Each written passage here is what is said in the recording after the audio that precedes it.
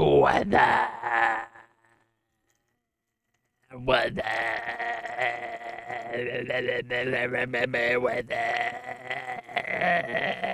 What the? What the? What the?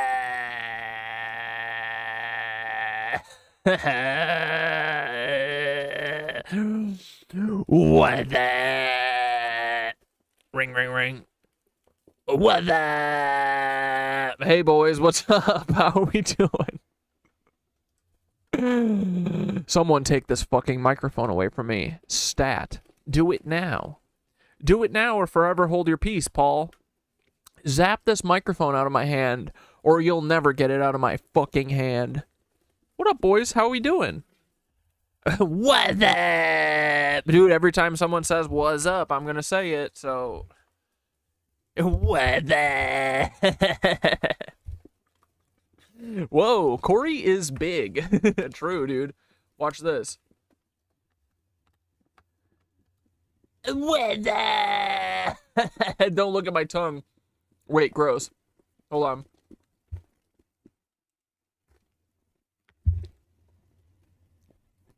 What the? Still gross. How we doing? Oh shit. Wait, how do I get small again? That's what he said. Hold on. There we go. Boom. We're back, boys. It's just me and King Jeffrey. Me and the king. What the? How we doing? Everybody doing good? Y'all having a good day? Hope so. Oh shit. Whoa. Oh no, hold on. I got fucking flipped, bro. They fucking flipped me. Hold on. Flip horizontal. Oh, thank God. Woo. Dude, I was moving one way and going the other way. But this is not correct to reality. Y'all are seeing me flipped. But it's too crazy. If I'm flipped the natural way, every time I move left, it goes right. It breaks my brain. I can't do it. Can't deal with it. So, anyway, I'm gonna go feed the cats. Guess what, boys? We got the first track from Minnesota Noise Boys 3. Look, my buddy's daughter made the cover for us, and it's fucking epic. Is Twitch live?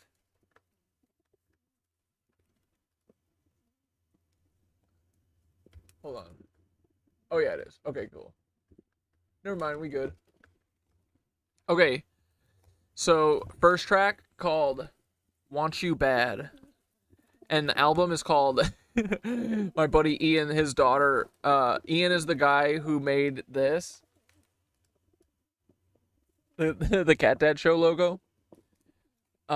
His daughter, Teddy, made our album cover. It says, Noise Boys Hide from Danger. So anyway, all right, here's the first song. We've got many other bangers coming. You know, it's just improv jamming, so it's so fun. Go play Noise with your boys. You'll love it. All right, I'm going to go feed the cats. Enjoy.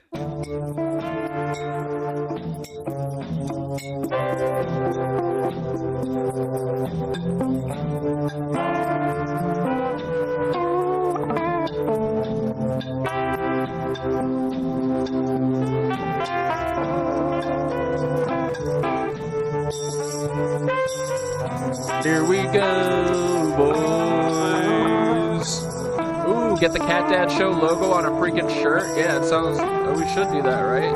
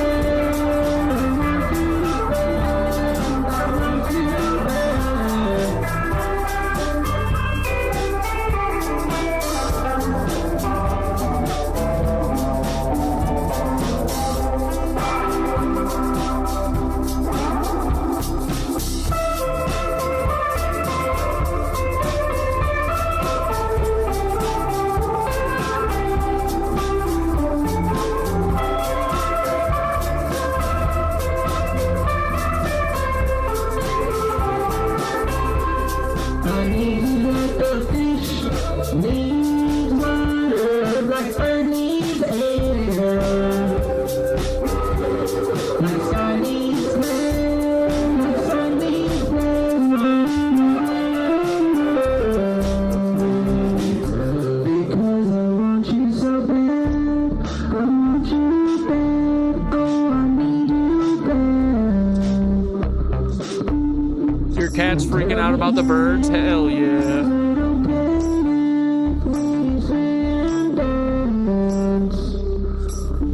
Because I want you so bad. I want you bad. I want you bad. I want you bad. I want you bad. I need you bad. I want you bad. I want you bad. Oh, I need you bad. And I want you so bad. I want you bad. Oh, I need you bad. 'Cause I need it so bad. And I need it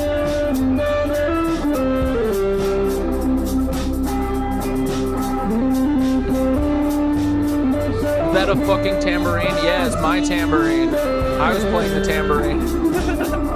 because I want you bad. Oh, I need you bad. And I want you so bad.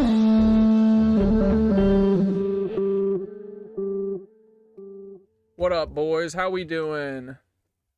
Here, I'll share the link if you guys want to hear this again. Or if Mac, you want to... Mac, let me know if you need some samples. I'll give you some stems. We've got like 20 hours of shit to get through. There's a whole bunch of songs that are fucking awesome. Did I close Logic already? And I fucking bit the bullet and I got Logic finally. Only took 20 years of making music. I didn't realize Logic's only 200. It's not only, but it's $200. I thought it was a subscription. You just buy it once. It's like I've always been a GarageBand boy, but it's too hard to sync all the tracks. Dude, this year at Noise Boys, we were able to get like 18 tracks recorded all simultaneously, which is pretty fun. But yeah, anyway, how's everyone's day doing? Hope it's going fucking swell. What was I gonna say? Today was really good. Beautiful out. Work was fine. Yoga was fucking awesome. Heads up, Monday. So, I don't think it's gonna interfere too much, but just so everyone knows, starting Monday is when we're first actually meeting and doing shit for my teacher training for yoga. So we have like a meeting at 8:30. So I'm gonna cut stream at 8 o'clock on Monday, and then we don't have the rest of the schedule yet, but it's kind of up to us. Because I need to do like 2 or 4 2-hour sessions with one of the mentors to work on the dialogue shit. Because a big part of the teacher training is memorizing the dialogue script. So, there may be some days that we gotta cut stream short-ish, but hopefully we'll be able to schedule it around stream and shit. The last stream is gone. Was it taken down for something? Hold on. Wait. Tomel, you're not in Russia, are you? Who's the person in Russia?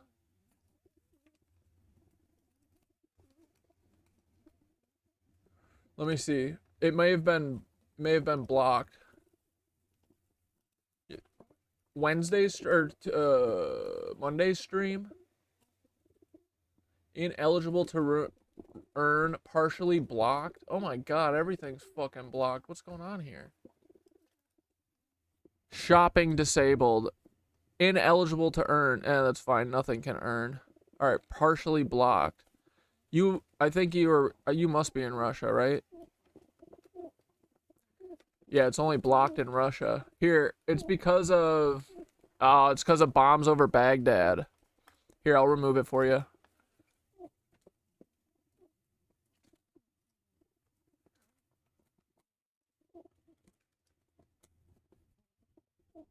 Yes, I'm from Russia, but I use VPN. Well, it must not be working because it's only blocked in Russia.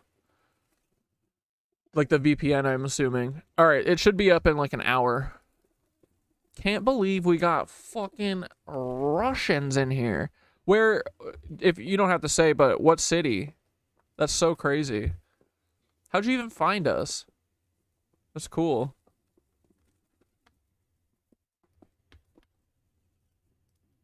Okay.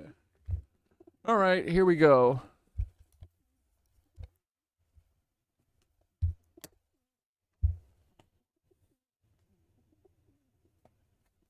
Yeah, B.O.B. be like that. The song's too fucking hot, bro. You're in Moscow? Bro, that's sick. I want to see all those. Moscow has cool-ass architecture, too. They got that cool old world fucking onion-looking architecture. You found me from Instagram? That's sick, dude. What time is it in Moscow?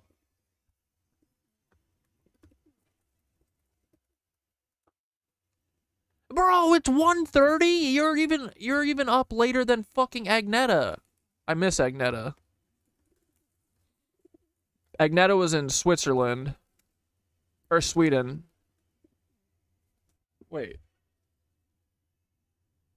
Yeah, Sweden, right? Yeah, Sweden.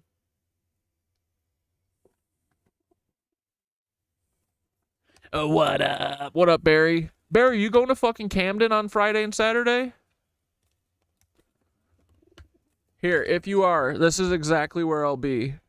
Camden. Wait. What's the stadium called?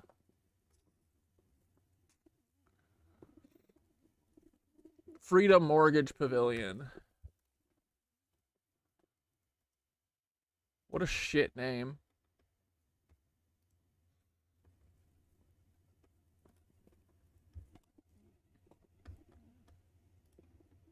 Okay. I'm gonna be literally right here. Wait. Both nights. This is where you'll find me. Okay. Dead center. Right here. Actually, no, I don't think it's dead center because I think it's 1, 2, 3, 4, 5. Yeah, right here. Dead center in the middle. Close to the railing, probably 5-10 feet back. All right. Damn, I'm not going as of yet. Well, I mean, lawn seats are always available. Been busy lately, forgot all about it. No worries, but if anyone goes, you'll see me. I will be dancing around right here. A shirt popped, twirling like PD Pablo. I love a concert that reminds me of my slavery to mortgages. Yeah, dude, that's fucking living, bro. Yeah, dude. I feel like there's a speaker that's dead center right here in the middle. I think it's this one. That's where I was in front of last year. I'm gonna try and there was like this mom and her like teenage son that she brought for the first time, and the whole time we were nerding out trying to guess what songs he was gonna play based on what guitar he had. So at the end of the last show last year, I was like, all right, see you guys here next year. They said they're going, so we'll see. Maybe we'll reconnect. But yeah, I'm pumped. Although, bro, I got a rental car for Friday afternoon till Sunday afternoon because I can't return it on. Well, I'm not gonna want to return it on Saturday. But it's like $300, and then I was like, oh, because when I go to Costa Rica, there's like a 3-hour drive from the airport that I guess everyone usually takes like a shuttle bus. And they're like, it's like $150 or whatever for the shuttle. I looked up how much rental cars are in Costa Rica. It's dude. In New York, it's $150 a day. In Costa Rica, $9 a day for a fucking SUV. From Budget. I'm renting cars from Budget in America and Costa Rica. One's $400 and one is literally for the 3 weeks, it's $200. But anyway. So, here we go. All right. Enough jib jab about my bullshit. You all ready to get into it?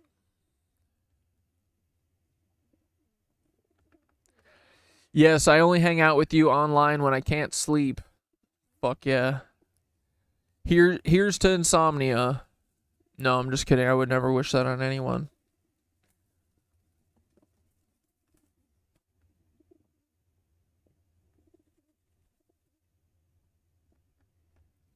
Okay, did you guys see this shit? Jeffrey-san? We've all seen the fucking chessboard in his foyer when you walk in, right? Did you realize it's a chessboard of him and his entire conspiracy? Look, this is one of the 3D scans that he got. This is the chess. Remember this chessboard? They're all him, or not all him. It's his crew. It's his whole crew. It's him, Ghislaine Maxwell, Sarah, Kellen, Nadia Marchenko. Can you guys hear the birds this whole time that I talk?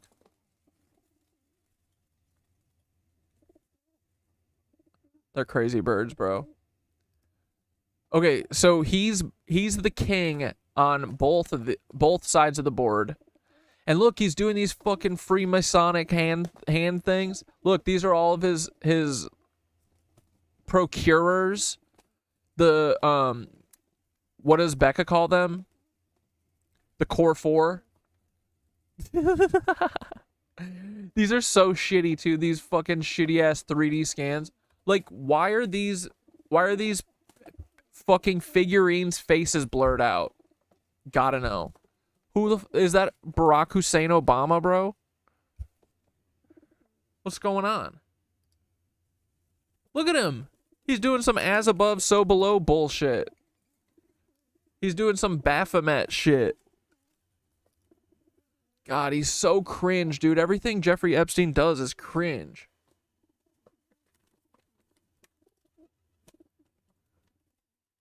What does that say? Dre Dons La Lane. Bravery. No, what does it say? I can't see. Dude, these fucking nasty. These ladies are a bunch of nasty work, bro. Which one's Ghislaine? Which one's Ghislaine? That's Nadia Marchenko, his girlfriend. But yeah, how fucked up is that dude? Literally, he's got his army of procurers here. I need to know who the pawns are. I need a way better picture of all of this.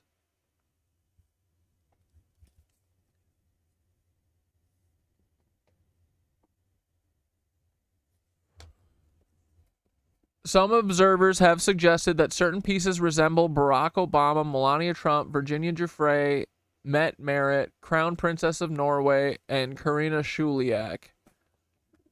The post is shared strictly for journalistic and educational purposes only.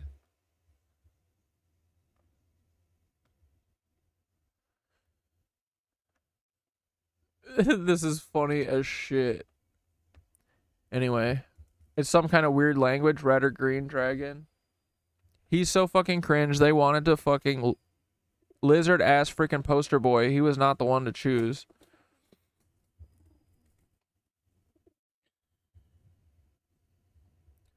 Lots of Epstein stuff coming out again today. Some person got new video of the island and sold it to TMZ.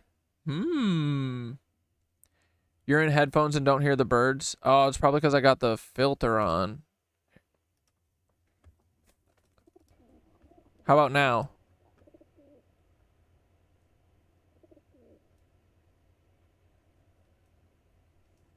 They're not chirping now. Anyway, All right. Let me know if I need to put the noise suppressor back on. Oh, wait. Let me not put it back on. Wait a second, Dave. Can you Google Sullivan and Cromwell Dulles? I'm really gonna lose it if this fucking shows up. Jay Clayton has some long-standing ties. We'll say around your spec here. Jeffrey Epstein situation. And ironically, Do you guys watch Julian Dory? I mean, we've seen some clips of his, but he seems pretty knowledgeable about most of this stuff. What's your guys' read on it? as part of his resignation as CEO, his being Leon Black, Apollo announced that Leon would remain chairman of the Apollo board of directors as he remained the firm's largest shareholder. You got shares, you got power. That arrangement lasted for about 2 more months. On March 22nd, 2021, Rowan succeeded Leon as CEO, and Leon stepped down as chairman of the board. You want to guess who replaced? Yeah, we're never getting the files. They're redacting faces on chess pieces. Dude, one of them is Obama. That dude looked like Obama.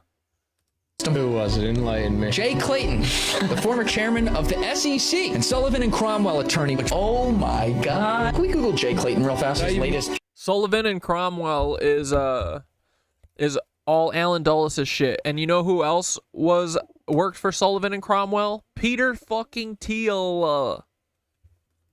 Job description. I'm Jay Clayton, United States Attorney for the Southern District of New York.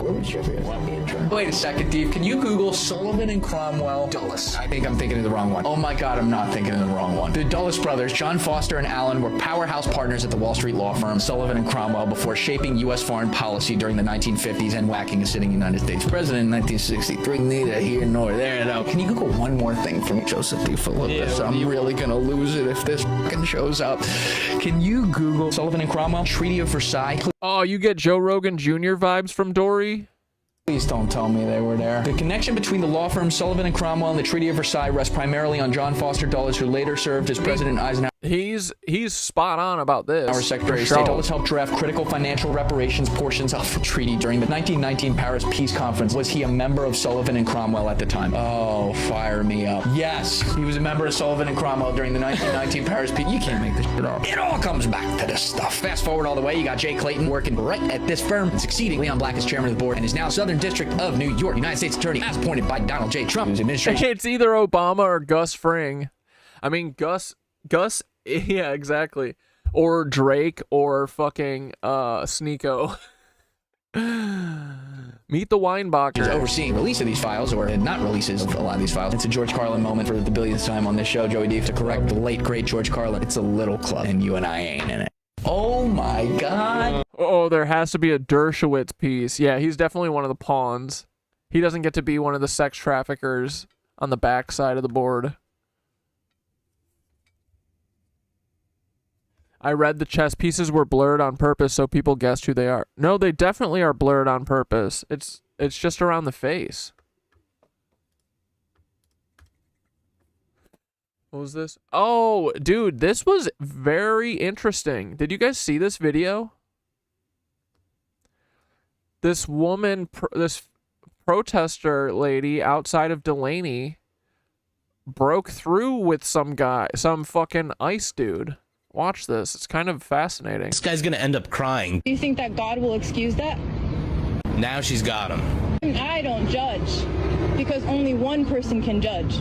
You have to come clean with your conscience. You have to know that the people that you're working for are hurting people. This is brilliant. This is where I wouldn't have been able to do this. I don't have a God myself. Personally, I'm just like, that's above my pay grade. Esoteric mysteries of the universe don't titillate me. This guy, they just Esoteric mysteries of the universe don't titillate me, he says. What? Okay. haven't touched the deconstruction. Now, Alex is going to deconstruct it for him. It's about basically how he judges himself, whether that's through his God or whatever. It's for profit. Those people in there are numbers to them. You are a number to them. If they were good people, they would have remedied this the day that it started. If they were good people... Bob Mursky's suing that kid who made that website? Oh shit, he's gonna come after me now. Suck me, Bob. Hundreds of people in that facility wouldn't have started starving themselves. I'm not mad at you. I just want you to understand. When you die, you will have to sit. You will have to stand before God. Yo. And what will you say to him? He's gonna be pissed. I don't want you to absorb the hatred. Okay, so he looks back. He looks back right there. He's like, is my boss looking or anything? And now he's going to hang out here a little bit more because she hit on something. She hit on something to him. You cannot just not deconstruct it. You can't sit there and say, I'm just doing this for a job. I like the people I work with, whatever, XYZ. And you have to bring people to these terms, however they get there. And this is just such a great example of getting this guy here. So now he's locked in. Those people around you, don't let them corrupt you. If that's not your heart, if you're not supposed to be damned like some of them, I don't want to yell that I hate you. I don't want to yell that you're a piece of shit. I don't want you to kill yourself. I want you to be aware and to know when you go home, when you die, you need a clean heart. If you continue to be on the path that you are and you remain on that side of the fence, what will you say to God? That's all that matters. It's not about what we think. It's not about what they think. It's about what God thinks. Dude, she fucking schooled his ass. And he listened. Incredible. Okay, boom. Now look at him. Look at him. He's wiping his tears. You're a bad person. I don't believe that you like seeing. He's literally going.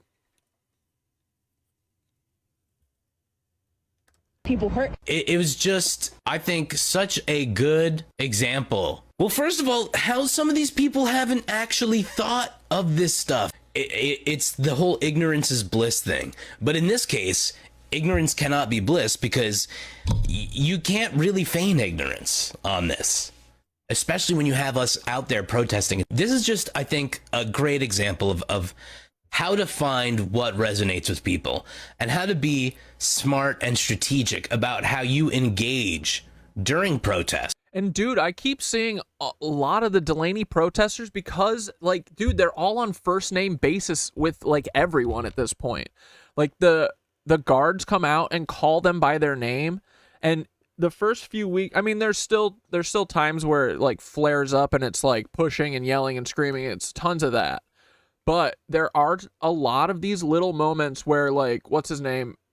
Brian the Buddhist or whatever. He has heart-to-hearts with these people. Adam Cray starts having little heart-to-hearts with them. Or being like, why do you have a gun? What are you doing? Like, actually trying to speak sense into them. And, yeah, I don't know, man. I think some of this stuff could work. Having a little compassion. Even though they're fucking cucks, right? But, yeah, I mean, I think that they're preying on these people, too. Like, I'm sure this is the best job this guy's ever had money-wise, right? Like, it's not like they're finding people who have, like, good-paying jobs already. They're finding people who are willing to try it for the money, and then once you're doing it, it's like there's a bunch of people around you that are doing it, so you're like, oh, okay, maybe it's not that bad. But after the sustained like protests, and I'm sure seeing what's actually going on in there, I bet that there are a lot of people that are unsettled about it. And honestly, I feel like the way that the Geo Group guards are like fighting with people and being crazy, like it's literally them fighting themselves. I think it's like they're so quick to anger and violence, I think, because they're conflicted.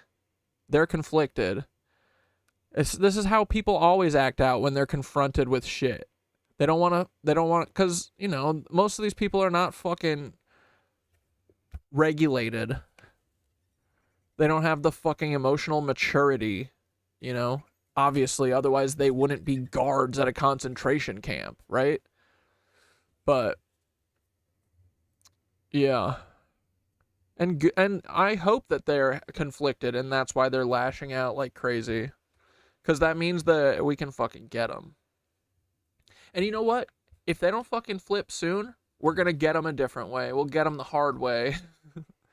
With bricks, metaphorically. Bricks of truth.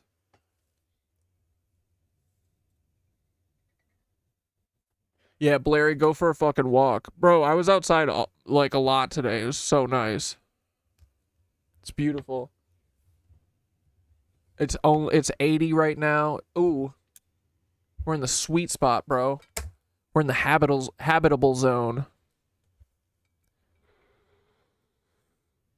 Got this little flower from Cat Dad Bloom badge, level 2, pretty sweet. Wait, what's that?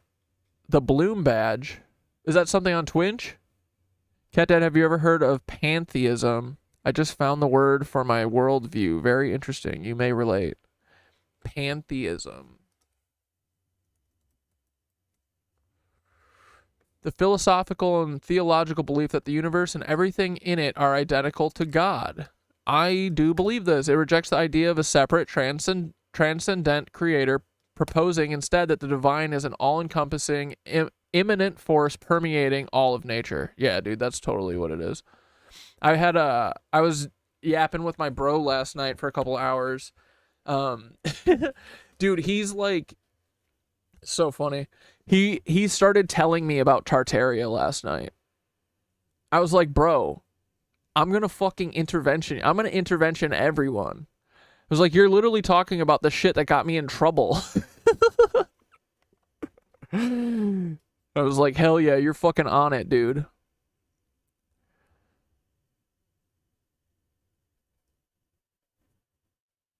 But we were talking about this last night. How there's no separation, everything is one.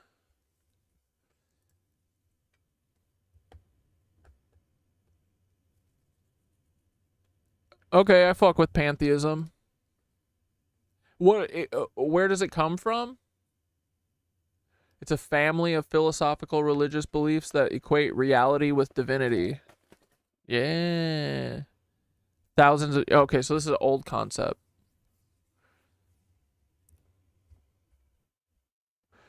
Most notably, pantheism refers to the belief that the totality of being, called by various names as nature, the universe, the cosmos, is a self-organizing unity that needs no distinct supernatural creator, and that pantheists can address it with the same sense of reverence and dulia as theists attribute to their gods. Bro, this just sounds like the truth. I was telling my brother last night too. I was like, to me, God is the universe. It's the earth. Like, all of this shit has a spirit in it. And also, it's part of us. Like, we are God. The earth is God. The universe is God. The sun is God. Everything is fucking God. The animals are God.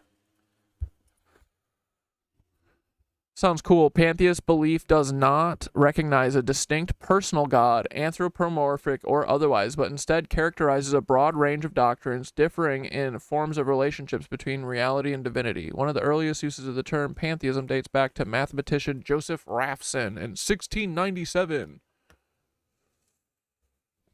Baruch Spinoza wrote in his book Ethics about this.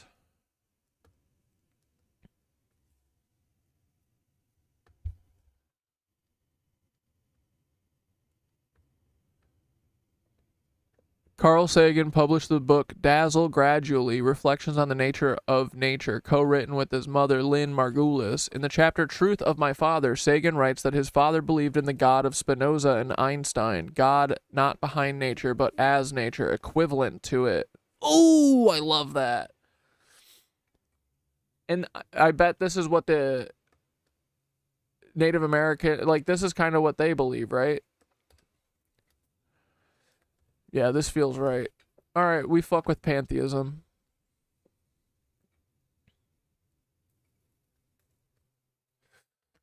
Great tip. Nice.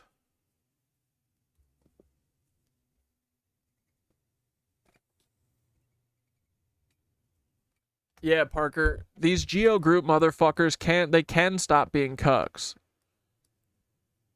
Same with Zionists. Being a Zionist is not an inherent characteristic to yourself. You can always not be a Zionist. That's also why you can say whatever you want to these people, because it's not like a religion or the color of their skin that they're born into. I mean, even a religion, fuck that, but you don't have to be a Zionist. You're not born into being a Zionist.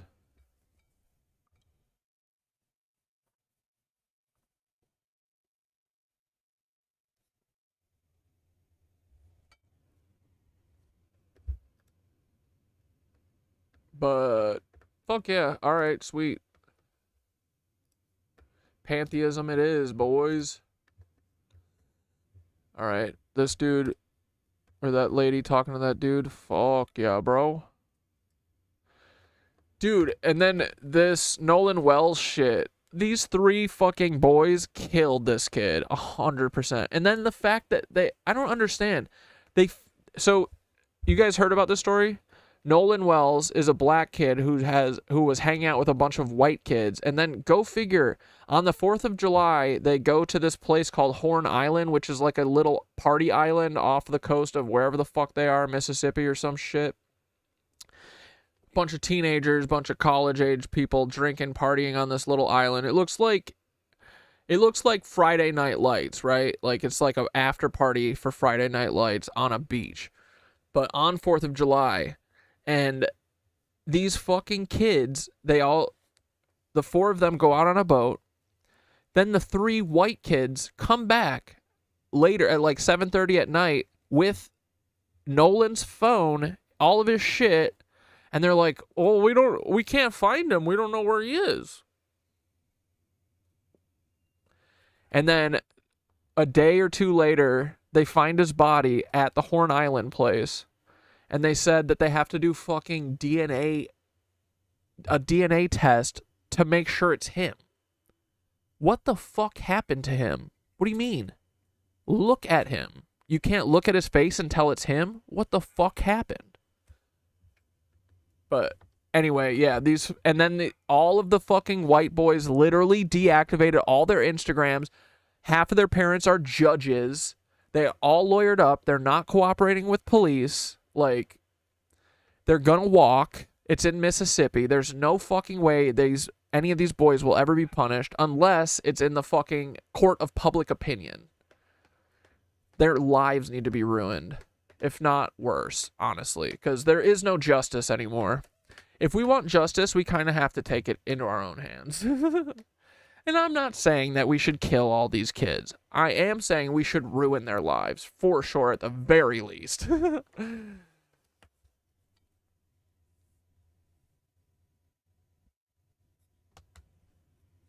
Zionists are the worst drivers, too. I can confidently say that living in New Jersey. Is that why the New Jerseyans are so bad at driving? Is because it's the Zionists? That makes sense, dude. Zionists are definitely not team players, that's for sure. One kid's stepmom is a judge, one kid's dad is a doctor.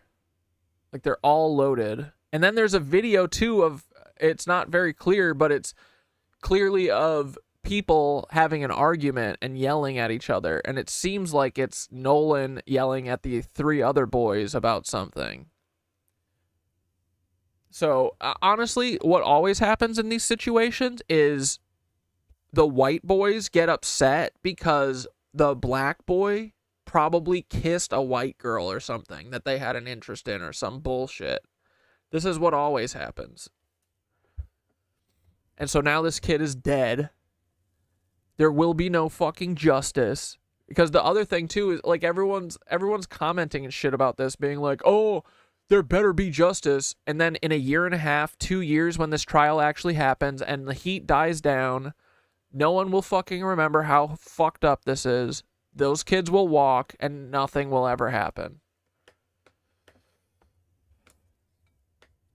Yeah, did you hear the background audio where they were apparently arguing with each other on the boat before it launched?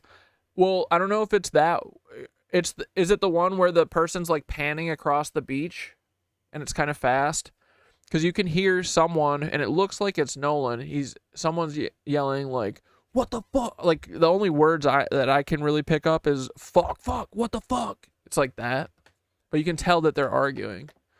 But that to me was them on the beach, and someone else was on a boat filming it.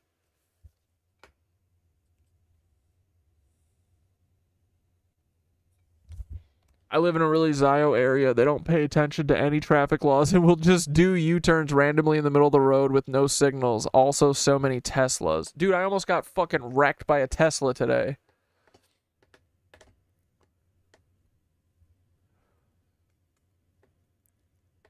And yeah, all these fucking kids scrub their social medias. All right, here, let's watch her video. Anything about communications, journalism, any sort of PR, any sort of anything involved in my communications master's degree. In that graduate program, I learned that words matter. Selecting certain words matter. And I want to. This is what I'm always talking about. This is why media literacy is so important, bro. Every headline is manipulating you.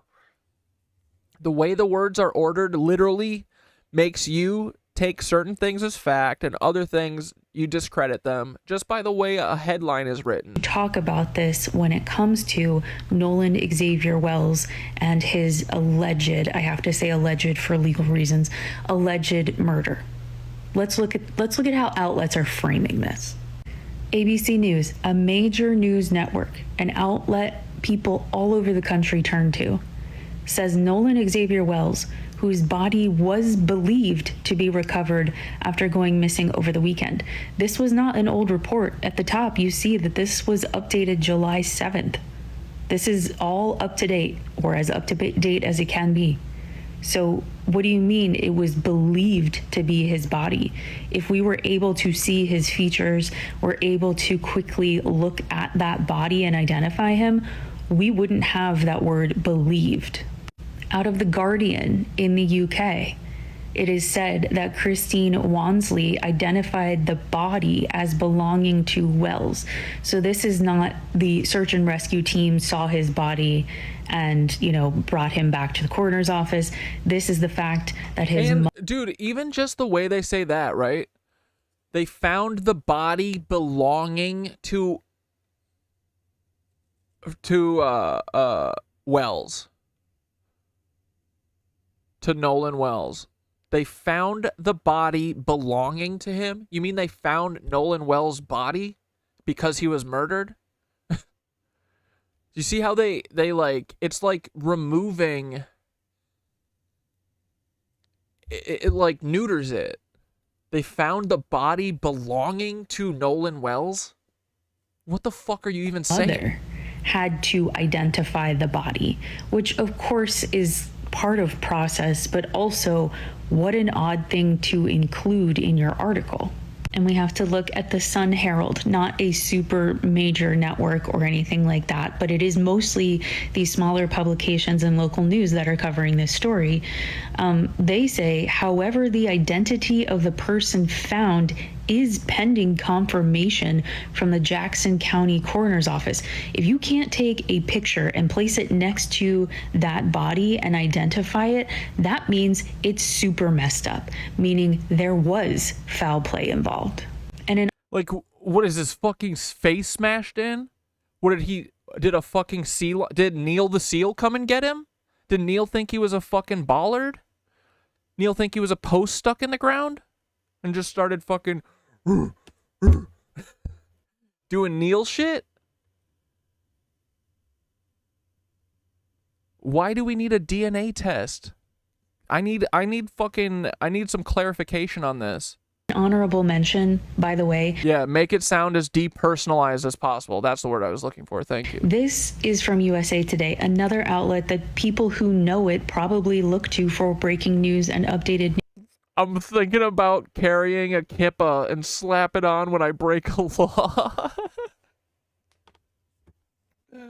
Dude, it's your own kind of red shield. It's your own personal Roth shield. And then you gotta do your best. Bibi Netanyahu. Oh, I'm sorry, officer. I do not know your laws. I am Zionista. Zionista from Philly. I do not recognize your traffic laws. I'm from Israel. I am Bibi Netanyahu's son. Please, Ossifer, please. My dad, he'll be big mad. He'll be big mad. He'll come down from Tel Aviv. Don't slander Neil the Seal. Yeah, Neil would never fucking do this to Nolan. Don't slander Neil the Seal. Yeah, casting doubt on the culpability of the white boys. Because, dude, at the end of the day, what is everything about? A white Suprema pizza. It's about being a white supremacist. News. They haven't even updated this story in more than 24 hours. What do you mean you haven't updated this? The right of way was promised to us 3,000 blocks ago. Dude, you know what the funniest thing? I'm just realizing, because my caricature voice of Bibi Netanyahu, they literally sound like stupid versions of Dracula. It's so fitting, man, right? I want to suck your blood. I want to suck your child's blood. My name is Bibi Netanyahu. Story. Again, I will say, and I have to say allegedly because of legal reasons. So, allegedly, space. Nolan Wells was absolutely killed, lynched, let's just call it what it is, by these three white boys. What do you mean they Also, what are these necklaces? What is it? What was it, Mardi Gras? returned on the boat without him, yet they had his cell phone? They say he was talking to some girl and they decided to leave because they thought he was going to go back with her. What do you mean we don't know who this girl is? Like, where is she? What is her story? I was gonna say Count Chocula. Yeah, he does sound like Count Chocula, or the Count from Sesame Street.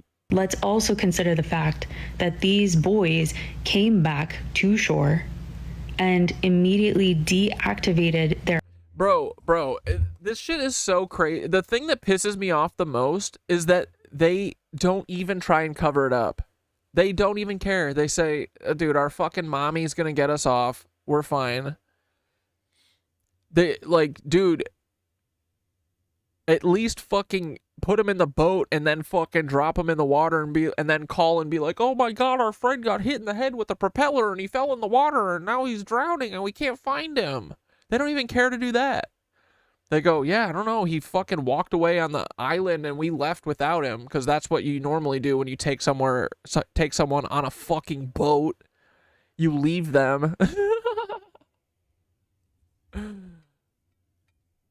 Yeah, they don't even care to cover it up, bro. Diabolical. I think one of them posted a picture on, like, Instagram Reels or whatever and was like, see you soon, brother. Like, before they found his body. It reminds me a lot of, like, I'll see you soon, Charlie, in Valhalla. You have necklaces from the 4th of July? This is like a thing? our social media, lawyered up, and apparently... And also, I will say, aren't these high school kids? They're all drinking. Well, I don't think Nolan doesn't have a picture with beer in his hand, I don't think. But all these other kids, I'm pretty sure they got beers in their hand. I'm pretty sure they're like 18. Somebody's parents... So, I'm pretty sure these dumb, drunk little boys beat their friend to death and left him to die. is a judge or in law enforcement or something, and those people had been in comments, in DMs, saying, Nolan is holding a high noon. Is that a beer? please stop talking about our sons this way. And then in one comment, the one guy's mom says, I've been advised not to be on social media anymore. They're trying to cover this up, and it's clear as day. And anyone not questioning this further and anyone not tapped into this story needs to be. If I learned anything about communications, journalism, any sort of PR, any sort of anything involved in my communications master's degree, in that graduate program, I learned that words matter. Selecting certain...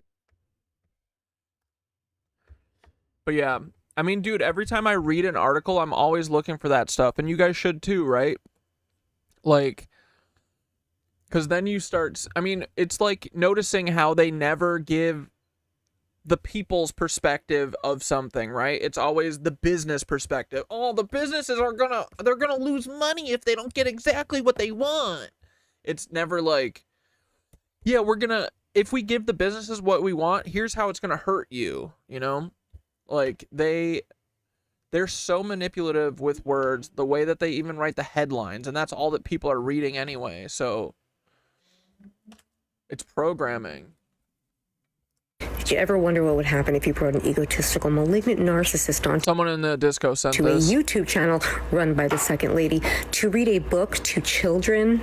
I'm going to show you exactly what happens. Straight love, baby.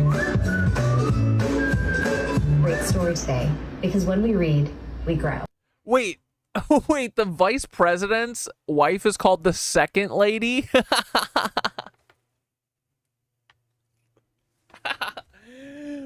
Dude, that's so funny. I didn't know that. As you probably have any time to read for fun these days?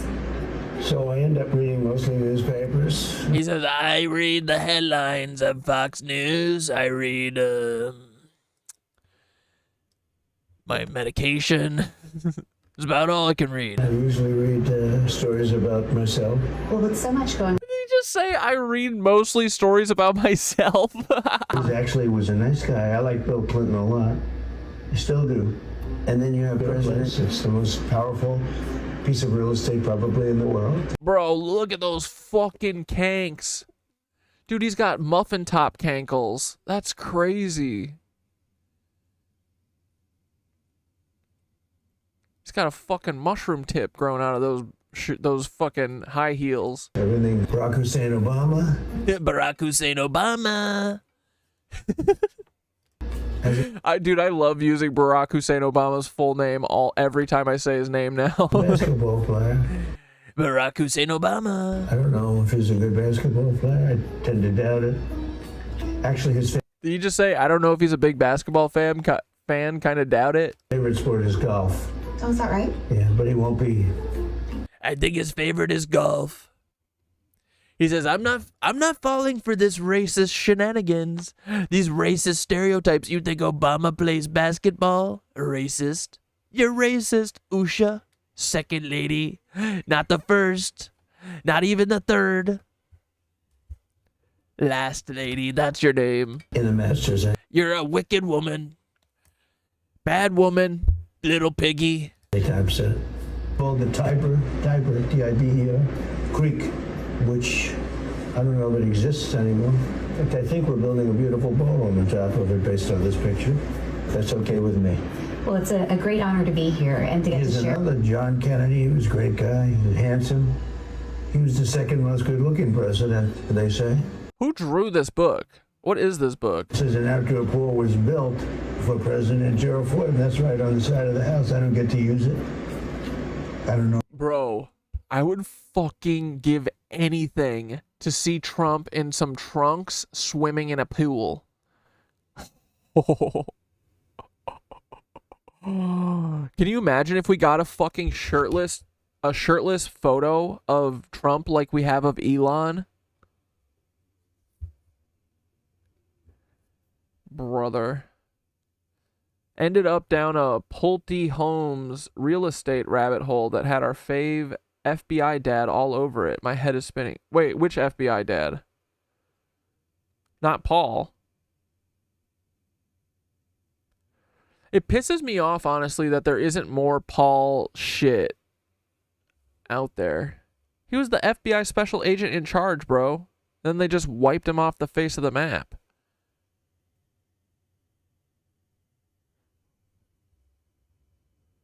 Who's our favorite FBI dad?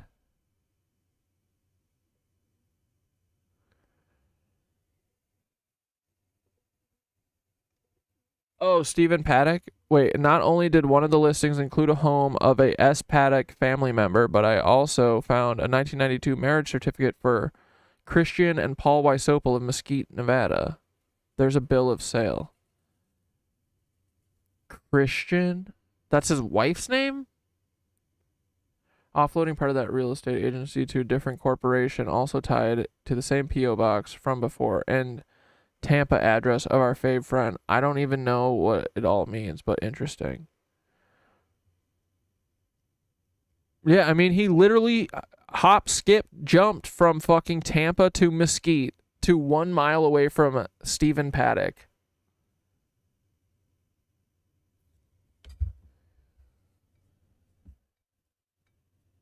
Sherlock, did you put any of that stuff in the disco? Christian M. Tabatsky. Yeah, actually, I think I've seen her name. I did see that he's married.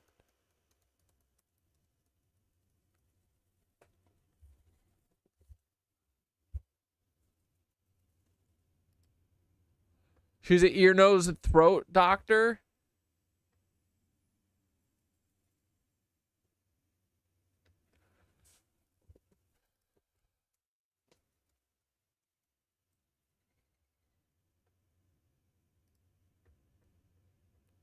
Yeah.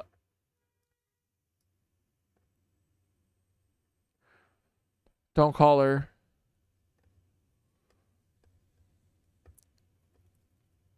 But it is all private or public information. Laurel Chase Lane, Wesley Chapel, Florida. Yeah, dude, look. This must have been where her and Paul lived in Tampa. Wesley Chapel, that's got to be right outside of Tampa, right?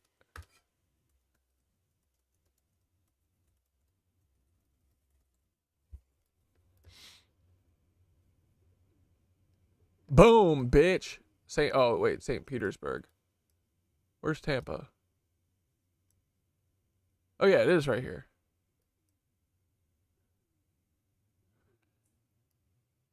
Dude, this bridge in Tampa is the longest bridge fucking ever. This shit is crazy to go over. And this one here. You're literally just out in the middle of the ocean. It's wild. I had to spend some time in Tampa for a fucking show I was working on. And you know what the show was about? It was about a boys' school in Tampa or around Tampa that was literally molesting kids. I blocked that out, dude. There's no way that this isn't all related. But that was in like the 70s. Boys' school.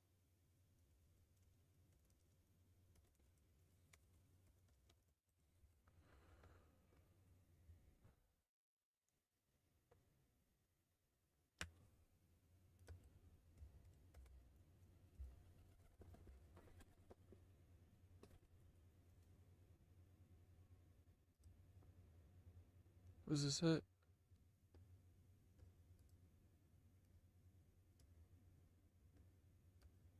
What was the show I was working on? Oh, was it a Vanity Fair show? Fuck, I forget. I'll have to look into this more later. So I did work on something. It was like a Catholic school.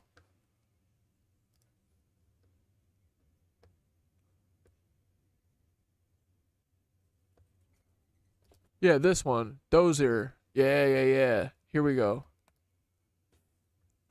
Yeah, there was tons of beatings. Where was it? Okeechobee.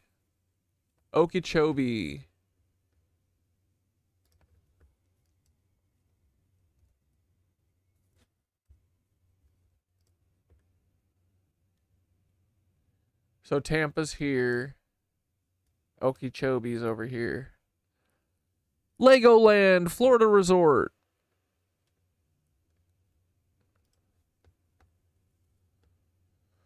This is probably where Paul was raised. I think they killed a bunch of kids. 50s and 60s. Yeah, these motherfuckers. Serial killer Paul John Knowles was admitted to the school in his teenage years.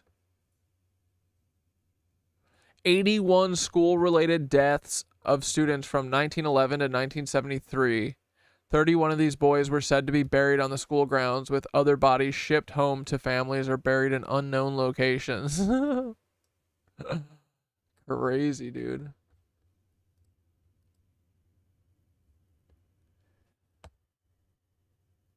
Seven, Regina, Dana Point, California.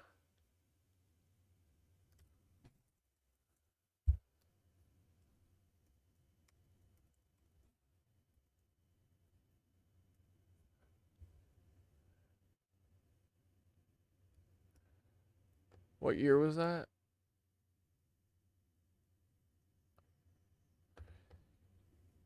She had multiple homes. They sold this in 2017 too to go move to fucking Mesquite, Nevada. Is this Paul's California home? Wait, I can't drop the fucking man here? Why? What the fuck? Why can't I drop the man? Is this a Fed town? What is this? What, can I not drop the man anywhere? Excuse me, what the literal fuck? Look, I can drop the man. But I can't at Paul's address? Why?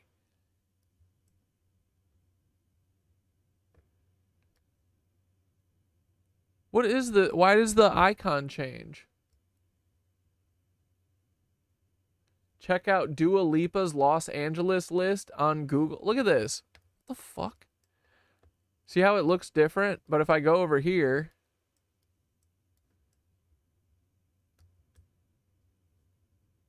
Wait.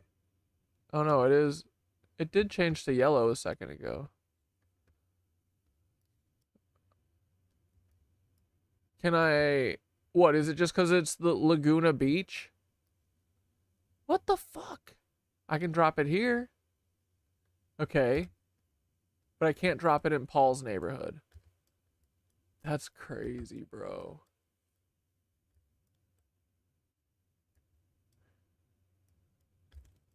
Can I drop it over here? Okay. Wait, am I just fucking up? Am I stupid?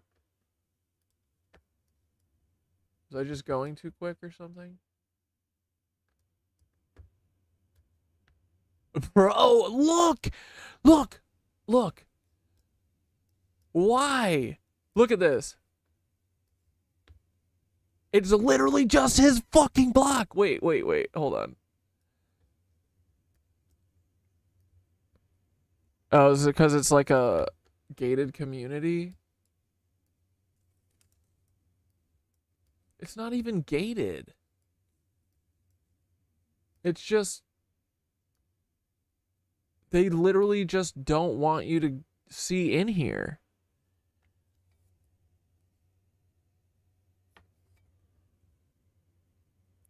That P.O. box did a lot of business between 1994 and 2022. The P.O. box connects to S. Paddock address between... Wait, the P.O. box from who? From Christiane? Where's the P.O. box? Shut the fuck up, dude. You're saying Janesville, Wisconsin. Why does she have all these P.O. boxes? Where's the P.O. box that you're talking about that connects to Stephen Paddock? This is crazy. But yeah, what the fuck, dude? I mean, what is it? Just rich people neighborhoods? But look, it's just this address. Look, it's just these ones. Boom, boom, boom. A little bit up here. This is wild.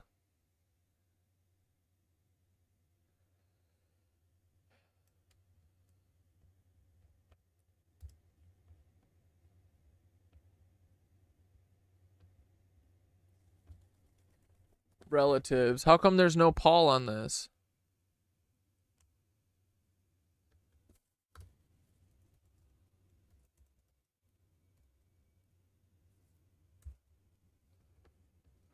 What's that site we normally... Yeah, here we go. Family tree now. Relatives. Barbara E. Weisopel. Bridgeport, West Virginia. Let's take a look at that.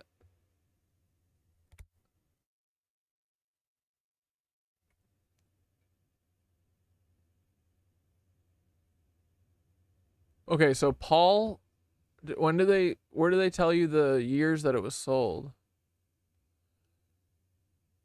It was after Paul had it, some person named Reva Davis had it, and then Carlos Davis.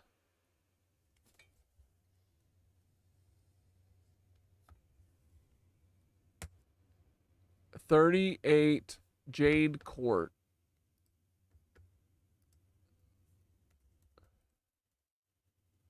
Bridgeport, West Virginia. West Virginia. Shut the fucking shit up, bro.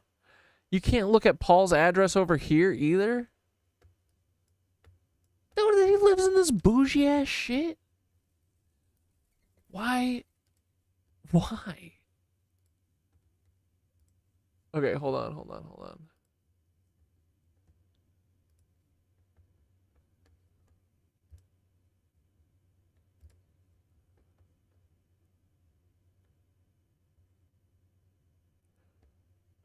Paul, Virginia, Mountain Mama. Paul's a cook. Suck my duck. Okay. Yeah, this what? Wait, Laurel. Okay, 27022 Laurel Chase.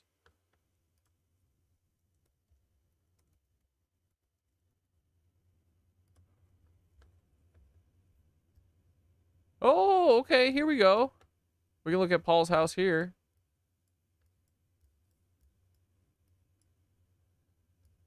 Dude, I bet this is where fucking Tyler Hansen lives now. Does he live in Orlando or Tampa?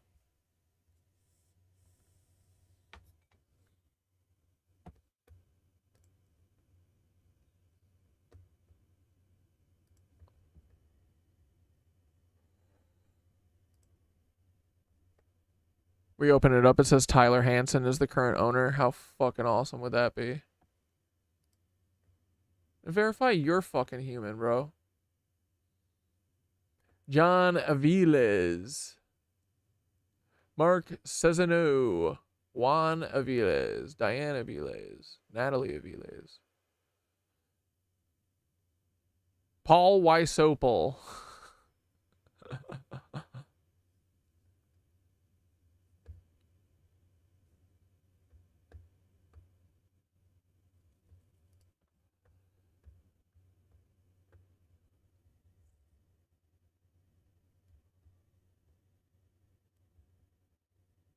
This is another place. March to June. 101 Platinum Drive, Bridgeport.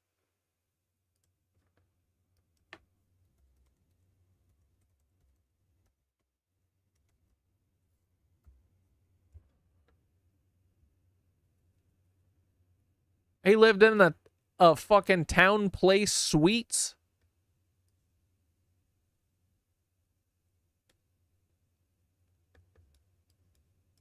He lived at the Marriott. I guess that makes sense, yeah, for a couple months. March to June. Christiane must have kicked him out of the house for being a fucking lizard. 6324 Franklin Vista Drive.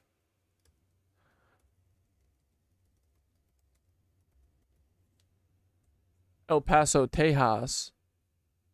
Dude, Paul loves living in the fucking burbs, man. This is totally where an FBI agent would live, though, right?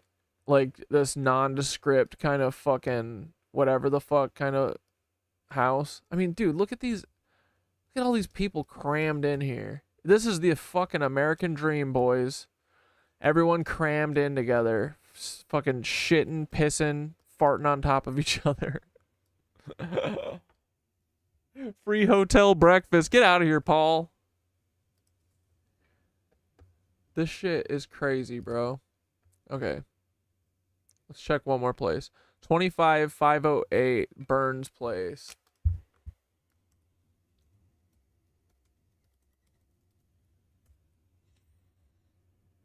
Dude, what is up with this? He loves living in these fucking... Look at this. It's the same cookie cutter bullshit everywhere.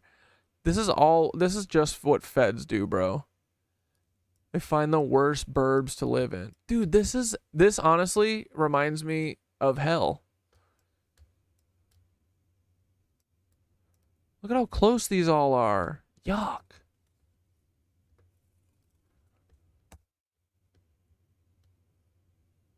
Santa Clarita. Oh, he's like a vampire too, like Santa Clarita Diet. This is where Paul eats the curry pizza. It's his favorite place. I'm going to search Paul T. Holmes LLC in the Epstein files tomorrow and see what comes up. All these business. Here, how about we just do it now?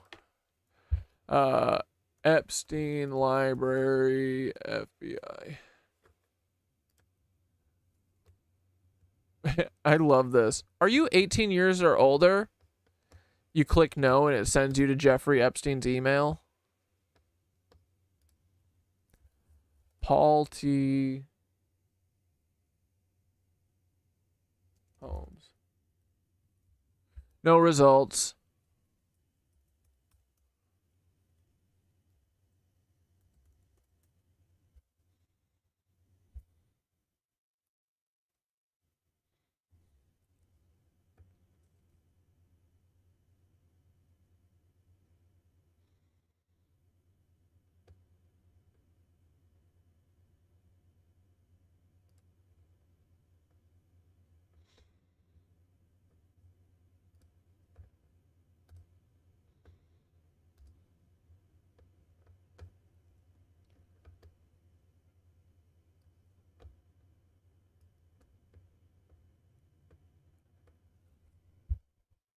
This is from Ed Epstein. Oh, this is that guy who wrote the conspiracy book. The first conspirator arrested was Timothy McVeigh, 27-year-old Army veteran who has been awarded the Bronze Star during the first Gulf War, as the evidence clearly showed. McVeigh had driven the truck bomb into Oklahoma City and detonated it. The second conspirator arrested was Terry Nichols, 40-year-old farmer who had befriended McVeigh in the Army and who had helped him prepare and arm the truck bomb. McVeigh and Mr. Nichols were found guilty. Oklahoma City, an extraordinarily well-researched book, asserts that the FBI investigation of the bombing was badly flawed and missed or disregarded evidence of a larger conspiracy. The authors, Andrew Gumbel and Roger Charles, are both highly regarded investigative reporters who have been immersed in the case for more than a decade. So Jeffrey just wanted to know a bunch about Timothy McVeigh, I guess.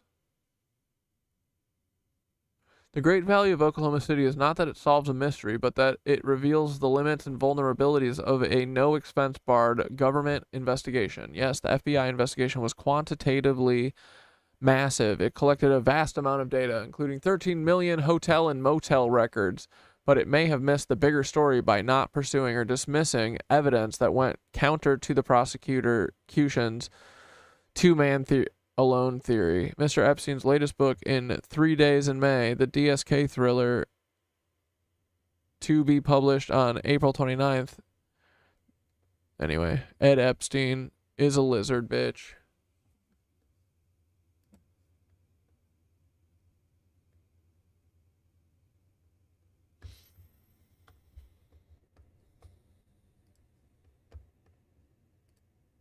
Oh my God.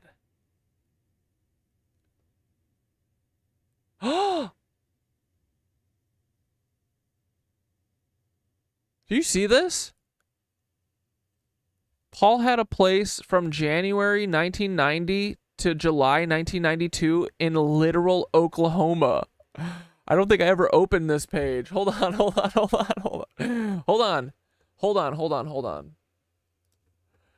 Wait. Hold on.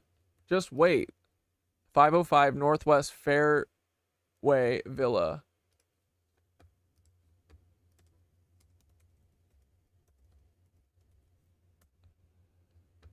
Oh my God, it's another suburbs, bro. And it's right by Oklahoma City. Wait, what is going on? Hold on. Am I crazy here? Look, he lived in Oklahoma.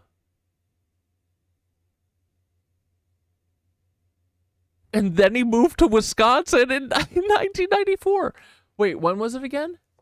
It was April 20th, April 20th, I lived in Oklahoma from 1990 to 94. Dude, how did I not open this? I didn't see that see more butts. Wait a second, dude.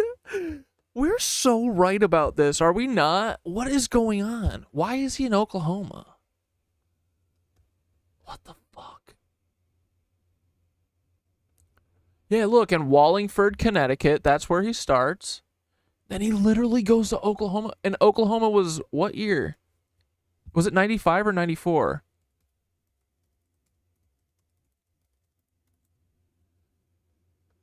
April 19th, 1995.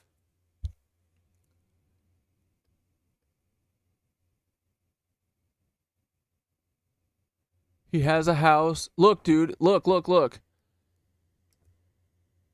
October 96 is when he's moved to Bemidji, which is, we know that. That's because that's when he's being Fargoed. Literally from 1996 to like 2001. Oh, this is good, dude. Like, wait, wasn't this place with his wife? Like, he had it from 1990 to 2012? How does this fucking FBI agent have 20 houses everywhere, bro? 3. Okay, hold on. Let's find his Wisconsin addresses. I want to see how close. 3005 Beacon Court. This is crazy. Why does it... Hold on. Wait, actually, I want to see the other Oklahoma City address.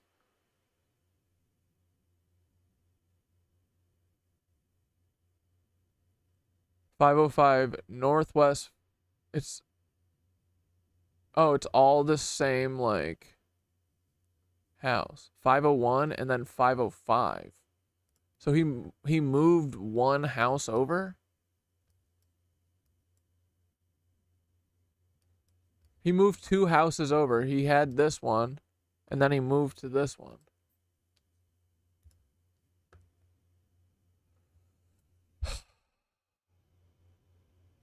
And he still had the place in 2019. What the fuck is going on, bro?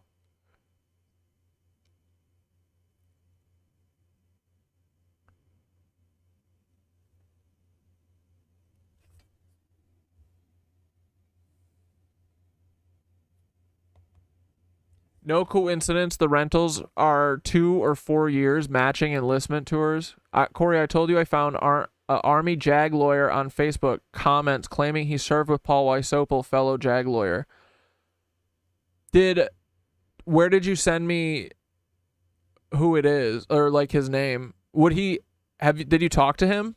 Was he like, yeah, he could totally be Timothy McVeigh? I mean, I will say there is some fuckery with, like, the photo that Black Death found of Paul Wysopal. It looks like Timothy McVeigh, but, like, kind of chubby. But the weirdest one is that it, like, remember the Timothy McVeigh in the, like, tank? In the video of him in the tank being a little rat squirreling around? That's the picture that looks the least like Timothy McVeigh. Dude, we're so right. Like, why? I mean, what are the fucking chances, bro? He's literally in Oklahoma City for a couple years and then leaves, like, I mean, these records aren't probably totally exact, too. Because it says, what, that he leaves in 94, like, late 94, and then April 95 is when this happens. And then he literally from there goes to Bemidji, Minnesota, which is the furthest fucking place he could get away from there. It's a fucking Indian reservation. Or Tim at Waco selling bumper stickers. Yeah, like he's super skinny and shit in there. And the Paul High School photo kind of look like he's kind of chubby a little bit, but they still look very similar. And also photos can be different. Like, I love the Green Bay Packers. Paul does love the Green Bay Packers. That's the only thing he's right about.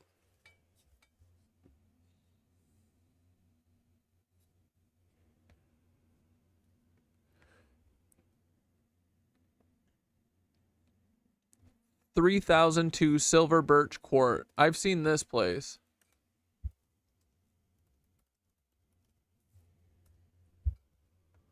Look, it's always this, bro. These fucking and of course his house you can't see. It's one of these. Dead end road, private property. Feds. This is where the federal deads live. And then Bemidji Red Lake is up here. It's like 20 miles away.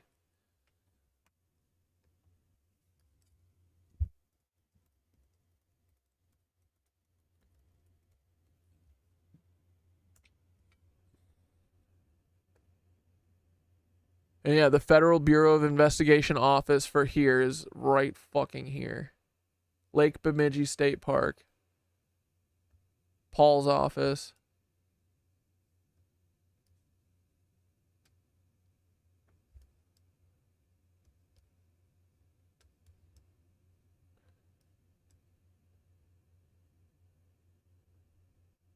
It don't say the FBI on this shit.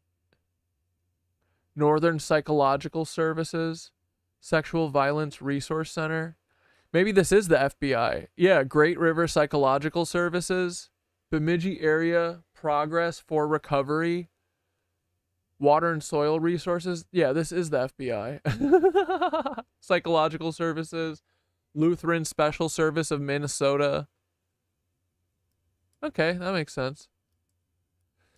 It's like how when you go to like a family planning place because you think it's like a Planned Parenthood, but actually it's one of those places to like give your baby to Christians or whatever, or where they convince you to not get an abortion.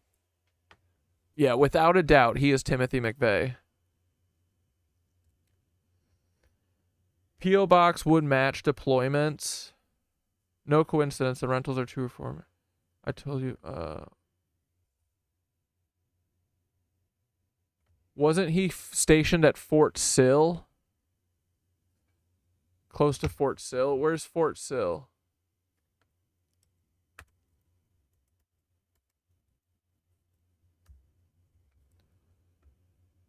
I mean, dude, come on, right? Timothy was also supposed to be in Oklahoma at this exact time, right? I mean, Paul's there. Come on, man. What are the odds? Paul said this better not get clipped.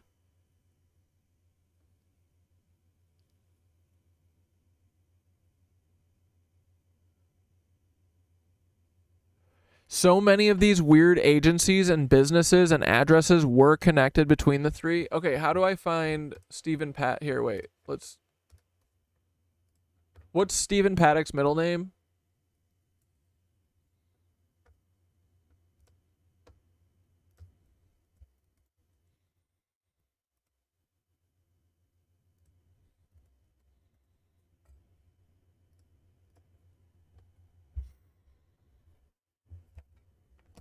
No, verify you're fucking human, bro.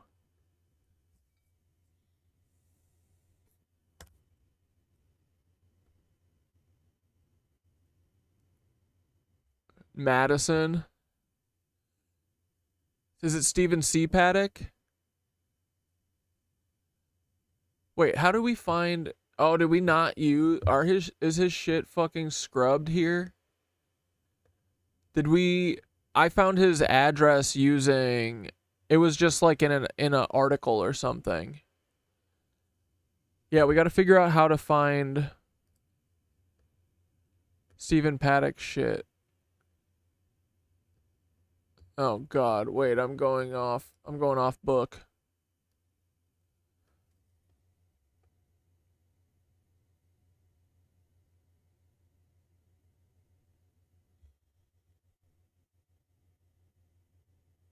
Odd that every time there's a gap in his rental history that some major attack happens. Lawton's outside of a military base. There was a neo-Nazi terror attack in Milwaukee, Wisconsin in 1996. And when was Paul in Wisconsin again? He that was in the 90s. Yeah. Right after the Oklahoma City bombing. And before, I believe. 94. Yeah, because he was a lawyer.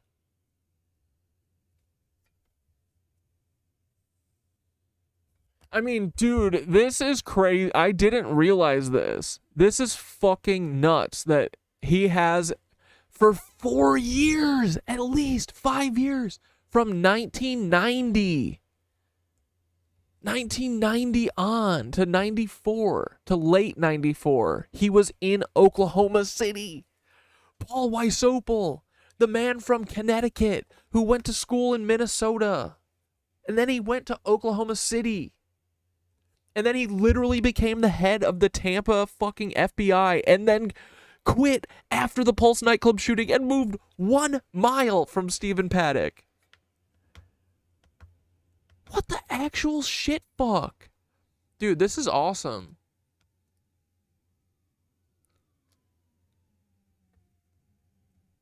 Did anyone else see this? Did we know this? No, of course we didn't know this. How did I not see that fucking turn down thing for more? I mean, this website sucks. I hate it.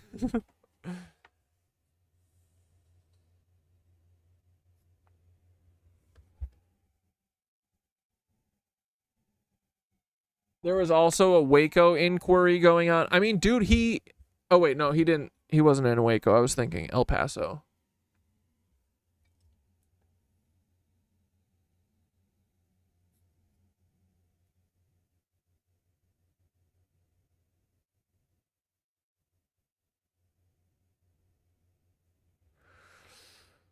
Sorry, 1 second. Give me a sec to catch up on fucking chat so I'm not 20 minutes behind.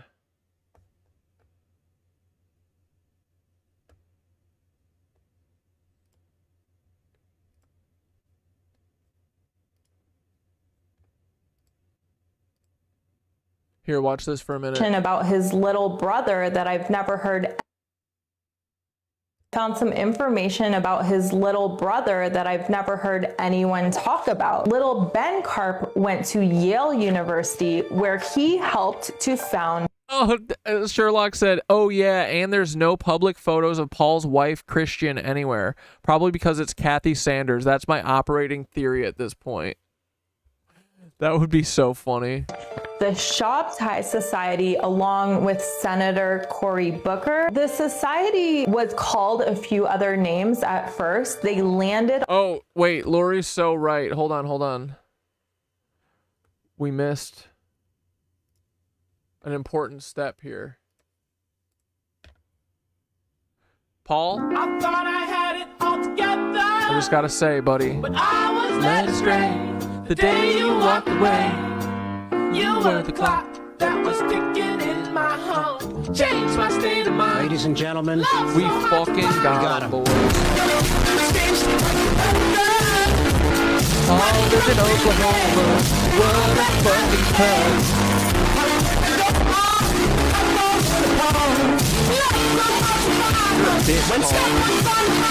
Dude, we got Paul so bad.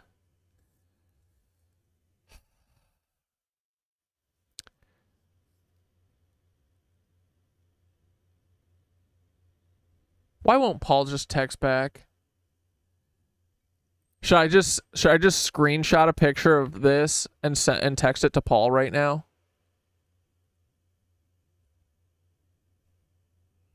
Where was the one that said 94?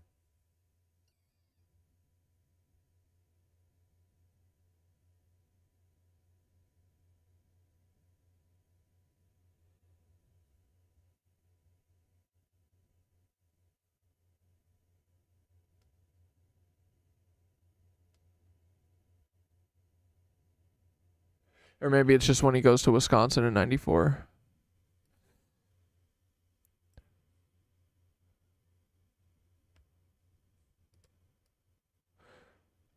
Got your ass, Paul. Alrighty. Did we finish this? If I look good in a bathing suit, I haven't had a bathing suit in a long time. I'm too busy. I mean, it'd be nice. Wait, this is what we were literally we were begging for earlier.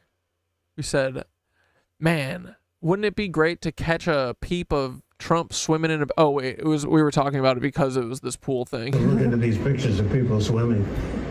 And I'm saying, I don't know. Every sentence was of that complexity. The putting green's right outside. I've never used it because I don't want to...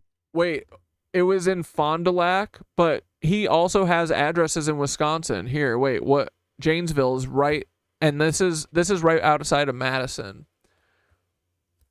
And Madison to Janesville to Fond du Lac would probably be like an hour, maybe two, possibly.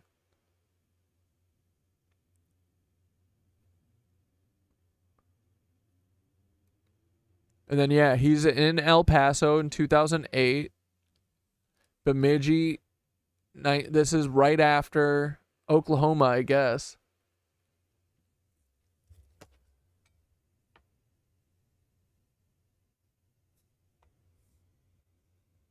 Dude, this is crazy. We haven't placed Paul in Oklahoma City before. That's bad. That's bad. That's really bad, dude. Also, fuck me for it taking this long. Embarrassing. Worst Paul expert of all time.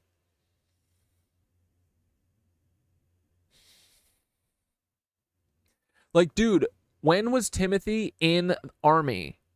Wasn't he in Army from 90 to 93? 94?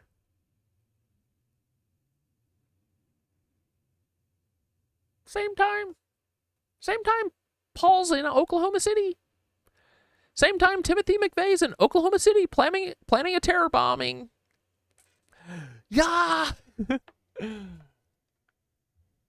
Paul gets interviewed in this article. Is this the one about the fucking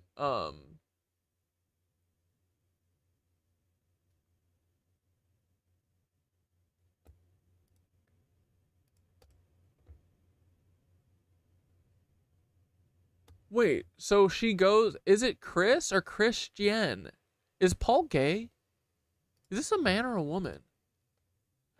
Madigan Army Medical Center, Creighton University School of Medicine, head and neck surgery, 86. Paul's address.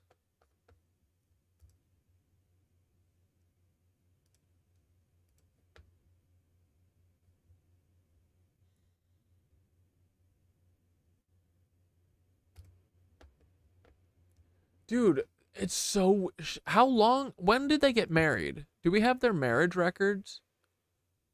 Did anyone find out when they were married? Did Sherlock... I feel like Sherlock said that.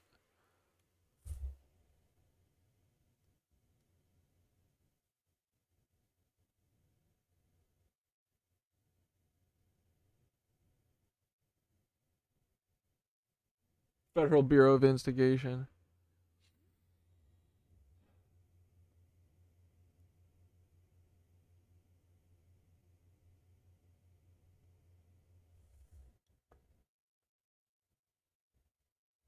Yeah, clip this rant. I think I'll just do a video. I'll just do a video about this. Cuz basically this is when this stuff happens, it's just like this is how I like plan my videos or whatever. It's just what we're doing now live. And then obviously we find all the good points together and then I'll just put them in a video together. But yeah, I could clip it down too, but honestly I think it might be easier to just get all my links in a row and my thoughts in a row. Cause dude, she's okay. This is weird. Why are her address? Why is her name associated with these addresses in the 90s in Oklahoma? Was Paul and her married then? Tacoma, Washington, Oklahoma, Mission Viejo, Oklahoma, Pierce County, Washington, Herndon, Virginia. Well, let me guess, is that right outside of Quantico? San Juan Capistrano, California, Janesville. So she must have been married to Paul. And Like, dude, this is like a total fucking this is like The Americans, the TV show. And they've been together this long. Dude, I should just cold call her.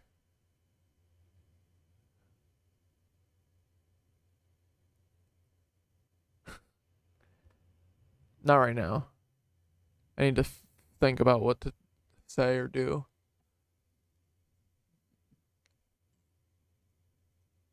And she lived in Bemidji with him too?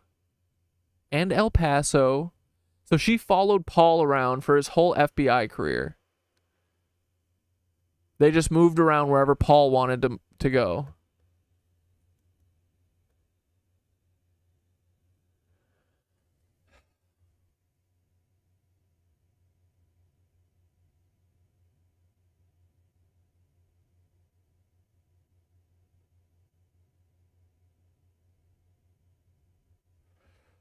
You just DM'd me, Ryan? On which thing?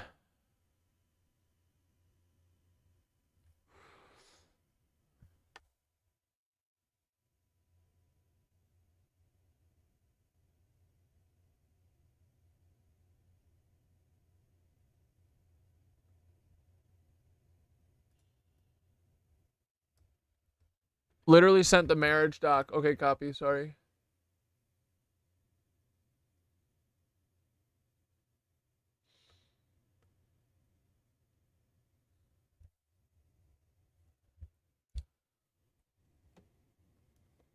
Fuck, how long ago did you send it?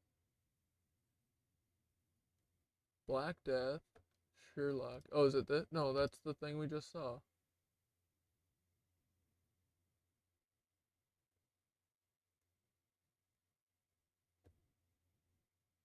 Wait, sorry, Sherlock. Can you just send it again? Why am I missing it? Here's one of the links.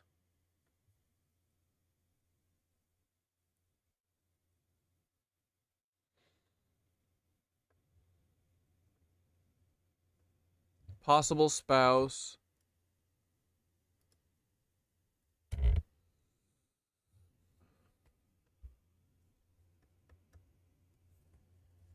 If Kathy is actually Paul's wife, it would make so much sense why she poo-poos on Alt Timmy. Dude, that would be so funny. We definitely need more evidence before we run with that, but...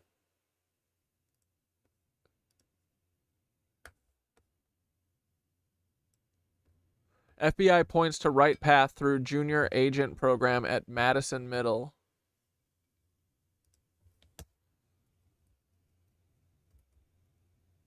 Many of these students are used to seeing law enforcement in a traumatic situation, said Paul Wysopal, special agent in charge of FBI Tampa Division. What year is this from? February 17th, 2007. Isn't that a little late?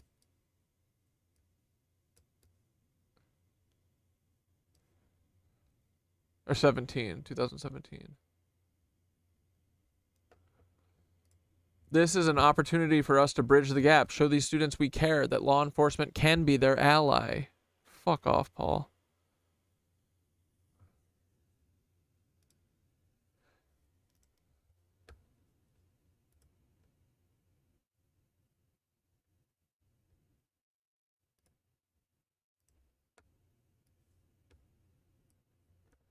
Pasco County real estate transactions for April 21st, 2000. Oh, right on the eve of the day 2 days after Oklahoma City.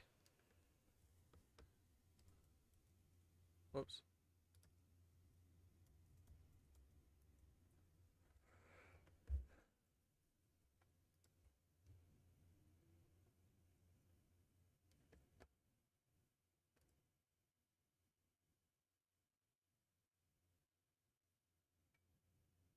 I turned on my computer for the first time in weeks. I'm gonna find this lady.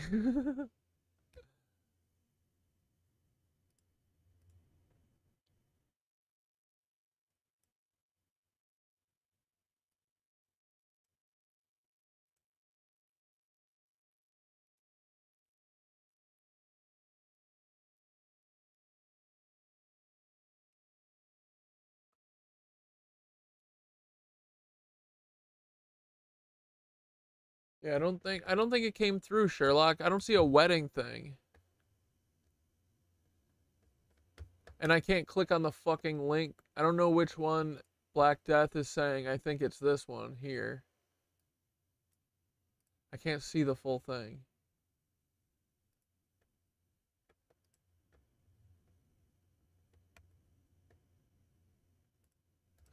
Okay, this is exciting. Bro, we're always right.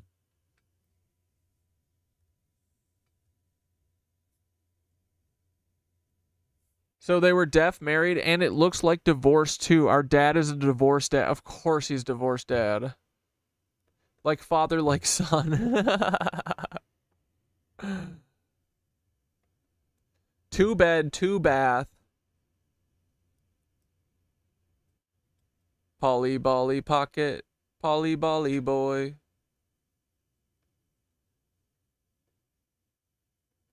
This is incredible, boys. Incredible work here.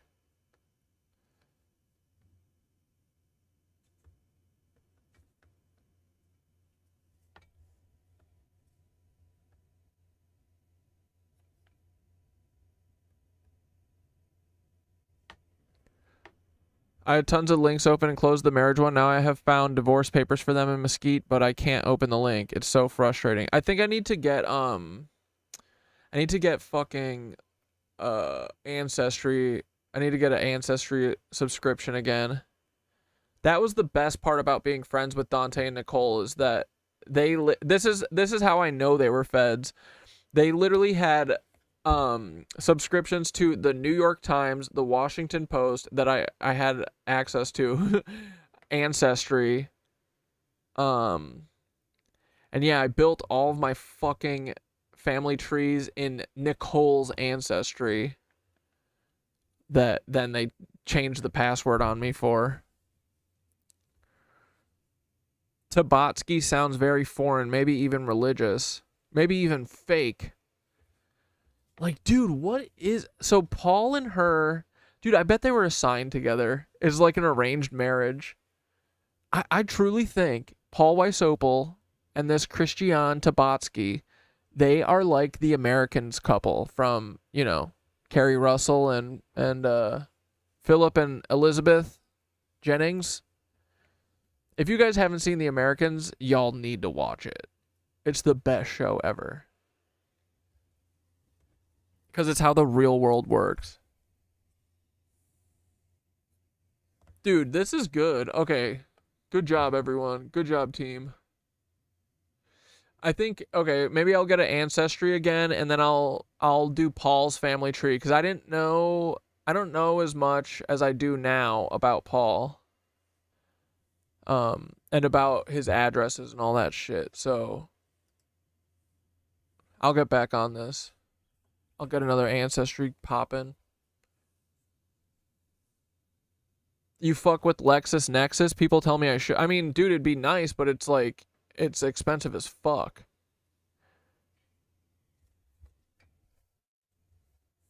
All of this shit. I mean, you can't even get the full reports of this stuff. It's all public information. I'm surprised that this website gives us as many addresses as it does, because most of these places are usually like,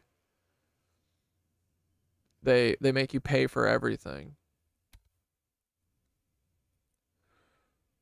So crazy, dude.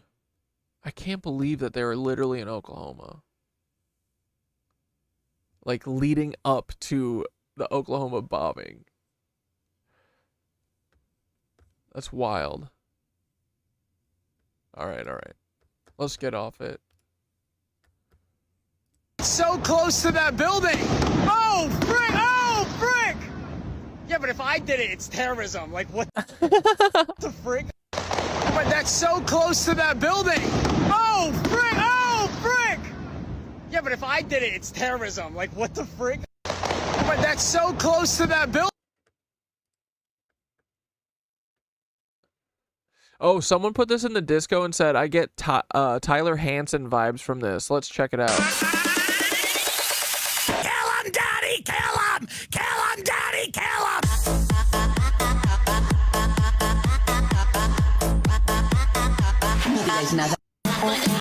Yeah, Tyler Hansen's brother can't feel the beat. That sounds about right. On Shabtai Society because they got a lot of money from this guy named Benny Shabtai, who should really be looked into. He was in the IDF and he now is on the board of directors for the Friends of the Israel Defense Forces. Oh, god damn it. Sherlock said, the surname Tabatsky is of Eastern European and Ashkenazi Jewish origin. It is generally believed to derive from the Yiddish word tabatz, meaning to be a craftsman or to work with one's hands. Most interestingly, he was a very good friend with Jeffrey Epstein. In fact, him and Epstein toured Israeli military bases together in 2008.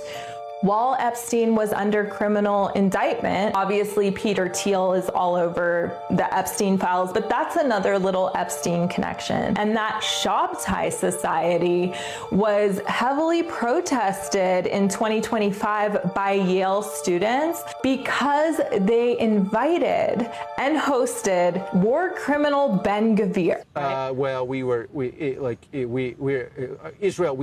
Israel has historically bought our product.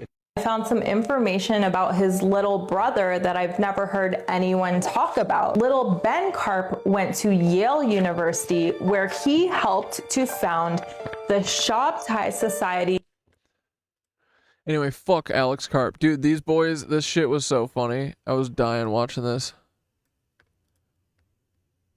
We reenact how we would have reacted if we were in this hotel room on the day of 9/11. We were podcasting also? Yeah, we're podcasting. Okay. Yeah, You fuck know? Bush, bro. It's literally like Bush sucks. Bush sucks. What we the looking at? What? Wait, holy Oh my shit. god. Bro. That must have been an Oh my accident, God, you're right? literally like always doing the most. No, dog, no, there's literally... No, that building is on fire. Dog, this isn't a fucking thing. I'm not looking. A plane crashed into the North Tower. Yeah, okay, I heard the explosion. It's pretty easy to hook up to a Bluetooth device these days. Guys, can we focus on the fucking pod? Wait, how does that fucking... Oh my god, the building. It's coming down. Oh my god. It's coming down. No, you've got the order of events wrong. There's a second plane hits the second tower, and then the first Jumping building to the falls. second tower. I thought the plane was for the second tower, the first one. No. Yeah, okay, so you almost got me to look when you said that a plane flew into the World Trade Center, but a second plane flying into the World Trade Center? Yeah, you went too far, guys. That's real rich. I had a bit planned and everything, and you guys cut me off. You set this bit up. Oh, that was me in the pod on 9/11. Oh, God. That was also me. That was also me in the pod on 9/11. Wait, I'm confused. Are we in or out of... This is me in the pod. Are we in or out of the bit? Okay, I'm outside of the both pods. Should we cut? Are we getting dinner? We can't get dinner. There's literally the tower's falling down. Okay, back into the 2001 pod. Oh my God, I can see the Pentagon getting hit. Wait, can we reenact how we would... Oh, that's too good. Who wasn't a good friend of Epstein's? All of us in the chat, unless Paul Wysopal's here. Unless Polly Bolly Boy's here. Dude, I feel high from that Paul deep dive. That feels good, bro. I mean, truly. What are the odds? Wait, how close is Lawton to Fort Sill, right? Is that what you guys were saying?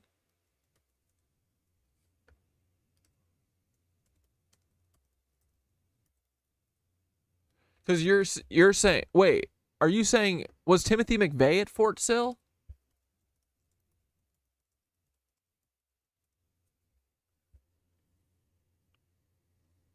Had brief ties to Fort Sill. As a trainee for the Army career, he was assigned to the post in early 1989 for several months of field artillery. Fort Sill was considered by the U.S. Marshals and security teams as a possible secure housing location for McVeigh and Terry Nichols while court proceedings took place in Lawton, Oklahoma. The court proceedings took place where Paul lived.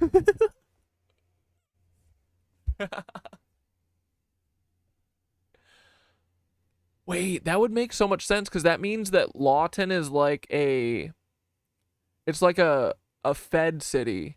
It looks like, dude, they probably just own like certain subdivisions and shit, and they just put all of their feds in it, and it's all of those addresses where people can't put the man down on Google Maps.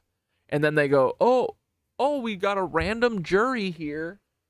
This random jury of all federal agents found Timothy McVeigh, also a federal agent, guilty. And then they executed him. But really, he was snuck out the back, like Jeffrey Epstein. Yeah, Law Town. Oh my God, right? This is the universe giggling at us.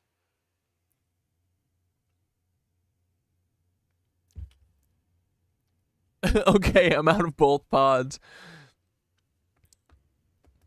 Are we in or out of the bit?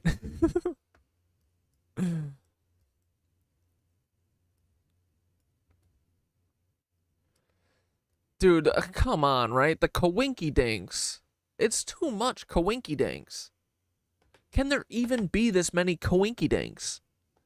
It's just a coincidence.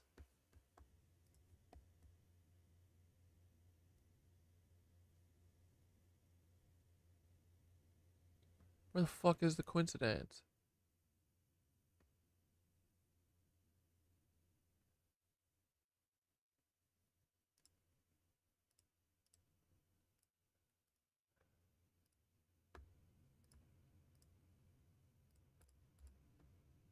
Oh, here we go. I guess we'll go ahead and put that in the "it's just a coincidence" pile. I guess we'll go ahead and put that in the "it's just a coincidence" pile. David Mason. Well, there you go. That's all I needed to know. That's all I need. I guess I can end the video right there. There we go. It's over. It's over. All I needed to know. But let's go ahead and continue. Yeah, Timothy McVeigh was found guilty by a totally random, highly selected jury of his co-workers. I mean, peers. I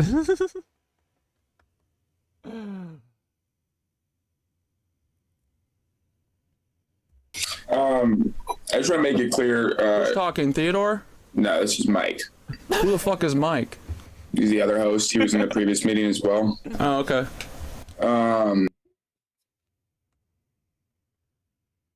Yeah, so I guess we can make the topic today. Why would you want to record your intervention for online content? Intervention? When it's a bunch of people that care about you. What? I love, dude, him talking in his low-ass voice to try and fake me out and to gaslight me that he's Mike and not Theodore is still some of the funniest shit. Every time I hear this, it immediately takes me back to... Dude, as soon as I started that fucking recording them, I felt like on cloud nine. I was like, I know I'm taking these bitches down. This shit is so funny, and they open with gaslighting me. Yeah, so I guess we can make the topic today. Why would you want to record your intervention for online content? Intervention? When it's a bunch of people that care about you. Why? What's that? Well, wait, is this Theodore or Mike? It sounds like Theodore. No, look at the username. I'm Mike. You're a liar. Telling me that I don't care about music anymore? The only stuff I've seen from your stream is something that your mom sent to me last week, and it was you calling my business partner Theo a Fed cuck. So that's about the only thing I've seen from your stream. Theodore, you are Fed cuck. Yeah, you are. But it's all jokes, buddy. It's all jokes. It's a comedy show. Okay. Oh, man. What a time to be alive that was. It was absolutely a golden moment. One day the NDAs will be dead and I'll cover up all their faces with clown emojis and we'll re-release it. No, we should probably move on from it. Lawton is to Fort Sill as Tacoma is to Fort Lewis, as El Paso is to Fort Hood, all Army Air Force towns next to base, which is all where Paul lived. I mean, it does make sense because he was FBI at the time, but him living in Oklahoma, like, what was he doing in Oklahoma? Paul was I wish the fucking Miro didn't always here, let's try the Miro, actually. Let's see if we can manage to not crash the computer.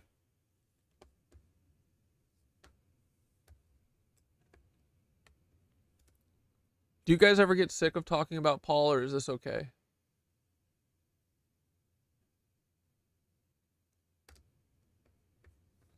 We love Paul.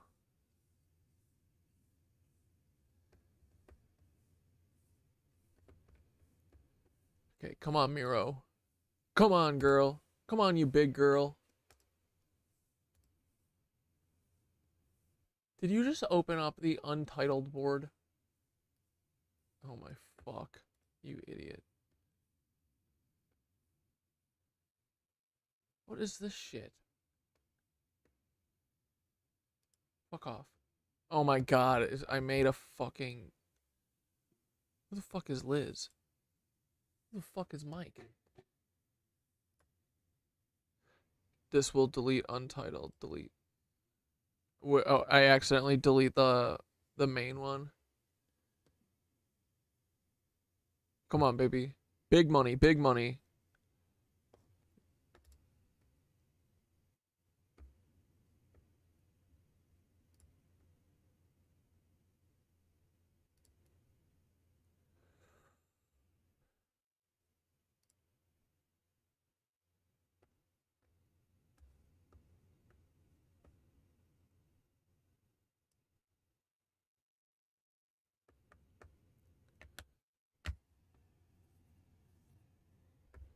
Alfred Tabatsky. What is this, Black Death?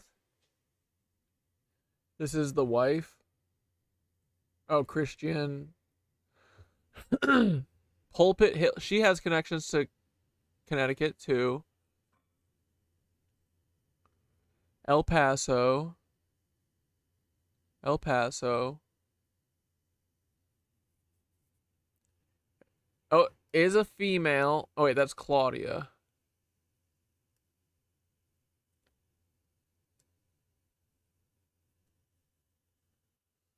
Berlin, Germany. Eek. Yike. Ay caramba. Ay caramba. Here we go. Alright, come on, Miro. Talk track. What the fuck is this? No, I don't want this. Okay, let's go to our... Oh, hell yeah. Alright, we're moving a little smooth today. Not so bad. Not so bad at all. Alright, here we go. Ready? Let's go to the fucking source.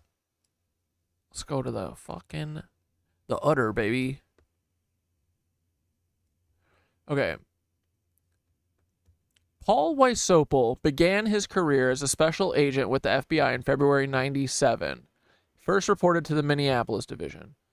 Okay, it's at the end. Prior to his appointment with the FBI, Mr. Wysopal was a military lawyer in the U.S. Army Judge Advocate General's Corps for 3 years and a civilian attorney for 3 years. So that's prior to 97, right?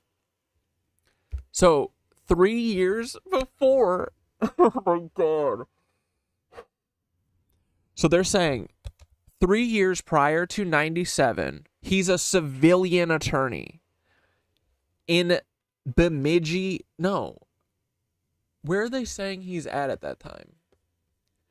So from 93 to 94 to 97-ish, or 93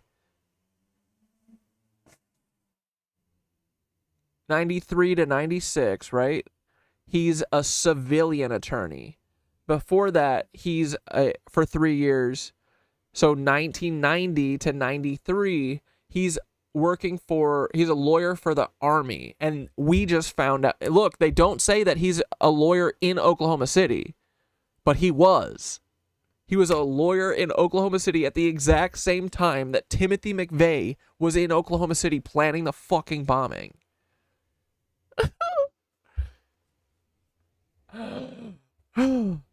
Guys, I am about to reach nirvana. I mean, the moving 1 mile to Stephen Paddock. Now he lives in Oklahoma City for several years leading up to the Oklahoma bombing.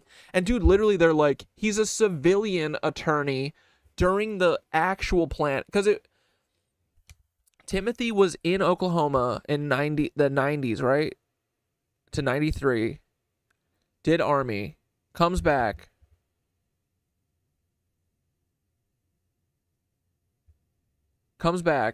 Defects from Army, joins white supremacy shit at the same exact time that Paul Wysopal is a civilian attorney.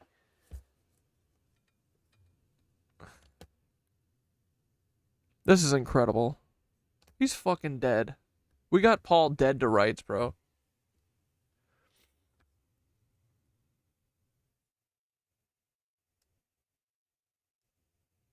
Paul is core lord of the show. Was he at an Indian reservation? Yes. Paul Wysopal, during the years that Timothy McVeigh was in prison awaiting his execution, Paul Wysopal was literally at an Indian reservation. They Fargoed his ass. He's at an Indian reservation until 2001, I believe. Yep, look. Bemidji. So 97, Paul began his career in 97. A couple years after the Oklahoma City bombing. And dude, this is why I think this story's bullshit. Like, who could corroborate that Paul Wysopal was in Red Lake Indian Reservation from 97 until 2001? He literally, and then in 2002, like, Timothy is executed June 11th, 2001. And then 9/11 happens 3 months, or no, is it July 11th? It's 3 months prior, exactly. September, August, June, July, August, September. July, August. I think it's July 11th. Literally 3 months. It's June or July. Literally 3 months to the day of 9/11, he's executed. And then Paul Wysopal appears in 2002. That's when he's not at Red Lake Indian Reservation in literal northern Minneapolis or northern Minnesota. Dude, how do we visualize this? Because, I mean, I have like this, right? It's kind of roughly put together where, like, see, look, 97 till 2001 is like when Paul's basically missing.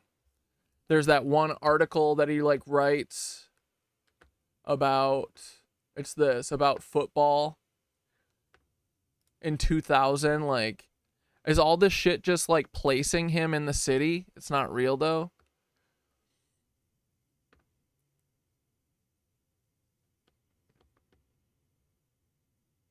Come on, load. All this shit isn't loading. It's pissing me the fuck off.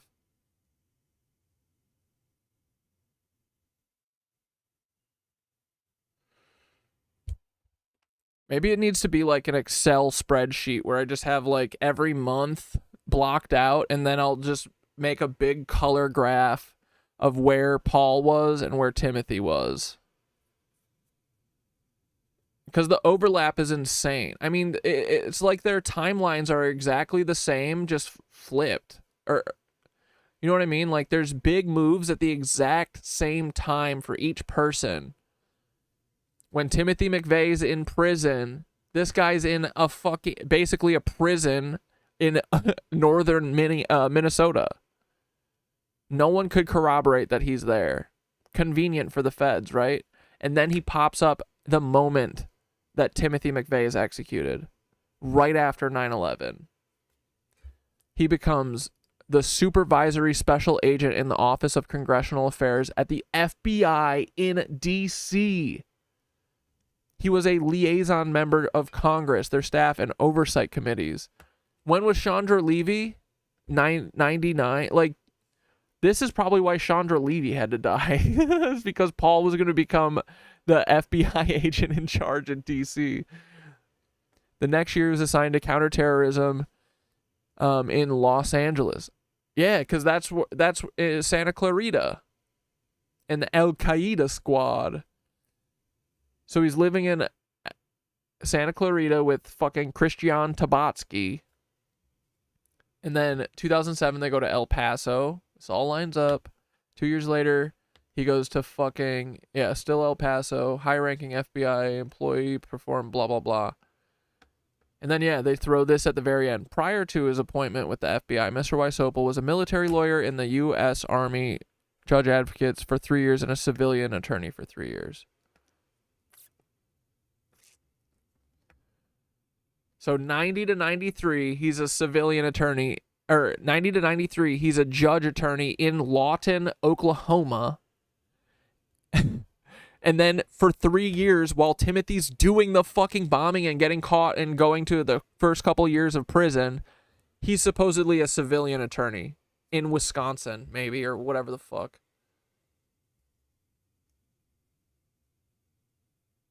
Like, who could fucking... Yeah, look. Right? No, it would be the 90s.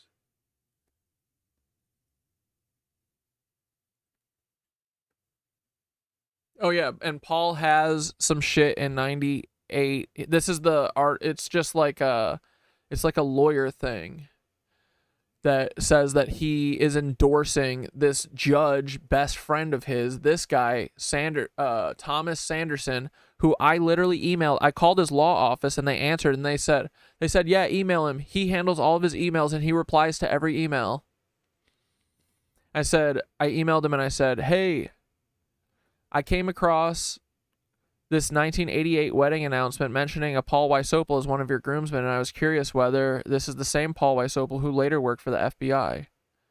I've been doing some general historical background research and wanted to confirm whether it's the same person or just someone with the same name. Thanks for your time, Corey, and sent a picture of his fucking wedding thing with Paul's name. I heard nothing. Her husband graduated from... This is where Paul and Timothy supposedly... Or Paul and this guy supposedly met, was in Hamline University. St. Paul. This guy's still a judge and a pastor in Wisconsin. He kind of creeps me out. Yeah, wait, hold on. I should find one of his videos.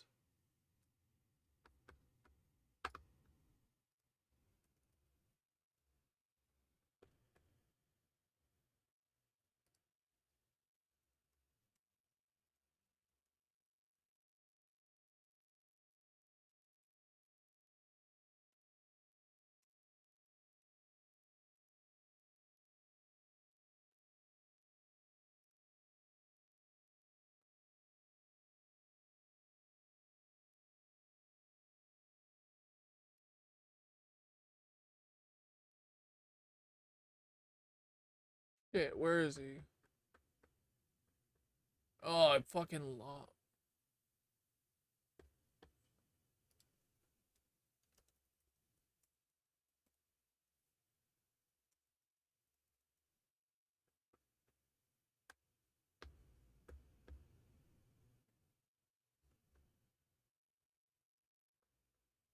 Why can't I find his Facebook now? Probably because he fucking deleted it.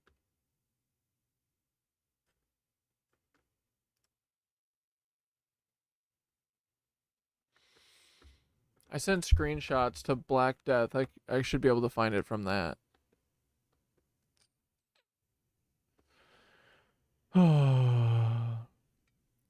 Told you Paul was a JAG lawyer at SIL. Yeah. You did tell me. You're right. That's right. Ryan, you were saying Fort Sill. I don't think I understood that Fort Sill... Because you said that a while ago, right? I don't think I understood that Fort Sill was in Oklahoma.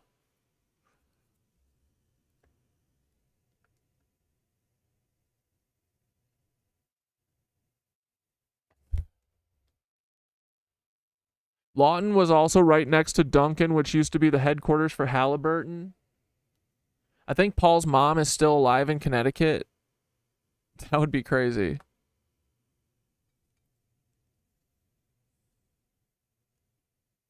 He just happens to be married to a German lady. What was Paul doing in 1971? Because that boy looks like the police sketch of D.B. Cooper. Just saying. But yeah, Mr. Goofball didn't fucking email me back.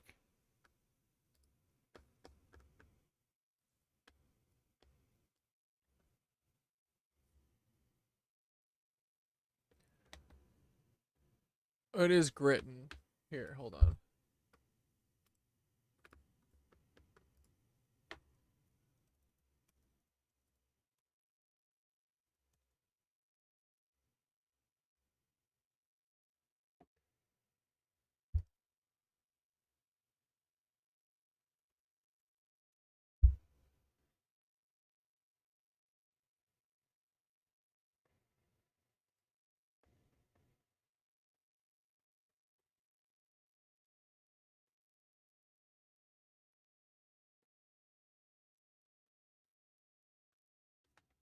Dude, he literally has like a ministry on his Facebook.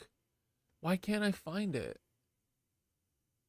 Black Death, do you remember when I was sending that to you and we were like looking at his ministry? Can you find that link? Is it easy for you? I think it was in our like DMs on Disco.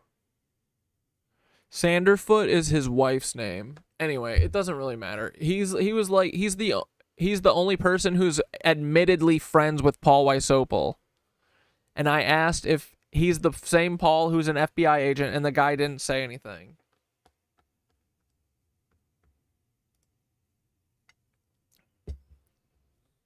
That shit funny, dude. We're just circling the drain on Paul. One of these days, we're going to actually get down the drain. We're so close on his bitch ass. Dude, the Stephen Paddock stuff is still insane to me. How do you move from Tampa, Florida, to fucking Nevada? A town outside of Las Vegas, Nevada, and he moves within 1 mile of Stephen Paddock. I can't get over it. That's too crazy. But yeah, nothing's more crazy than literally Paul was working in Oklahoma City. And dude, it's very interesting, right? Look at the fucking wording of this.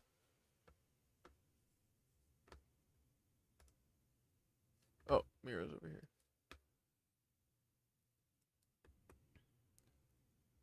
They say every single city that Paul's in, all the other places. Look, El Paso, Bemidji Indian Reservation in Minneapolis or Minnesota.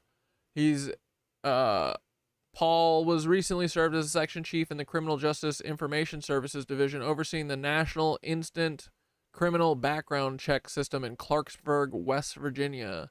Ooh, I didn't put that on the thing.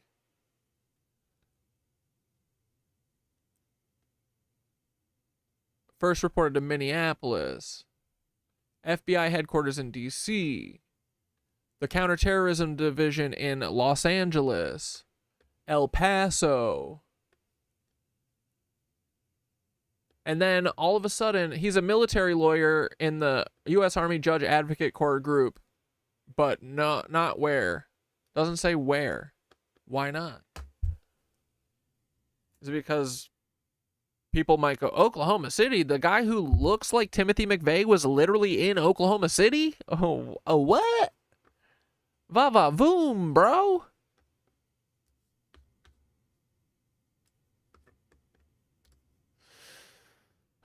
Holy fuck. All right, I blacked out for 2 hours. We're back. We're back.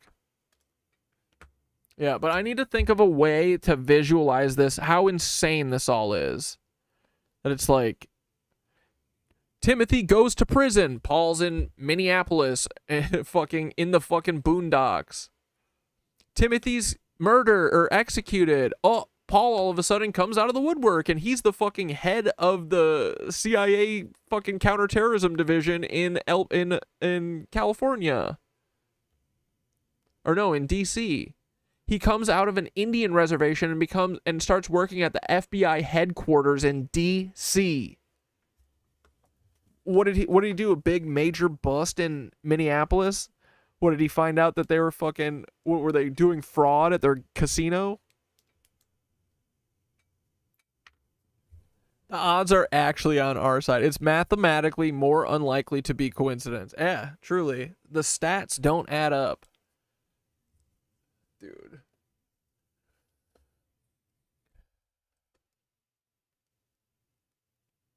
We're going to ice him one day, bro. It's going to be us that gets Paul. Just to be really clear about my CIA rant. Ryan, what other stuff have you been trying to tell me that I don't understand yet? You're usually on this shit. I'm just too dumb to get it sometimes. Well, there was that thing that you were asking me about in Facebook or whatever, right? And I still don't understand what the connection was. I also haven't checked that DM since I asked you to reiterate what you're saying. But it's obviously not all Americans. But there are human beings employed by the State Department. There are... Oh wait, I wanted to watch Allie's first video about this. There are a few. Why do we hate Americans? Very obvious, very distinct psyop comments in the comments of my Afghan burqa video. The first one, about 20 comments. Will just fuck off. I have a video too coming today that will explain the No, the groomsman, Paul is definitely friends with Thomas. They went to the same school. And dude, it was the 80s. They didn't really do like groomsmen from the wife's side. That's like more like a modern thing. It's definitely, I mean, dude, he's a judge. And also Paul was like the person, he was one of the lawyers that was endorsing him for all of his, like, dude, this guy that's his best friend was a circuit court judge in Wisconsin for years and years and years, 20 plus years. And now he's a pastor who preaches on Facebook and has a podcast. Like, this is so, and he's a lawyer. He's a private lawyer now. He was a circuit court judge for 25 years in in Appleton, Wisconsin. It's definitely him and Paul are the connection.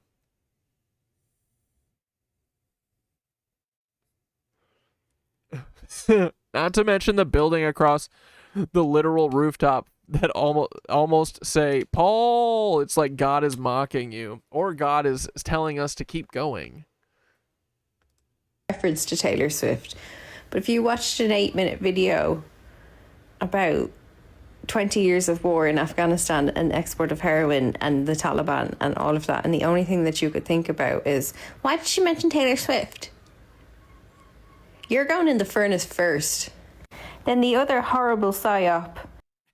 Allie's talking about throwing people in the furnace?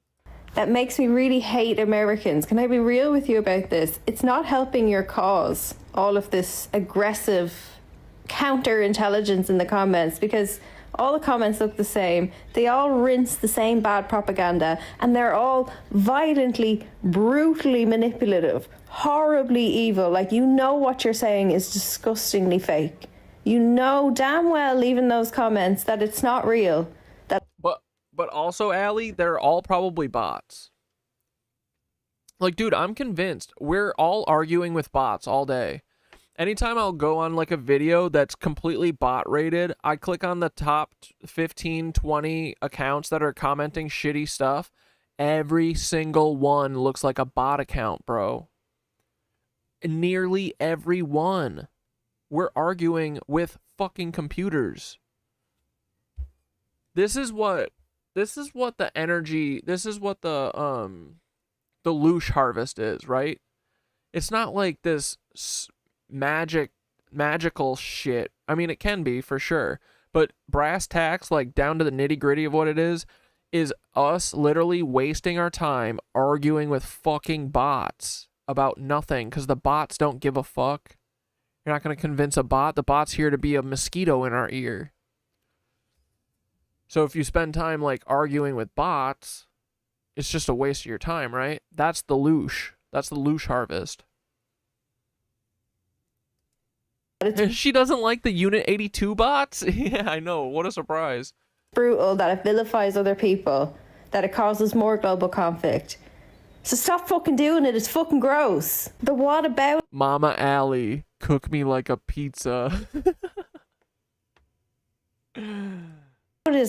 over the Soviet involvement? Yes, the Soviets also wanted natural resources from Afghanistan, and the whole capitalism versus communism is the stage play that enables the capitalists from both sides of the curtain to fucking rape the planet. This whole, yeah, well, the Soviets were there as well, or the Soviets were there first, so don't blame America. We're just protecting you. We're just defending you. You're fucking sick. You're fucking sick. Fuck off. Like, I've literally had enough of it now. It's disgusting. It is just fuck off. I am very surprised. Like, I don't get heated about these comments anymore, because I know almost all of them are fake.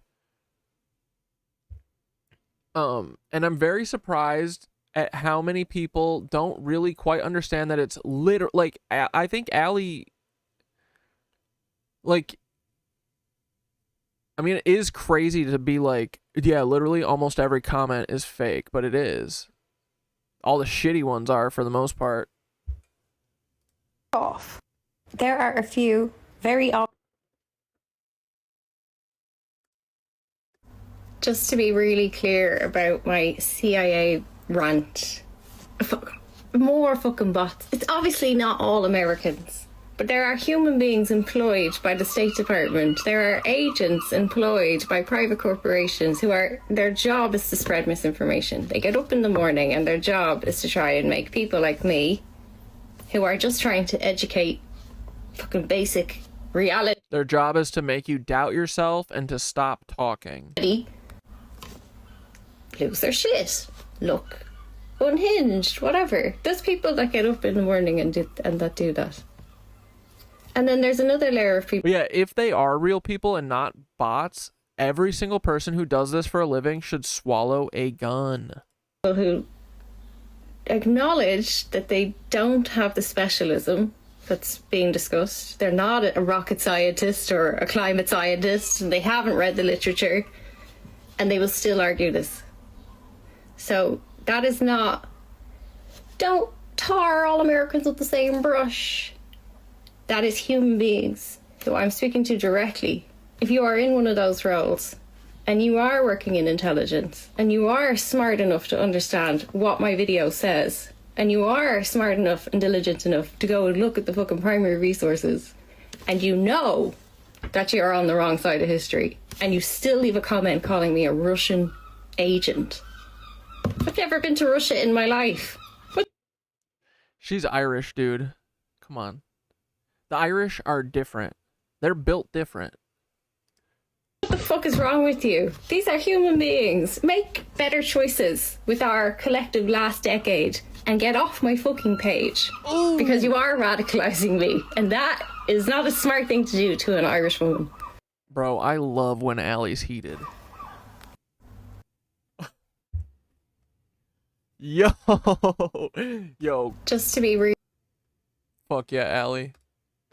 She said, Western institutions tell women that they are free because they can be naked and consumers, while actively hollowing out the economic and social scaffolding that keeps women safe when they are naked consumers. The only reason that Western women can walk outside today without needing a physical shield is because of centuries of fighting for social and economic scaffolding that would regulate male behaviour. But this exact scaffolding of safety is being systematically ripped apart by the exact same ruling class of hyper-capitalists and predators who most benefit from naked women being unsafe. But what happens when a society collapses? What happens when those systematic, hard-earned safeties for women collapse and men lose their provider identity under brutal economic shocks? Peer-reviewed studies prove exactly what happens. The hardship makes men angry, and that anger gets directed at women. The West sees the burqa as a symbol of oppression, when in reality it's a desperate solution to a hostile environment created and funded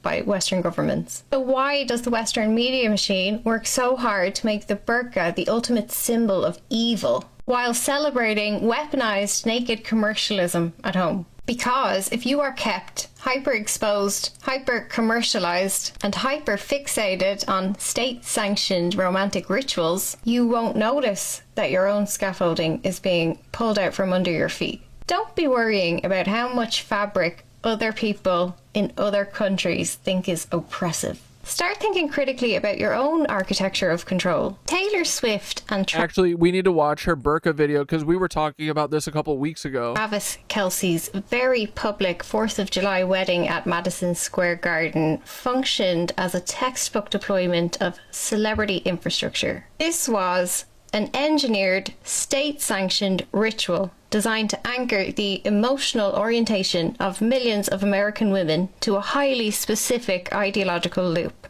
Corporate domesticity, individualist romanticism, and total, absolute alignment with American capital. For a long, long time, I just didn't really care about Taylor Swift. I had some friends who were Swifties and I respected that. It just wasn't my personal choice of music. Oh, wait. Sorry, it looped. Dude, Instagram's so bad with letting you know that it looped.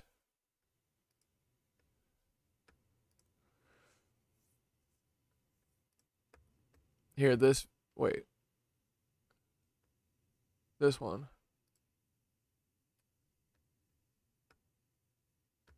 Somebody sent me this message last week with an Instagram carousel full of pictures of women from Afghanistan wearing burqas. And they said, I feel like you'd be a good voice to talk about this for these women. This message pissed me off, to be honest with you. And I'm not here to talk for these women. I'm here to dismantle this piece of propaganda that somebody sent me. Firstly, so that you can identify propaganda, this carousel was posted by a page called Trends of the Times. It is set to the soundtrack of Enya's Caribbean Blue. And Black Death. The screenshots of his or the links to his Facebook account. Remember, me and you were watching him do like he was like preaching on a podcast on Facebook. I'm pretty sure we were both sending links to each other of the same thing at the same time. Because I think I sent you his Facebook and then we were watching it. It was probably like a month ago. Yeah, I want his Facebook page.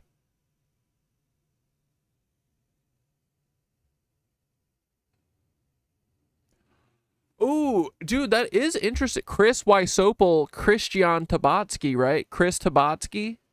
What if Chris Wysopal turned into Chris Tabatsky and Paul married his brother?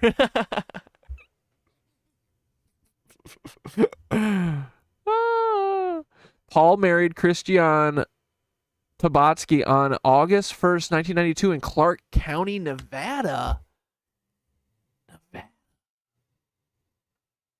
What was Timothy in Nevada around that time? In Nevada. Is Clark County Reno or Las Vegas? Did they get married in Las Vegas, bro? And then they disbanded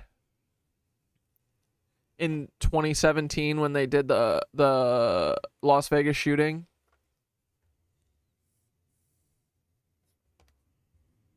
Common for Targaryens. Paul's not a Targaryen, bro. He ain't that lit.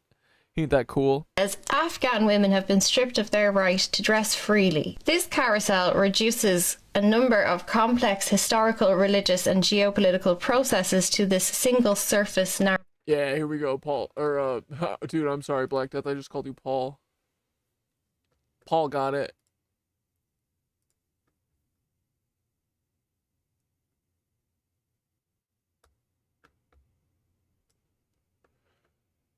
Yeah, okay, so this is Paul's best friend, Deacon Tom Gritton. There it is. His morning prayer buddies. He's praying the gay away.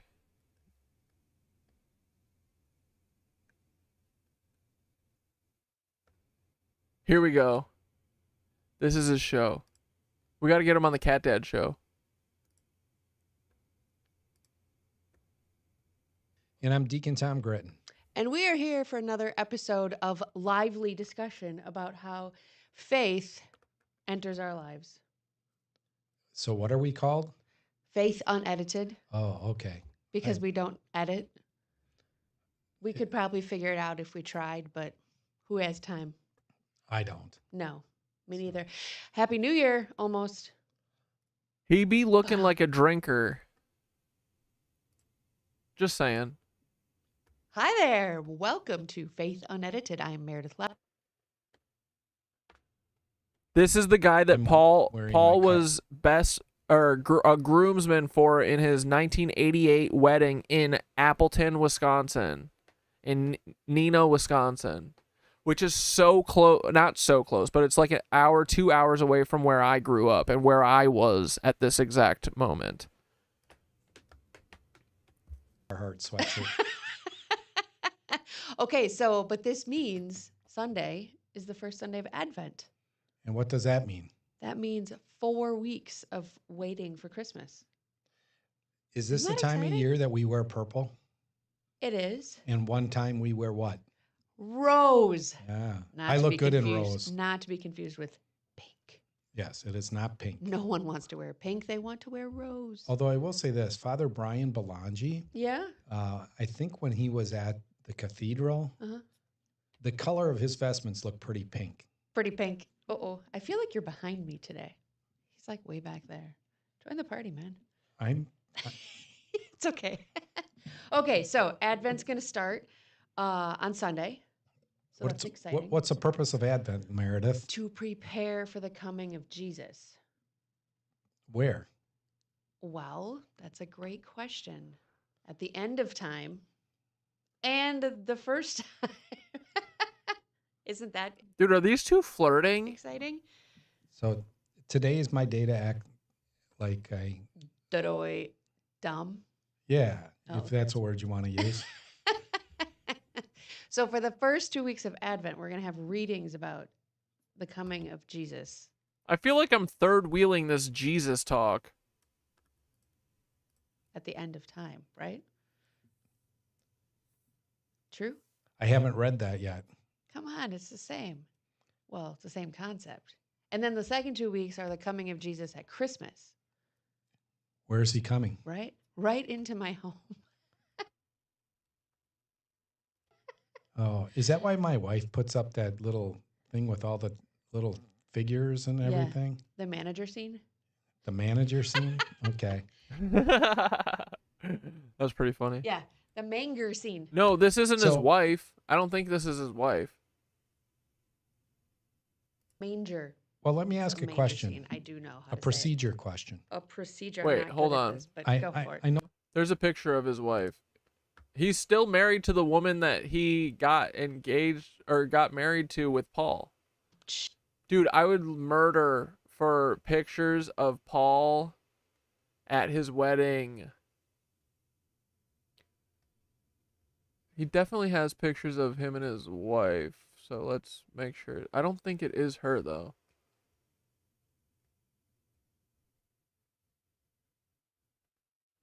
Where did I see it? I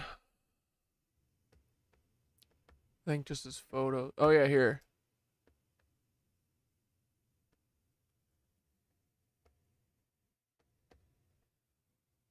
Dude, imagine Paul's like right next to them in this photo, dude. There's color pics of it. I gotta see these. Ah.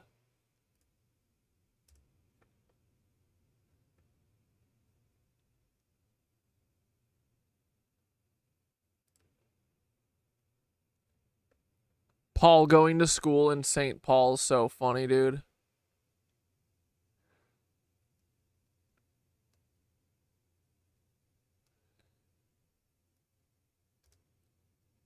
This is his wife. That's not her, right?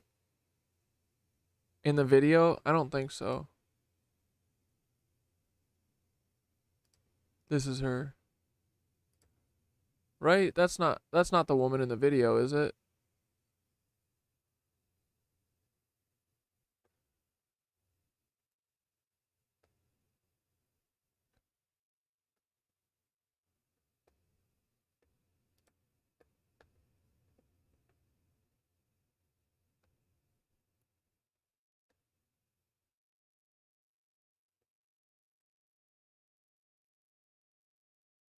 Right? That's not her, is it?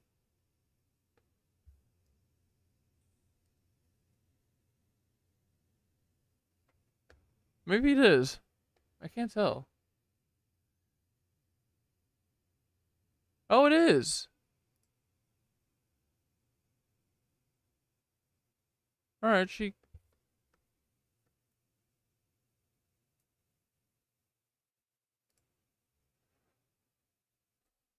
What is going on, bro? Let me click.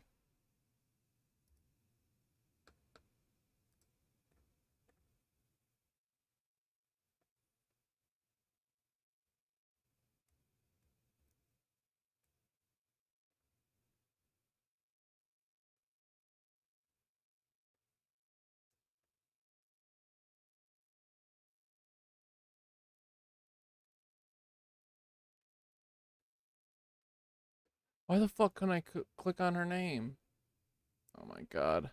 I think Miro's fucking killing me here.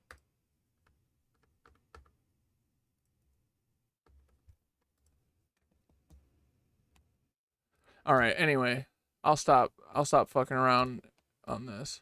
Let's get back to some videos. I'll make a deep dive on this shit and post it. We've given Paul a small little break here. It's time to get back on his motherfucking ass. With you, Whoa.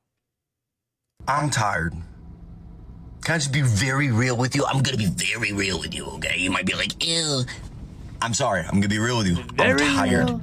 I'm tired of everything I thought that was good in this country growing up not being what it actually is. I'm tired of everything not being what it was told to me to be. I'm tired of the fact that I served in the military, okay?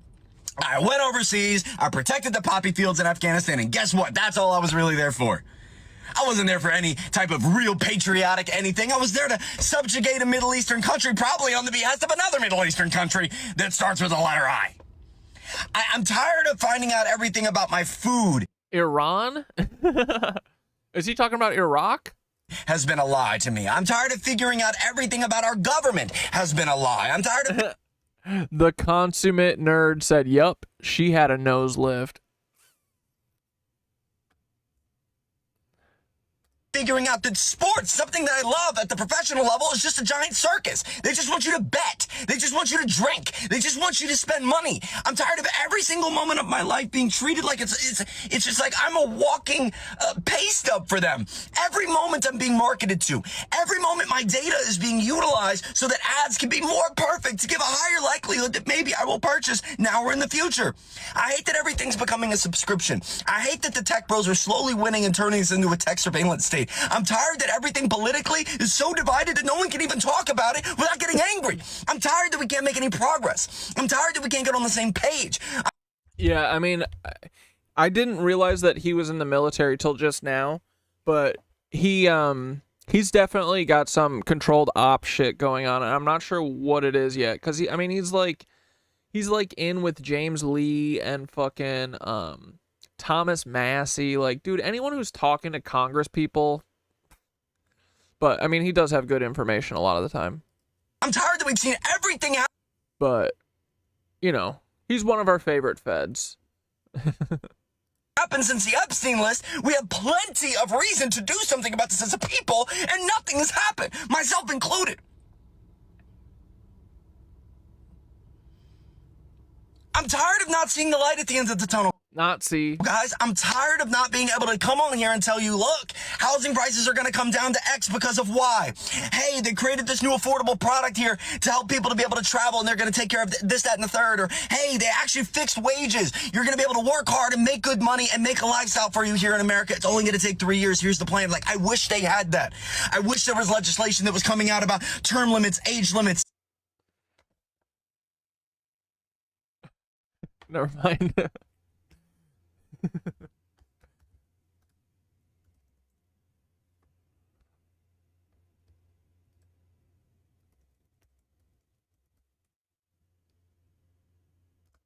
It was a trick question.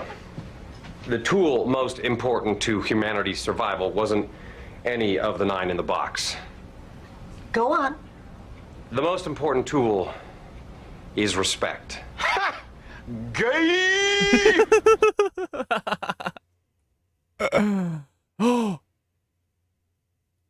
Reckless Ben posted. I'm about to go to court and... Yo! Okay, hold on. We'll get to this. We'll watch this. Oh, yes, dude. I'm about to go to... I did see that Ben said that he was back and he could post. Ooh, that's going to be fun, dude. We'll come back to that. Did we finish Ali's Burqa video? What were we doing? Sorry, I'm super ADD today.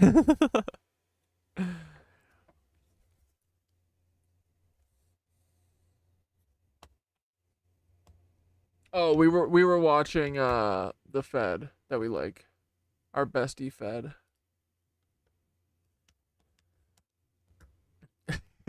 He says, I would love for congressional policies to what was he even talking about? Some dummy shit. I mean, yeah, this is the Fed thing, is being like, come on, guys, let's get Congress to make a bill for us. We're so beyond that. I don't have time for that anymore. I don't have time for bills. I would rather fight to the death of destroying this entire government and rebuilding from literal scratch. I mean, that's honestly, that is the...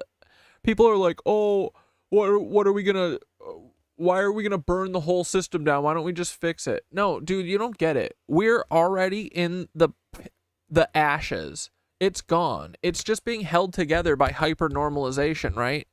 You guys ever see that Adam Curtis doc where like Russia was dead and everyone just kept living, like they just didn't know what else to do and just kept going about their daily lives pretending that the fucking country wasn't collapsing? That's where we are.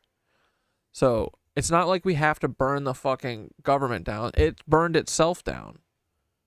We're in the fucking basement. Crumbled. What up, Blairy? Lost me at legislation, bro. Insider trading, getting corporate and federal. And, you know, this is why Hassan's a Fed, is because he's like, none of these people are like, everyone, we need to fucking stay home.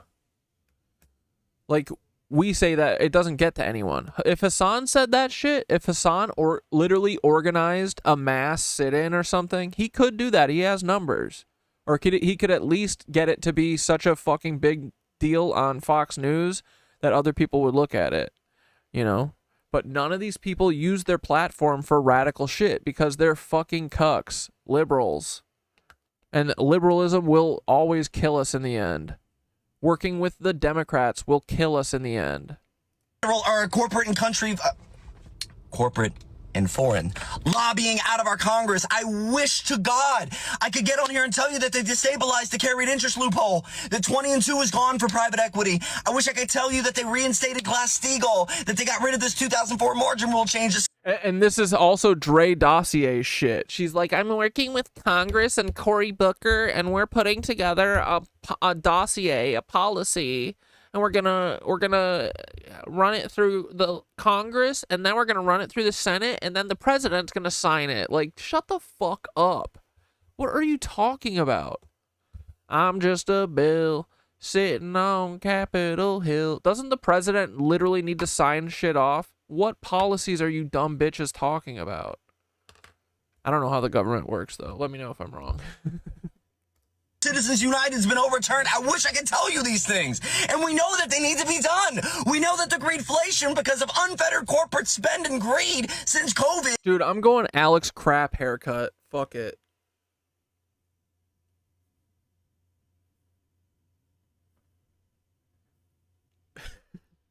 Here. This is what my hair wants to do today, so we're gonna let it. Led us to a world where this K We're doing the mo.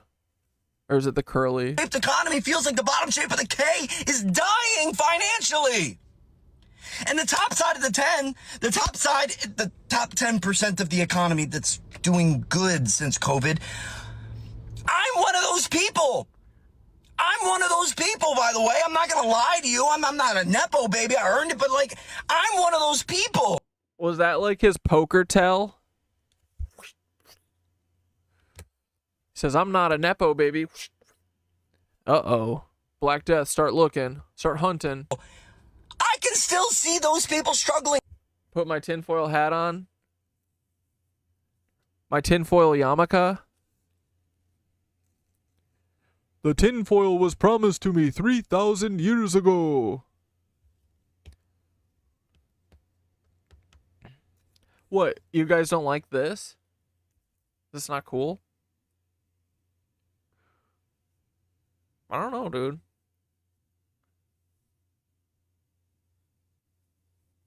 I do need a fucking haircut really bad. Yeah, that was weird putting his hat on. Oh, him, not me. No. I'm still trying to do what I can.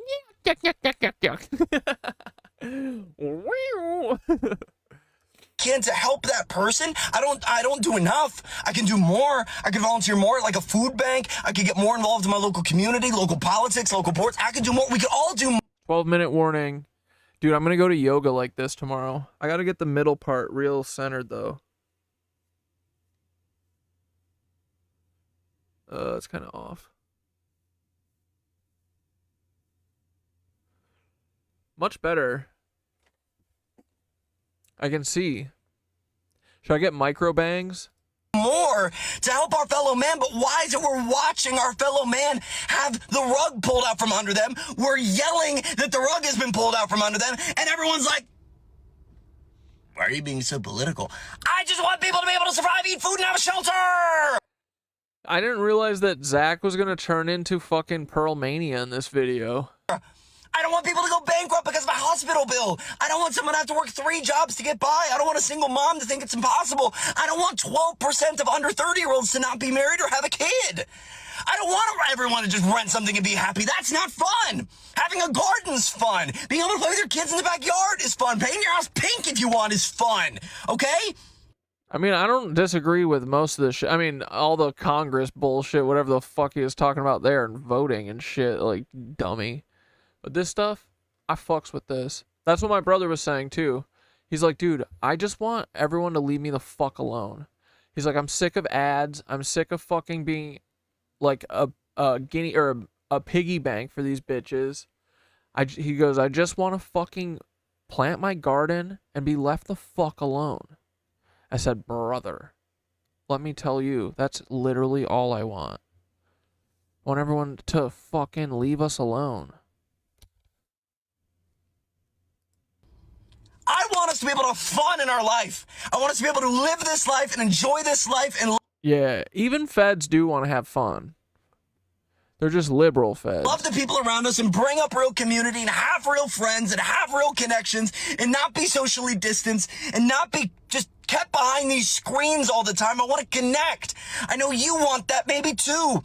I want my Dude, if he plugs his fucking Patreon at the end of this, I'm gonna lose my shit. family and my daughter to walk into a labor market that isn't controlled by robots and AI running around everywhere. They're shooting lasers. Like, I don't want this future lily paths toward economic totalitarianism that we are on. We are on a path where they will continue to divide us between blue and red until they have all the green. That's the path we're on. I'm tired of finding out everything connects back to Israel. I'm tired of finding out that we're not ever going to get anything more on the... I mean, this is a valid crash out. Lose that fucking Congress shit, bro. Policy. What are you talking about? Epstein files. I'm tired of learning that they know exactly what's going on in our economy and they fail to do anything about it. I hate the fact that the next time our economy wobbles, they're just going to bail out banks and print money. I hate it. I hate it all the way down to the founding of the country. There's so much that is corrupt and... Evil gays just wanna have fun. It's just institutionally bad.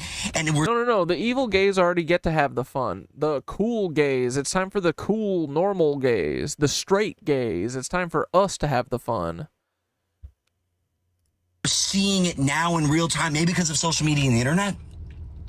Maybe just because of social media and the internet, because since the central banking epidemic that happened from 1907 to 1913 that led into the Great New Deal, the Bretton Woods Agreement, the Nixon shock, and then getting into, you have the Powell Memo and the Fair Credit Act Union and around that time, and then you have Reaganomics, and then you have NAFTA, and then you have Glass-Steagall, all the way up to the 2008 housing crash, Citizens United, like walking through all of it. It's like, wow, we've really been on this path of totalitarianism for some time, and now it's like we're realizing it. Now it's like we're finally seeing it come to light. We want to stop it. We don't know how. I'm not saying I have the solution, but man, I get tired of watching day by day people get just a fire under their butt for we need to make change, only to see that change not come to fruition, only to see that group that they were a part of fall apart, only to see the energy dilapidate from what was originally something that was very strong. And I think there's a lot of energy right now that is sitting as stagnant energy in this country that could be turned into kinetic energy if we move together as one. If we started to grow together, if we started to come together with ideas, with movements, with ways that we can actually just connect at a human level and understand at a human level that we can do better for each other as humans. And I don't even know if I'm making sense right now. Let me pray for you. Dear Lord, thank you for this opportunity to have this piece of technology in front of us. I don't even understand how it works. I don't get Bluetooth. Lord, I pray for peace that surpasses all understanding upon every... Wait, so Paul's wife literally goes by Chris Weisopel? She's straight German. Her cousin Carl lives in Berlin. That's crazy, bro. This is 1,000% Paul's wife's Facebook account? Hold up. Bro, is Paul in any of these pickies? No posts, nothing, no photos? Oh, fuck you. Fuck off, bro. There's nothing? Oh my god. Thanks for the tier 1 subby, Stevers. Appreciate ya.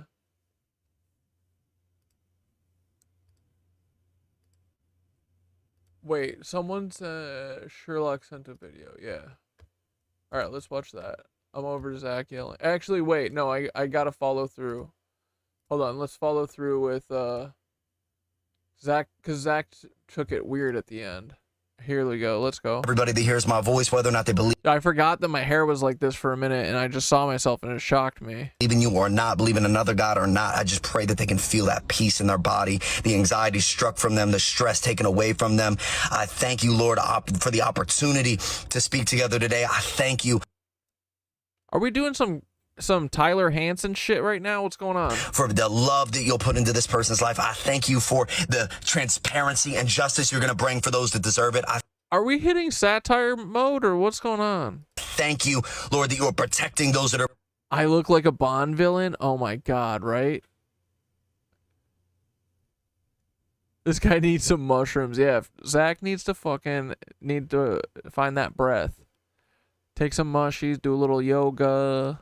Belittled and marginalized by these evil, corrupt figures. And Lord, I pray you bring justice, hell, and brimstone down on the evil individuals that cover up, conspire, and corrupt our great country, Lord. Thank you for giving us this time on this earth, and let us use it responsibly in your name. Amen. My hair looks crazy. Don't do drugs. Brother, you ain't seen nothing.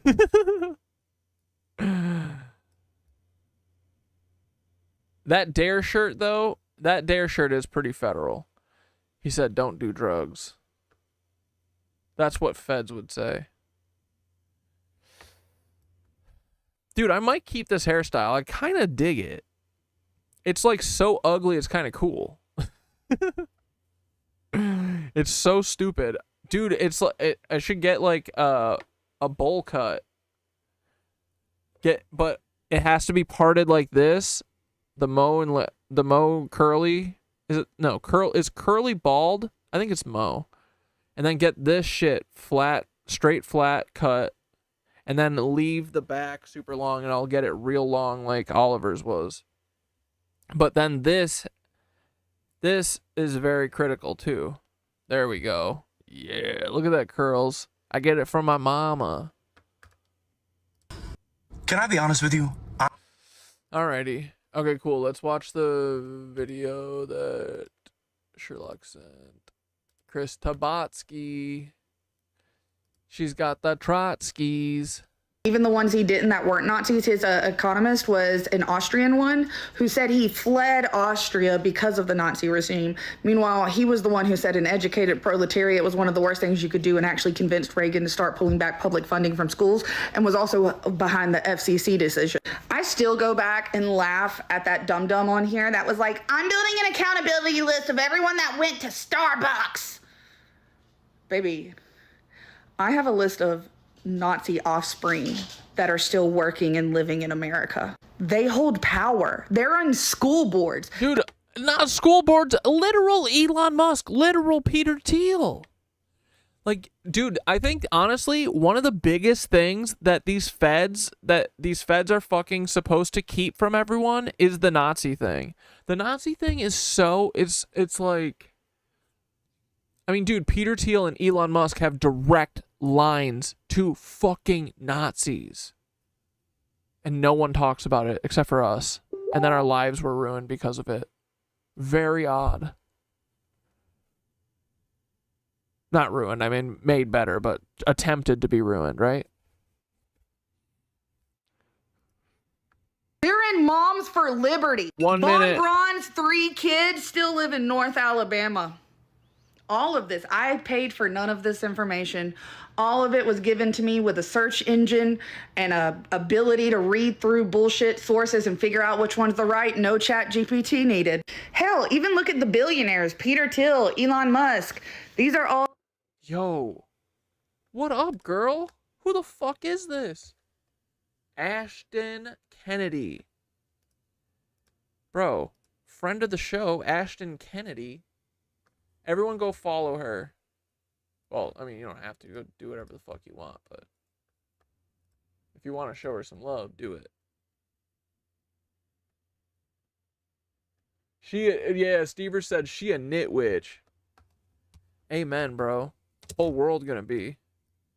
Wouldn't that be so funny if in like 100 years nitwitchism it takes off, and it's essentially pantheism? Is that what it was called? Pantheism? South African apartheid. Happy 9/11. All right, hold on. We'll come back to her in a second.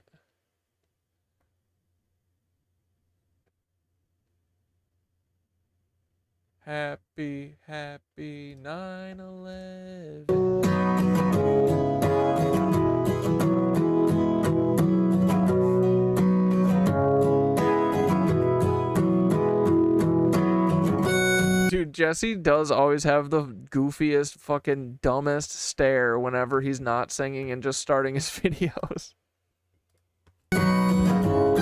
With love.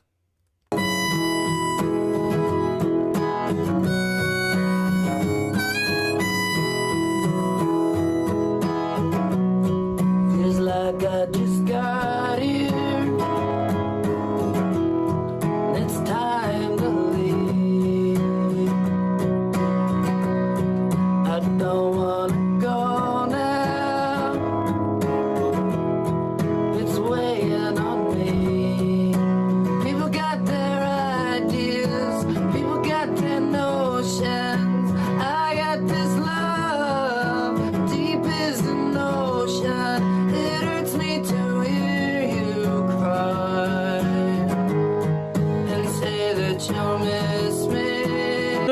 The sun never sets on the Cat-Dadistan Empire. Honestly, the hairstyle is kind of... I'm coming around to it. I carry you with me. I carry you with me.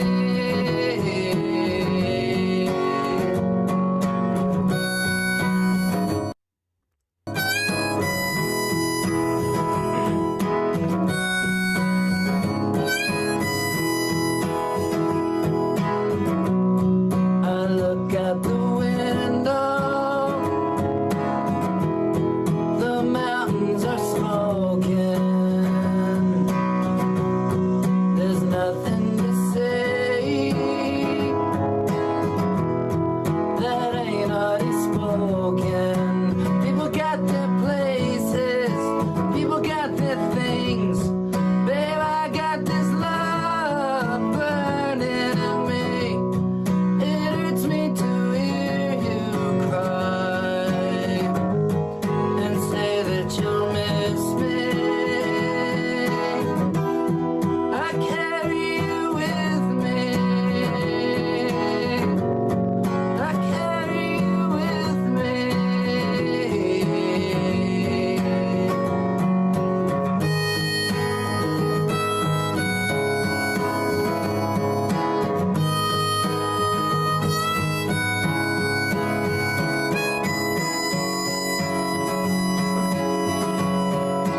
People got their reasons for the things that they do. I didn't even smoke. Happy 9/11.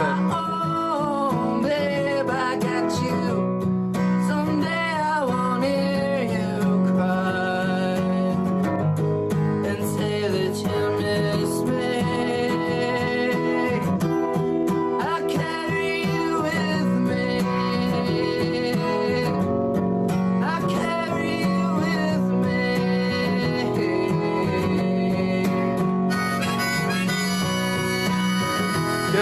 is a crazy song machine.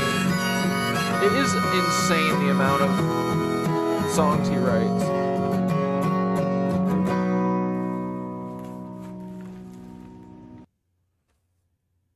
He's very clearly super autistic, though, so it makes sense.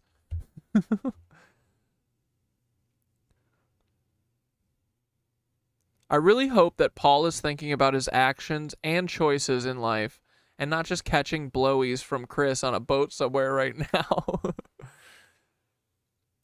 Grow my hair like Jesse. Dude, Jesse's haircut is pretty awesome. Jesse's got like an $800 haircut. I've got a $40 haircut. Jesse should get micro bangs though. Like, you know? Alright, I can't do this anymore. Whatever. Happy 9/11, boys. We fucking did it. What's this?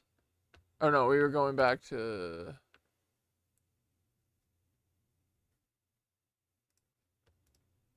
Turds. These are not normal human beings with normal, sane, functioning brains. These SS officers that came over here through Operation Paperclip bred. They had children. Those children are the same age as the average age of the Alabama state legislator and the Congress. Same age group. The children of literal SS officer Warner Von Braun. In fact, a lot of sundown towns up North Alabama, Nazis.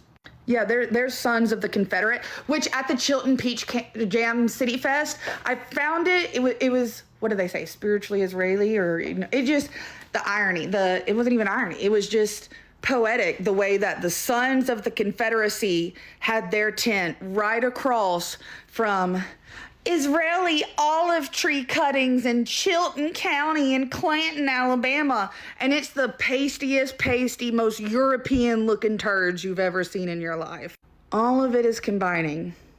And all of it has been intentionally combining here in the South because white supremacy was weaponized by the government because they understand that as long as y'all wrote us off as dumb little rednecks that voted for this, they can use us as a testing ground. And now, you know, people are getting arrested up north because they printed a few zines or they touched a box of fireworks. Baby, if y'all had given a damn about Jerry Lee Clark last year, maybe you would have seen this coming down the pipeline. There is really not any national news. Oh, look at Delaney Hall, Ashton. That's not in Etowah County. Everything that's happening everywhere else, every detention center, everything was tried and tested in Alabama. And y'all said, dumb rednecks voted for it. You don't actually understand history if you say something that fucking stupid. All roads lead to Reagan, yes, but we need to understand that Reagan had the literal Nazis on his team. And even the ones he didn't that weren't Nazis, his economist was an Austrian one who said he Oh, I can't see the original, bitch. Nazis on his team. And even the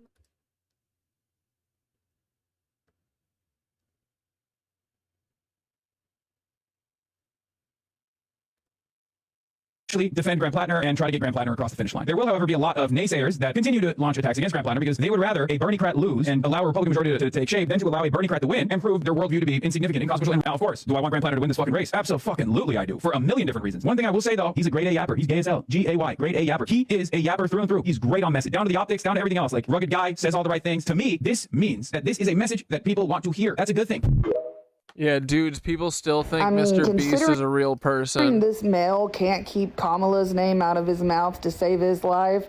I find it a little weird that he was still okay leaving this up on his TikTok platform. But sure, he never platformed him because he never actually had him physically sit down on his show like he did the Tom Steyer Billionaire. And yeah, just because Hassan could be, you know, maybe he did take the $10 from Tom by. I don't know. They don't ever release their actual things, just like many people didn't release that they were paid for by Graham Plattner. I can't hear him over the dog shocks. I don't know. I'm really. You watch me on a 53-inch OLED, bro. Take me down. How does it look on a big screen? Kind of worried the way y'all don't understand what the word platform means when it comes to defending a basic rich kid that y'all just find attractive. Actually, defend Graham Plattner and try to get Graham Plattner. Ooh, damn. Scorching hot takes, boys. Let's go. What's Becca up to? Becca, you better have dropped a video. Come on, Becca. Give us a show. Give us another video. She didn't give us one. Damn, she must be cooking. She must be in the lab, bro. Oh, wait, let's watch. Are you guys ready to watch the mini bricks and minifigs? Right? We want to do that, don't we? Wait, hold on. I want to look at his Instagram first. Did you guys see this fucking shot he got the other day? Reckless Ben in the house. Oh, shit. We can watch that Thai video, too. Look at this shot, bro. Freedom of speech back. And now I can post up bricks and minifigs again. Yeah. Well, Instagram, if you're watching this, now I just got my freedom of speech back. And now I can post up bricks and minifigs again. Yeah. Well, Instagram, if you're watching. That's crazy, dude. All right. Y'all ready for this? Y'all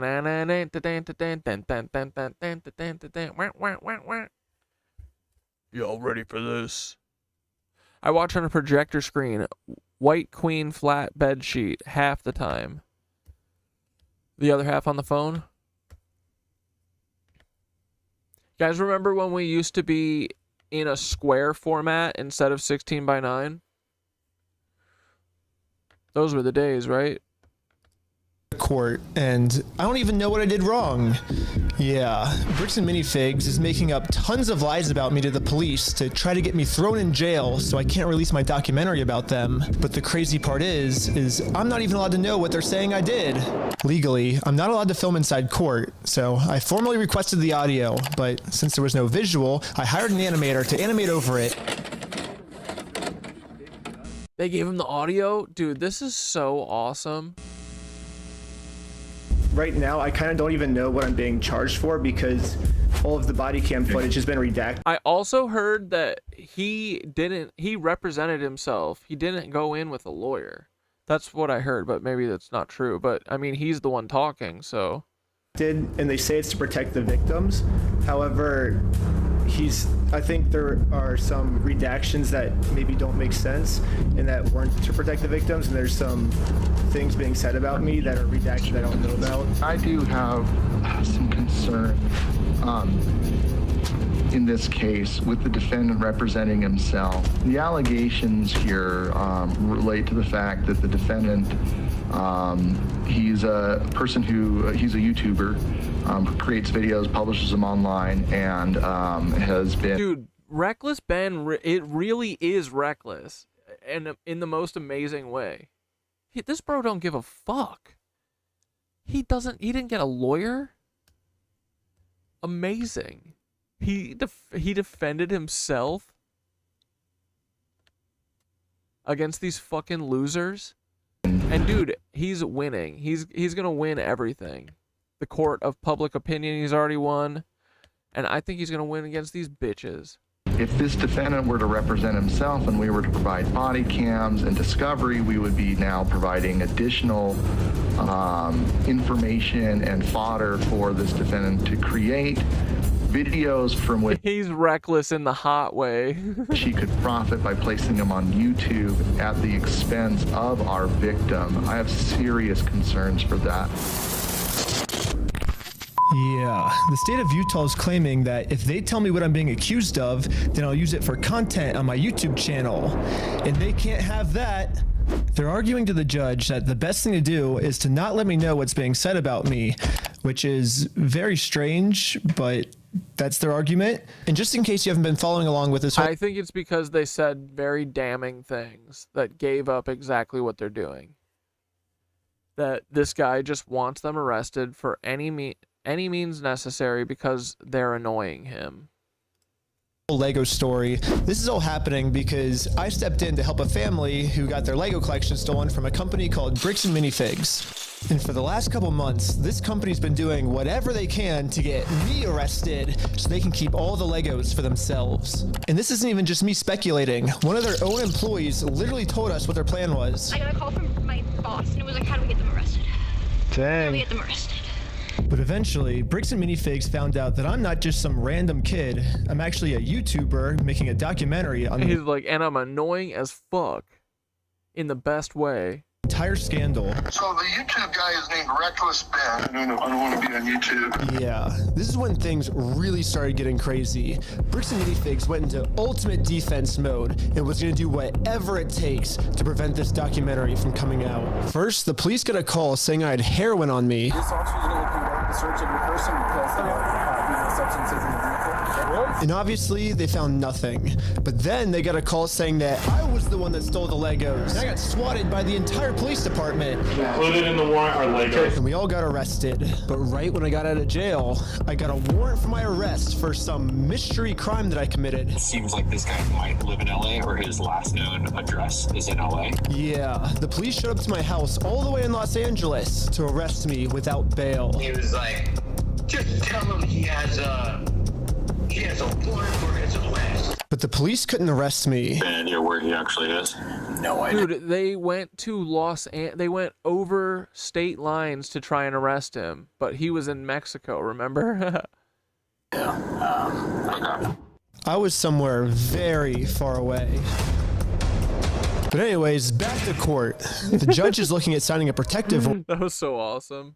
No idea. Okay. I was somewhere He literally ran away to Mexico. Very far away.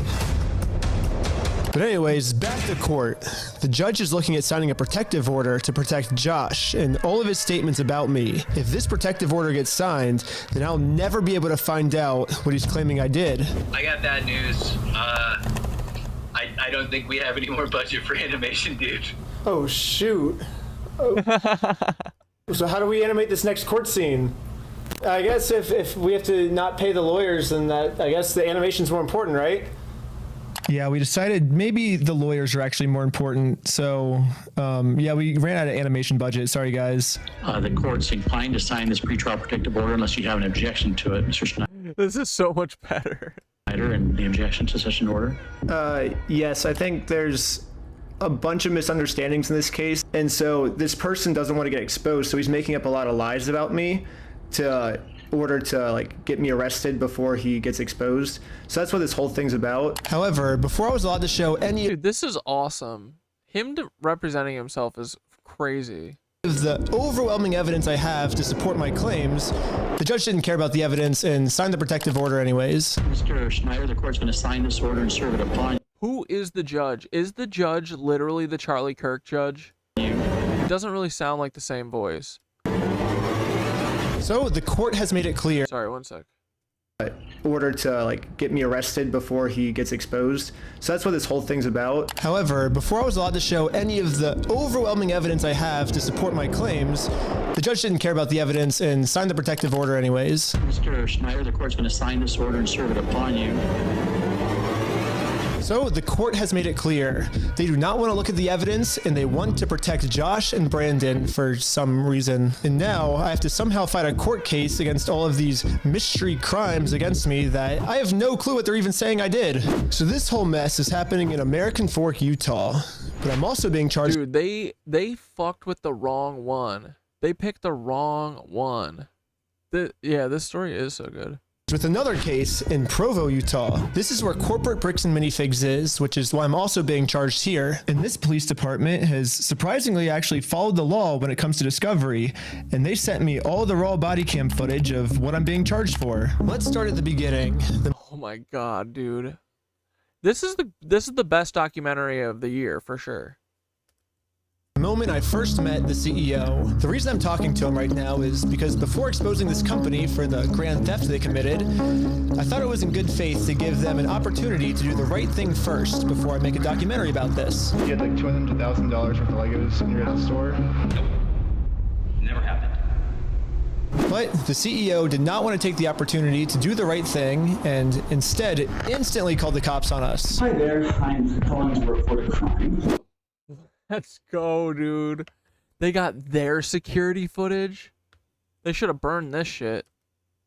They themselves say, hey, you guys stole this product from this person. If you don't give it back, I'm going to burn the place down.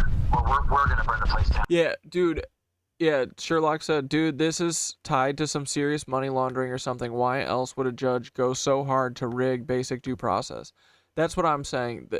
It's the same thing with Alex Murdaugh in South Carolina.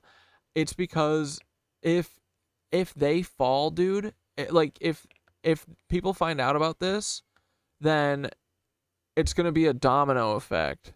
There's no way these guys aren't doing this all the time, and probably even worse shit. Like, these guys seem like crooks. They're just Mormon crooks. I mean, Mormons are crooks. They literally do so much fraud. They defraud the government all the time. They exploit people. They exploit, migrant workers and shit. This is who they are. They're taught to be like this. And then basically they have like a law that in their religion that you can do whatever you want as long as you tithe your 10%. And that you're actually encouraged to do shit that's bad. As long as you tithe it to bring them young. Or I'll kill you. It's Ben Snyder who's been the one engaged in this behavior.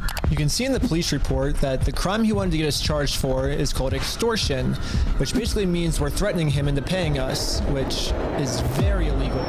However, obviously he's just making all of this up. The reality is, I just thought it was a nice gesture to give him the opportunity to do the right thing first. If you guys do have our Legos, we just kind of want them back, But if there's one thing I've learned from this entire experience, it's that whoever ends up doing the morally right thing just ends up getting screwed over. So now, it's time to play the way Bricks and Minifigs is playing, and use dirty time. It's time to get dirty, bro. Their own strategy against them. Right now, their strategy is to get me arrested before I get them arrested. So now, I'm gonna Uno reverse this and get Eamon, the CEO, arrested before he gets me arrested. But if I'm gonna be the reason that someone's going to jail, I should probably make sure that they definitely deserve this. So I'm gonna give them one more chance to try to do the right thing first. But instead of doing the right thing and attempting to work this out, Eamon just hid in his little office. And he called the police on me. I can already tell you right now, no one's coming out to talk to you guys. Really? But they told us that they were. I know. Normally I wouldn't want to get someone arrested, but we gave him every opportunity to talk to us, so at this point he's just arresting himself. However, the only difference between my strategy and Bricks and Minifigs' strategy is I don't have to lie to the police. Eamon McNeff actually committed a crime. I have tons of crimes on camera that Eamon McNeff has committed.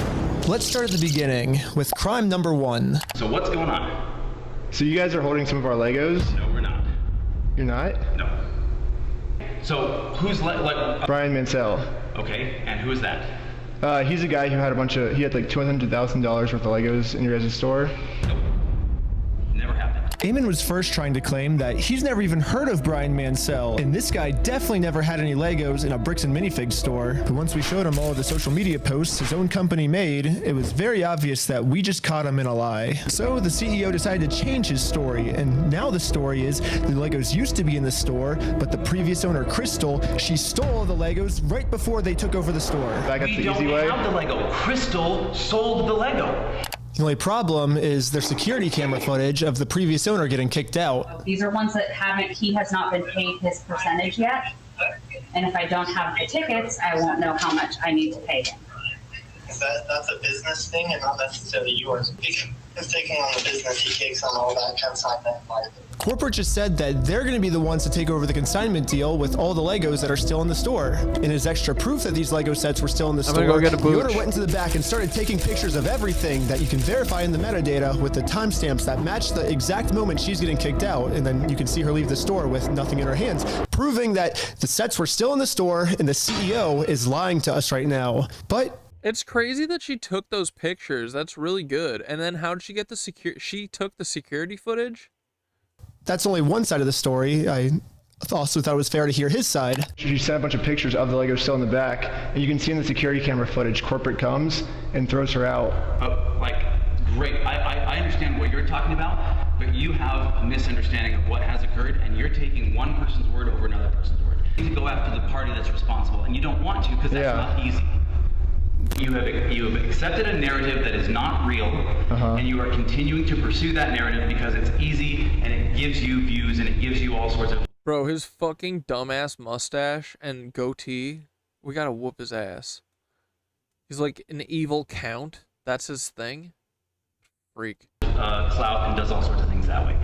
So basically what the CEO's trying to explain to me is we shouldn't be How many mustache ride shirts do you think he owns? I'm surprised he's not wearing looking at the evidence. Instead, I should just be taking his word for it because he said so. Crystal Law was a former franchisee of Bricks and Minifigs. Yeah.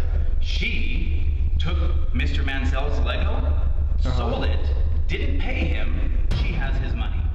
But she sold his Lego, she has his money. To make it easier for you guys to understand the CEO's argument, we're going to demonstrate his argument with a little skit. Oh, that wasn't a backflip. No. Oh, are you sure? You have a misunderstanding of what happened. Yes, this is the exact argument the CEO is trying to make. Something we just saw in video, the CEO is saying never happened, which would mean the CEO's lying. And most people would agree that lying is morally wrong.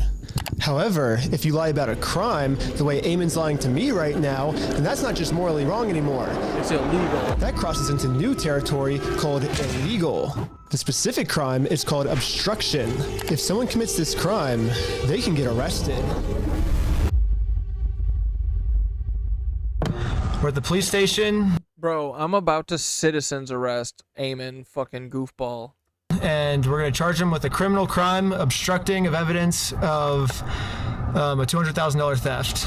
And good news for us, we found out last week that all of the police in Utah take obstruction very seriously here. The police arrested my friend Sheldon for obstruction just for locking his phone. Right now you're attempting to destroy evidence. Okay, put your hands behind your back. I was just locking my phone. You're under arrest for obstruction of evidence right now. The crazy part is, the police didn't even have a warrant, so Sheldon locking his phone was 100% legal.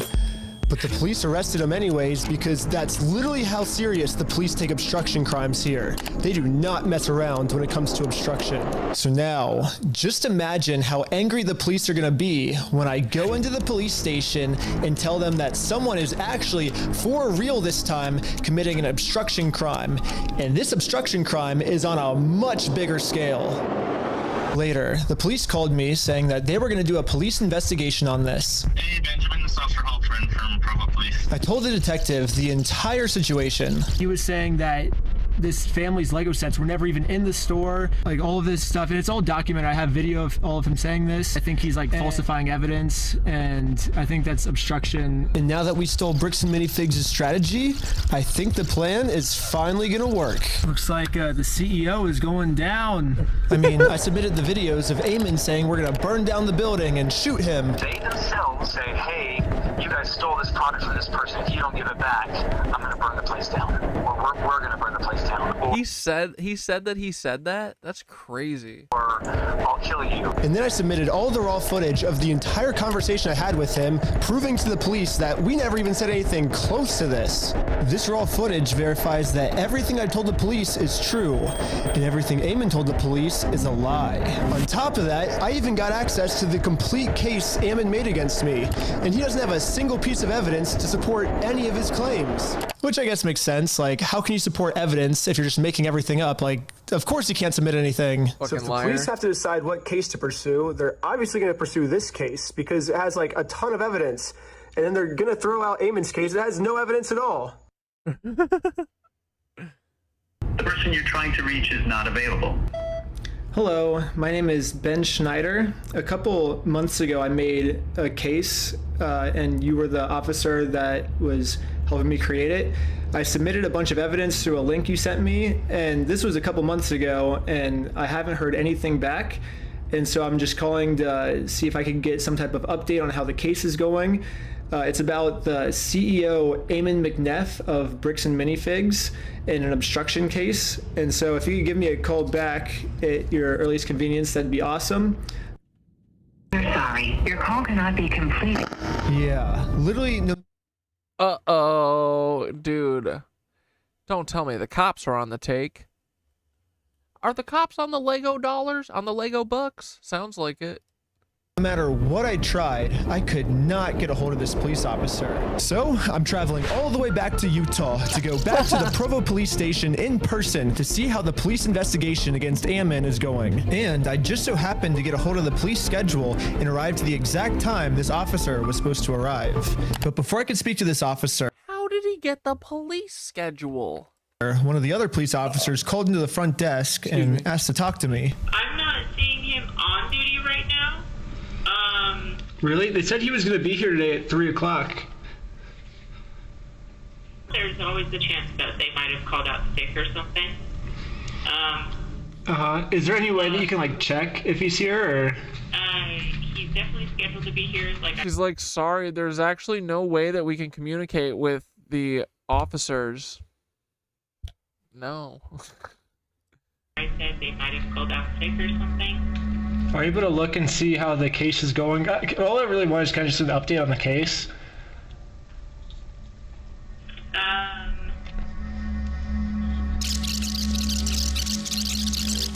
That's not something that I can tell you over the phone. Okay, you can't even just tell me like how it's going, like if he's still looking into it, or? No, I can't. It's his case.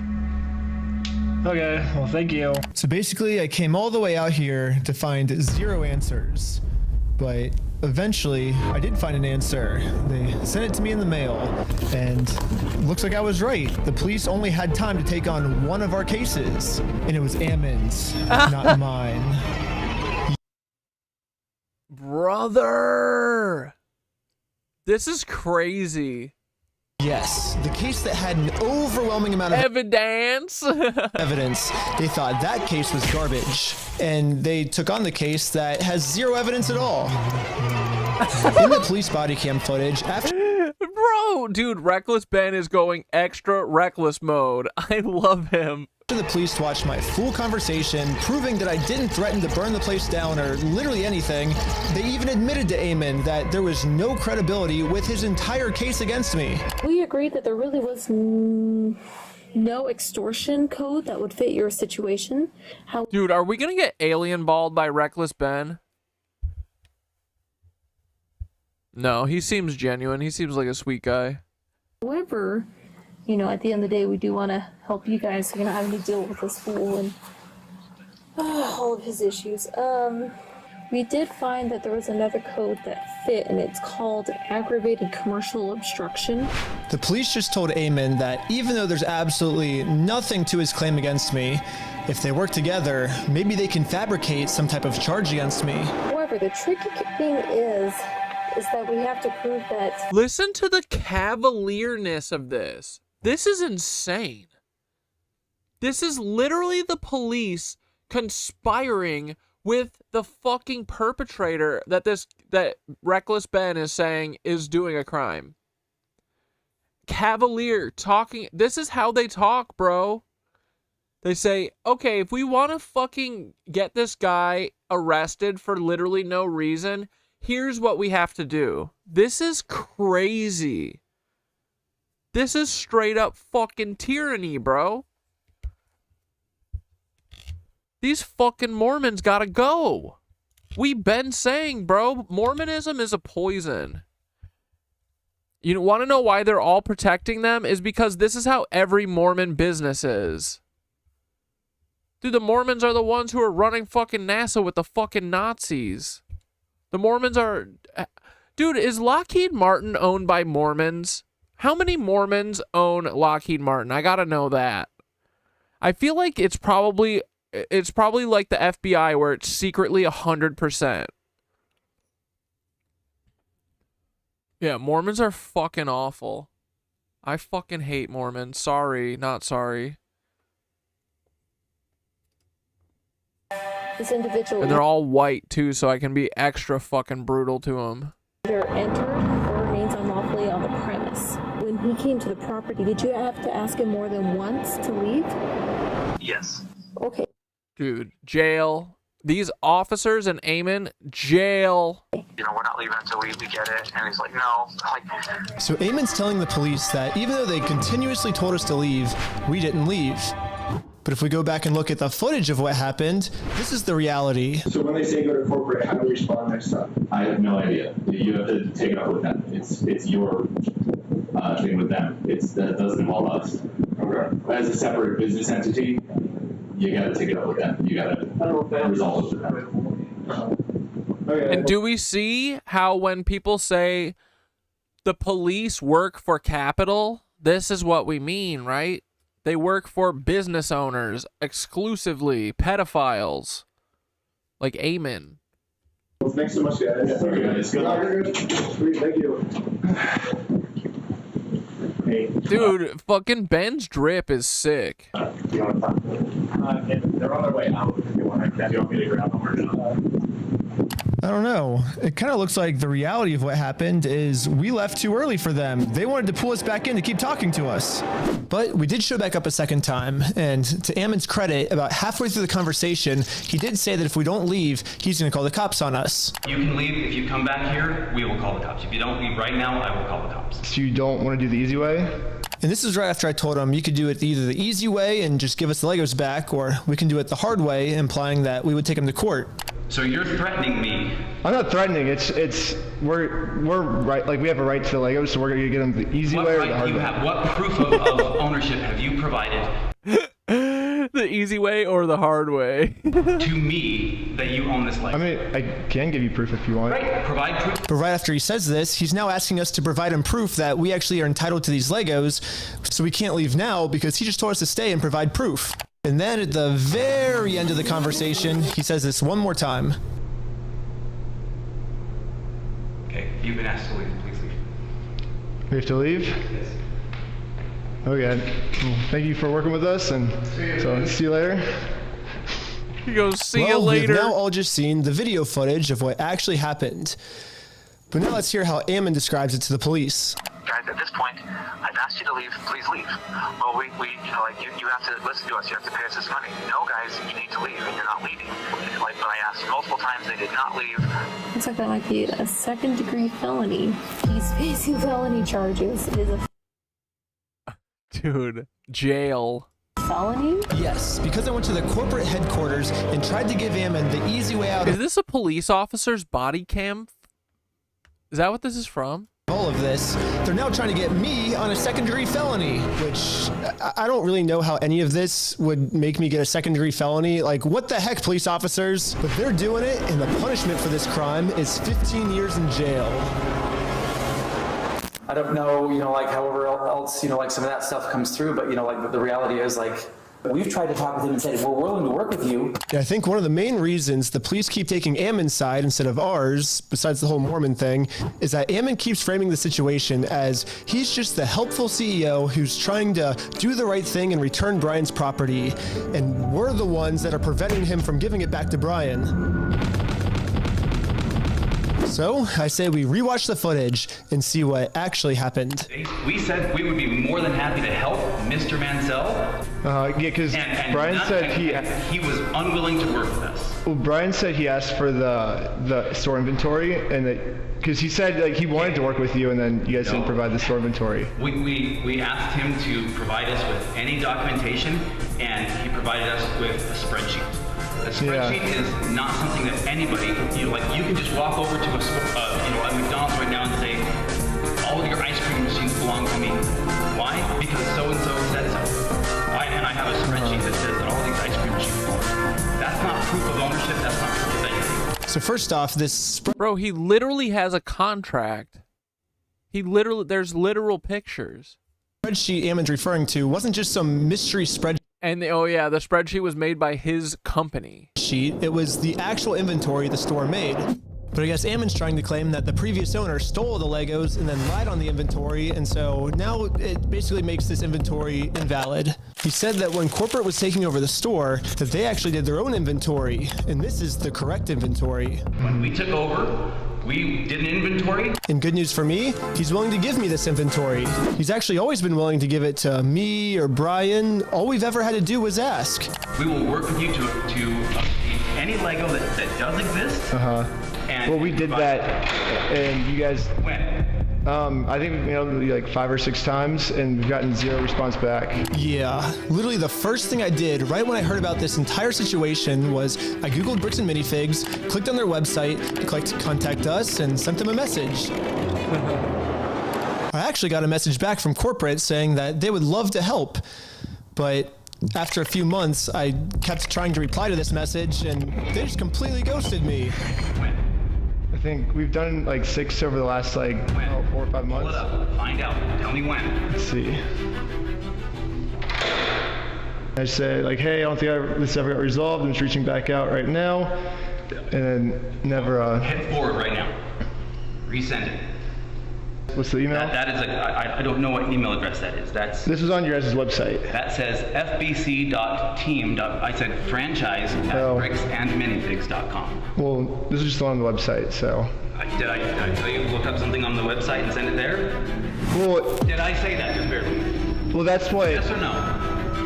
Did I say that? No. I just said. This fucking Mormon dude, Mormon cop. Send me an email to franchise@bricksandminifigs.com, and we will work with that. But you're getting mad at me because I emailed the email on the website? You keep saying that you, like, so I understand that, but I'm telling you right now, and you're trying to argue on something that I didn't give you any information about. I'm telling you, send it to that one. Yeah, but you're like getting upset at us that we emailed the email that was on your website. No, I'm telling you the way to do this, and I'm a Unitarian Universalist, and I hate Mormons. Yup. Probably trying to communicate with a ghost. Well, that's your guys' fault for putting that email on the website. Sure. Okay. Understood. Ben, so why are you getting mad at us because we emailed the website for your instructions? You harass us for all sorts of things. I'm not getting mad at you. How can you get harassed if you're not getting a fucking email, you dumb bitch? We're not harassing, we're just asking for our Legos back. If someone stole money from you and you went and politely asked for the money back, is that you harassing them? It seems like Ammon kept either trying to stall or switch the subject. It almost seems like he doesn't want to actually give us this inventory. What? He keeps saying he's willing to give it to us. You guys can send that inventory list to us? What? I do believe so. Yes. I think we have sent that to Brian.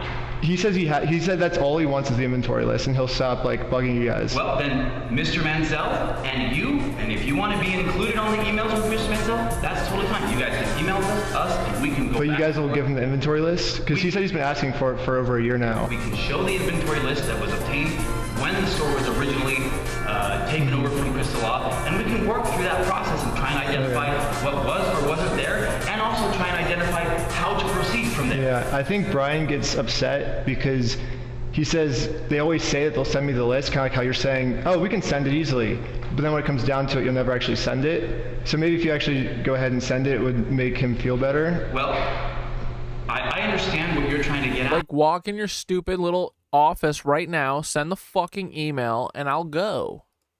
We're more than willing to work with you and help you. That's what I'm saying. Send an email to that email address that I just gave to you, and that will produce results. Anyways, I sent an email to the email he told me about, not the one on their website. That's a bad email. Don't ever email that one or the CEO is going to be pissed. But according to Ammon, now that I've sent this email, Did you guys hear that? I'm sorry. It wasn't me. Should be receiving the inventory list very soon. So I waited all day and I got no answer. So the next day I sent them another email. I patiently waited again for about a week. And finally, this is the response. Mr. Schneider, BAM Franchising Incorporation will not participate in any form of communication that appears designed for public provocation, harassment, or manipulation of facts for the purpose of media content. Attempts to obtain privileged or confidential information through misrepresentation or the creation of fraudulent documents. Just for me asking for this inventory list to prove their innocence, because I want to give them the benefit of the doubt. I want to be like, hey, if you're innocent, I want to prove that you're innocent with this inventory list. But now, by me trying to do that, that's criminal behavior on my part. And considered harassment. And dude, Mormons are fucking dirt. They're dirty, bro. Dirty. This is how all Mormons be, bro. We reserve all rights to refer such behavior to appropriate legal authorities. It's naked. All that fucking dirty soda shit that's in every place ever now. You know where that comes from? Mormons. Yuck. Putting fucking creamer in soda and extra sugar. You're fucking nuts. Drink a coffee. Be a fucking normal person. My God. Wait, are Mormons not even allowed to beat off? The cop. Mormons need to fucking repent, bro. So don't ask for our inventory list or else we're going to call the cops. Yes, Bricks and Minifigs has officially banned me from ever asking for this inventory list again. And I'm not the only one who's banned from asking for this list. He promised us a full inventory right away. We've never received it. Yeah, and every time it's been just absolutely nothing. So we've never gotten anything. We've never gotten an inventory list. Yeah, the previous owner who got her entire store stolen from her by corporate, I mean, she's legally required to get sent an inventory list, and even she, 2 years later, has not gotten it yet. It would have resolved everything because they would have had to identify everything in the store, and it would have identified all of Brian's stuff, and they never provided it, so we couldn't then demand the third-party evaluation. And it's now, what, a year and a half later? You know, who knows what. Still no inventory. Dang. So, would have solved a lot of problems a year and a half ago to go, here's the inventory. And even Brian still hasn't received this inventory list yet. I've never received an inventory list. I've never received a record of sales because they can't provide it. They opened the store up almost right away and started selling it.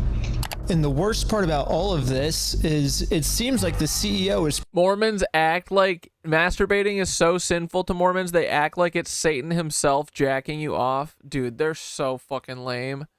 Everything about Mormons sucks. They suck. Quit your religion or choke on a... pretty much just trying to rub all of this in everyone's face. When I turned on the news, I saw this.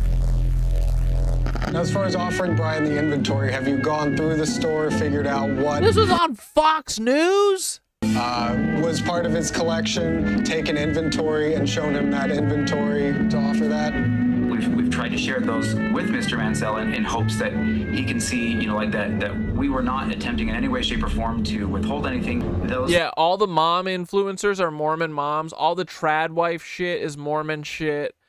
Dude, even like I'm convinced like Love Island and shit, like, and honestly most of the Bravo shows, right, they're all so fucking sexist, and it's all like very Mormon coded. Like, I don't know, it's very puritanical, kind of. It's like meant to shame like promiscuity or whatever they want to paint as promiscuity. I don't know. Very trad wifey. Then were offered to him, and the initial offer was rejected. So now on public television, Ammon, the CEO, is telling the world that he tried to give us this inventory, but we're the ones that didn't want it. We do want to help him recover as much of the collection. Our number one priority right Dead-eyed fucking Mormon. Look at him. now is to ensure that he gets made whole. We know that... Dude, he has black demon eyes. This man is possessed by greed. That we have a responsibility to work with him to make sure he does get made whole. So you've offered Brian the inventory of sets that was in the store? Yeah, whatever was left over, we've offered that on multiple occasions. So we've tried to make multiple offers, and hopefully we'll be able to... What, do you not know? You have his address. Just fucking ship him, bro. What do you need? You need a tuggy or something? Get them to the table so we can discuss it. And this is pretty much Ammon's game plan now. Go on as many news stations as you can and lie. The entire time we were saying, hey, we want to help, we want to help. The main narrative now seems to be Bricks and Minifigs has always been trying to give Brian his Legos back, but Brian just never wanted them back. Would you be willing to just take... Brian slowly closing the curtains. Take this? And the answer was no. It was attempted to be given to the family, and it was refused. They made the offer and said, hey, you can have all this, and that offer was not accepted at the time. Well, that's Ammon's side of the story, but I say let's take a look at what actually happened. Read from the bottom up. That is our correspondence with Bricks and Minifigs, trying to work with them in getting the sets back. So right when this happened, Brian hired an attorney to reach out to Bricks and Minifigs. They sent an email saying, how should we proceed to retake the possession of the sets/minifigures? And they actually emailed back saying they were willing to help. And then after this, they just never respond. So Brian's attorney sent them another email, just following up on this, when can we pick up the sets? And they still didn't respond. So the attorneys emailed back saying, it's now been 16 days, how can we get these Legos back? And finally, they received a response. It says Brandon Best and Joshua Johnson have no legal obligation to return any of the Lego product that exists in their store to you. What? So yeah, basically they're saying that they're the ones that are not able to work with you, is what it seems like. Exactly. They finished this email saying, we consider this matter closed and will not be returning any Lego products to you. So as you can see, that's the reality of what actually happened. But then Ammon goes on Fox News and says this. So they actually did have an attorney send information to us. We said, great, appreciate this. Let's see what we can do to work this out. Yeah. And then we never heard back. Bro, this is the most brutal documentary ever. Netflix could never. This is incredible. This dude burnt his entire company over giving back like 25 Star Wars Lego sets and like $12,000 or something. Brian Mansell would have accepted like $20,000 and a couple fucking Star Wars sets back. Come on, bro. This is nuts. This is what Sherlock is right. There's something way deeper going on. There's far more corruption here. This is why the police are helping too, I bet. Is because they probably do this all the time. Eamon's mustache offends me. Yeah, dude. I want to cut that shit off. That thick shit off. So why is Ammon going on like Fox News then and saying we wanted to give Brian his stuff back? He's the one that didn't want his stuff back. He didn't want any of his things. That's my point. I don't know. He's lying. I truly do believe in integrity. Truly, I believe in the sentiment of integrity, and I believe everyone should have integrity. He believes in the sentiment of integrity. Dude, who's ever said that before besides a fucking liar? He believes in the sentiment of integrity. This shit's nuts. Goofy bitch. But anyways, another thing the CEO seems to be pretty upset about is that when Brian kept demanding his stuff back and couldn't get it back, eventually he had enough. And he was like, I'm gonna make a Facebook post about this. And in his Facebook post, he called Bricks and Minifigs thieves and liars. It's owned by thieves and liars, and the cops won't do anything. They literally stole an 83-year-old's Lego collection worth over $100,000 that he was saving for his grandchildren's college. They have admitted to having some of the sets in the store, but will not return it. The owner, Brandon Best, his partner, and blank are all in on it. Horrible people. And this Facebook post, like, really pissed off Ammon. I mean, Bricks and Minifigs is literally suing Brian now for millions of dollars, all because of this. I mean, back when I was talking to him at corporate headquarters, he made it very clear that what they did is technically not actually considered theft. There is no theft. Do you understand the legal definition of theft? Legally have to be the definition of knowing that the property was stolen or otherwise. He's like, I didn't know, and I have it now, and I'm not giving it back. Was not known to that person. And on my phone, it was not known until Mr. Mansell came in days later and said, I have some of these things that need to be. And that's another lie again, because it's not another lie. Dude, Ben is so good. He don't give a fuck. So I showed Ammon the security camera footage where corporate acknowledges that they are now going to be responsible for these Lego Star Wars sets. These are ones that he has not been paid his percentage yet. And if I don't have the tickets, I won't know how much I need to pay him.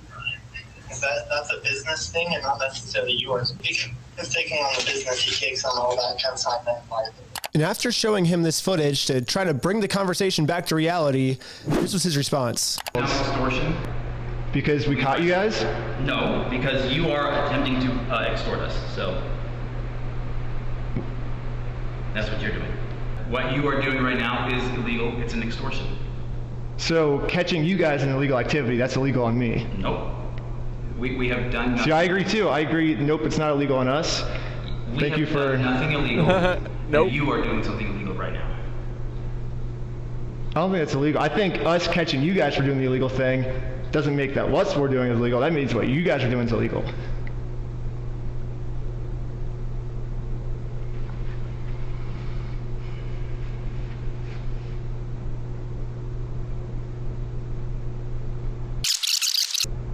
Okay, you've been asked to leave. Please leave. We have to leave? Yes. Okay.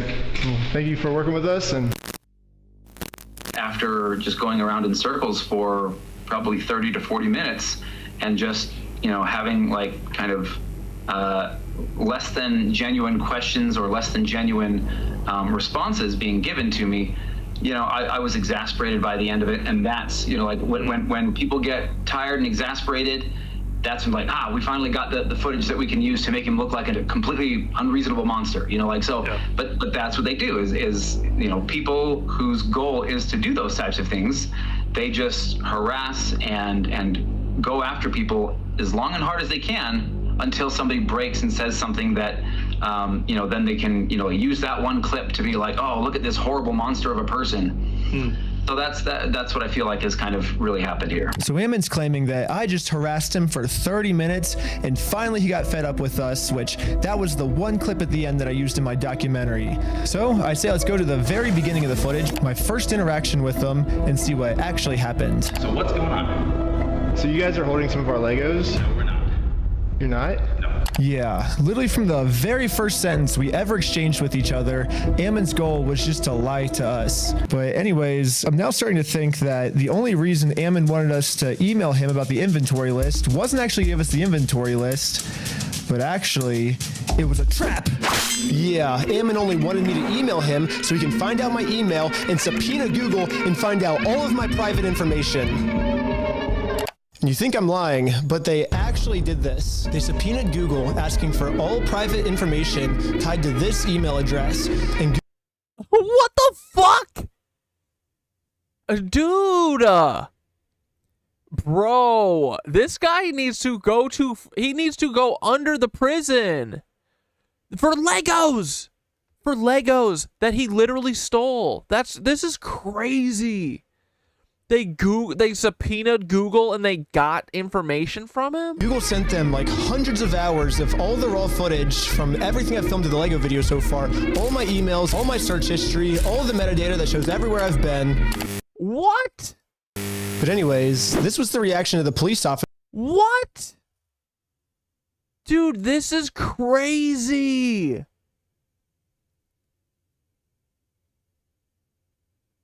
What, like anything in his Google Drive? Do you see? Holy fuck, dude, this is Palantir.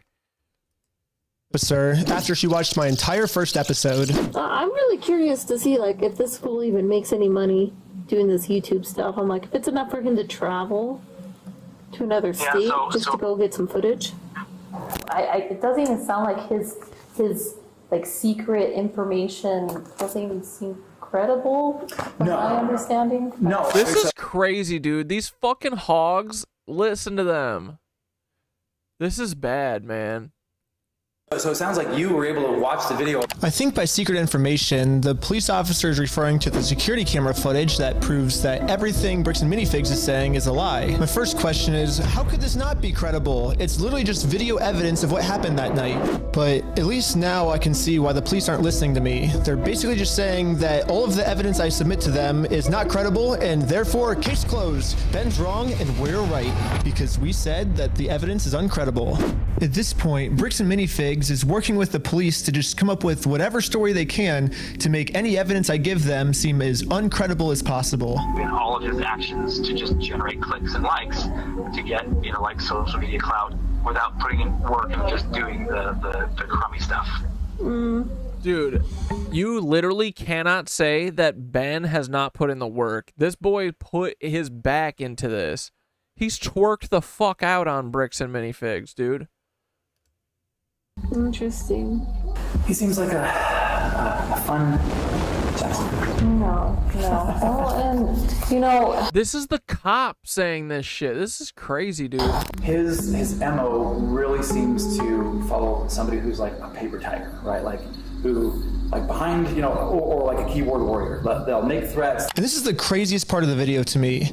Ammon's claiming that I'm a keyboard warrior. And a keyboard warrior is basically just someone who talks a lot of smack online, but then when it actually comes down Bro, Ben don't talk smack and not follow through. He's a follow-througher. To it, they won't do anything in person.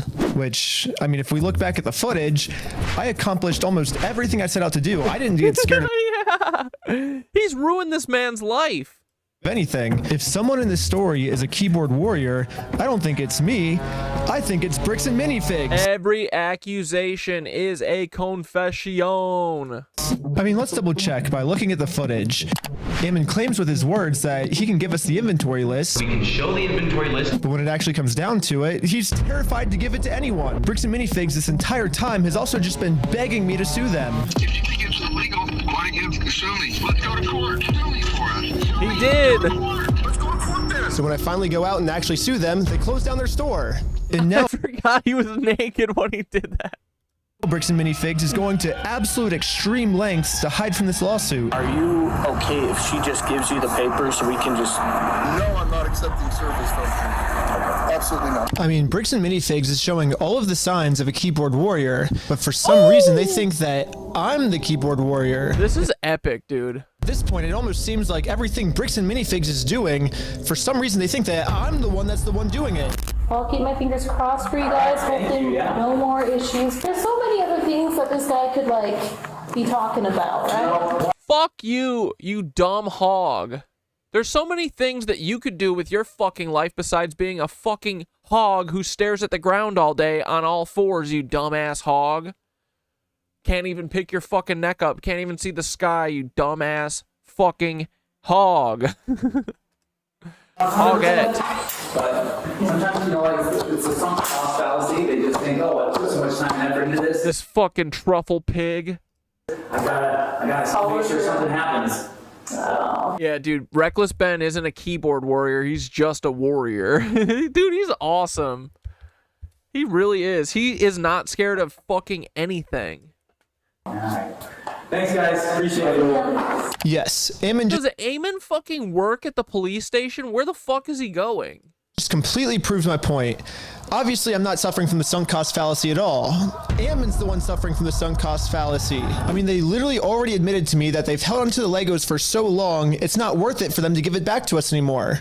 We're not going to distribute those things at this point. We've kept them on hold for this long, so. Let's see what else Bricks and Minifigs is accusing me of. Well, they're suing me for defamation. But this entire time, Bricks and Minifigs is actually the ones defaming me. They themselves say, hey, you guys stole this product from this person. If you don't give it back, I'm going to burn the place down. Let's go to the next thing Bricks and Minifigs is accusing me of. Extortion, when they're the ones actually extorting me by saying if I don't let them steal the Legos from us, they're going to make up a reason to throw me in jail. You stole them, bitch. I stole the Legos? Yeah, you're a fucking thief. He says, you stole them, bitch. Dude, at one point, he literally says, okay, fine, I'm going to give you the Legos back. We got them. Okay, we're going to do it. Hey. Okay. You can shut the fuck up. That's your fucking choice. Bricks and Minifigs is also getting me for RICO charges. They're charging Reckless Ben for RICO. I think it is more likely that the police are guilty of RICO, right? And if you look at the CEO's previous businesses, he actually got sued for RICO. He's the one guilty of RICO, not me. They're also accusing me of sending a sniper to shoot out the windows of the McNeff house. You guys want to come to, you can see the window and see where they were shooting from. It could be a sniper right on the hill. When the police got there, they realized it was actually a construction A sniper on the hill? worker who accidentally shattered the window. It seems more likely that it happened from construction work than it happened from some random people across the way.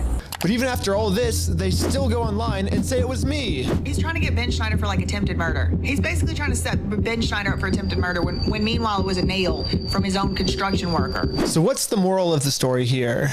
It looks like everything bad Bricks and Minifigs is doing, they think that I'm the one that's doing the bad thing. It makes no sense.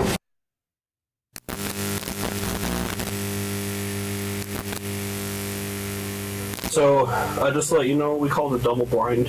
The person who committed the crime may or may not be in the lineup or depicted. So I will give this to you. You'll have as much time as you need to choose someone or to not choose anyone. Whenever you're able to feel that you have ID'd somebody, I just ask that you circle it and then initial next to it. He goes. And then, like that. Perfect. Okay. There you go. Okay. Cool. Really, this was like the final step that I needed. This is legit. We've been able to verify who he is now. Yep. So the police put on this big performance to make it look like they're going to all this work to verify the facts, when in reality, they already know who I am. They already subpoenaed Google. They already watched my entire first Lego video. They already went through all my search history. This is crazy, bro. To me, this just feels like a staged performance so they can show the world, hey, look, we verified everything, when if they would have just put an equal amount of effort into watching the raw footage I submitted to them, they would have found out that Ammon's just completely lying to them, but for some reason they didn't. A few weeks later, when I ended up going to court, this was the staged response. My name is Nick Mielstein. I'm the prosecutor. Is Benjamin Schneider here? Yes. If you want to take care of that today, we can do what we call a plea in abeyance. Were you able to see the footage I submitted to the police of our interaction? I have not watched it, no.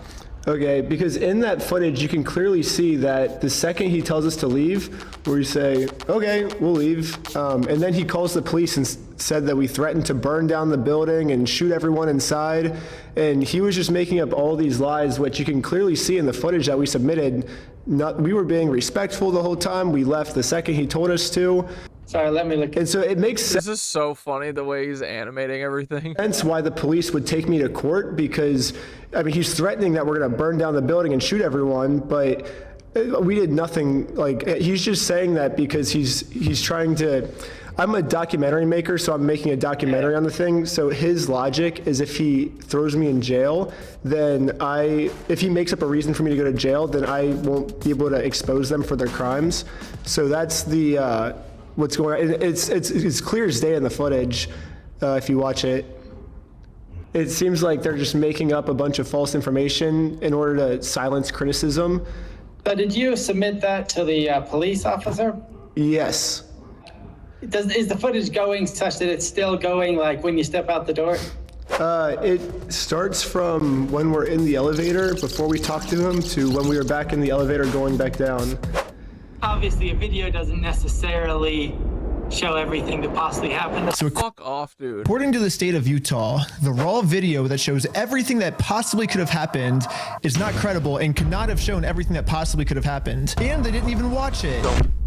They're literally just taking Ammon's word for everything and completely ignoring all the evidence. So where does this leave me now? This is so fucking frustrating. Not only am I being charged with a bunch of mystery crimes in American Fork, Utah, but I'm also being charged with a second-degree felony up to 15 years in jail in Provo, Utah. And now that they have written proof that I'm committing all of these insane crimes against them, I mean, obviously Bricks and Minifigs just made up everything, but that's not how the court sees it. The court thinks that these are real, and for whatever reason, the court wouldn't let me share my side. They only heard Bricks and Minifigs' side. Ben's side was not in the room, was not heard. The court signed an order erasing his published work on the strength of the company's verified complaint and the company's motion, with no one there to say a word against it. Yeah, the judge granted a temporary restraining order, preventing me from even talking about Bricks and Minifigs, which sucks because this was the night I hit 1 million subscribers. And all my friends threw a giant surprise party for me. That's so sweet. Yeah, Bricks and Minifigs gets to just keep spreading their lies about me, and I just have to sit in silence, and there's nothing I can do to stop them. It's crazy to think about how much public support I was getting. $200,000 Lego dispute. That's turning into one of the craziest legal cases and an internet crusade that is just exploding. A $200,000 Lego collection. This $200,000 Lego scandal is literally one of the craziest things I've ever seen. This might be the best video that I've seen. This is one of the crazier stories I think I've ever covered. Run by Mormons. Reckless Ben. Reckless Ben. It really seemed like the entire internet was uniting to stand up to this bully of a company. Bricks and minifigs can Suck my fucking dick. Brick by brick. Brick by brick! Brick by brick! It really did seem like we were right about to get the Legos back, but I was wrong. Now the court has silenced me, and it looks like all the work I put into this was just for nothing. And you're literally going to jail. Going to jail for helping some guy try to get his fucking Legos back. However, people were... We live in an insane world, dude. I fucking hate lawyers. I fucking hate judges. I hate the law. I hate our fucking government, bro. I'm so over this bullshit. This is what they'll do over Legos. What the fuck? Pretty upset that I was silenced and decided to protest. Brick by brick! It sucks that I'm not even allowed to be a part of this movement anymore. He's got a beard on. Brick by brick! Or maybe I can be here. I just have to be in disguise so no one recognizes me. Always causing trouble, bro. No. Alright, I'm here with, what was your name? I'm Jerome. Just here to support the cause. Jerome! Just an American Fork local. Just here to support. Here with Jerome. I spent the rest of the day protesting for the cause, and not a single person here recognized who I actually am. And maybe the protesting worked, because after a full month of remaining silent, I finally have an announcement. Well, it looks like I don't need this disguise anymore, because I have my freedom of speech back, baby. I can say whatever I want. I can say bricks and minifigs sucks. I can say bricks and minifigs touch old people. And look, I just said it. I'm not in jail, which is sick. We got our First Amendment rights back. Yeah. And now that I have my freedom of speech back, everyone is wondering how Bro, is he not tied into this fucking thing? This boy crazy. Bricks and minifigs can make He up has no safety harness. What the fuck? for the fact that they made up all these lies about me to take away my freedom of speech. Most legal experts are saying I could easily win millions of dollars from bricks and minifigs, but instead, I have a better solution. If they want to apologize, they can say they're sorry by doing the chicken dance.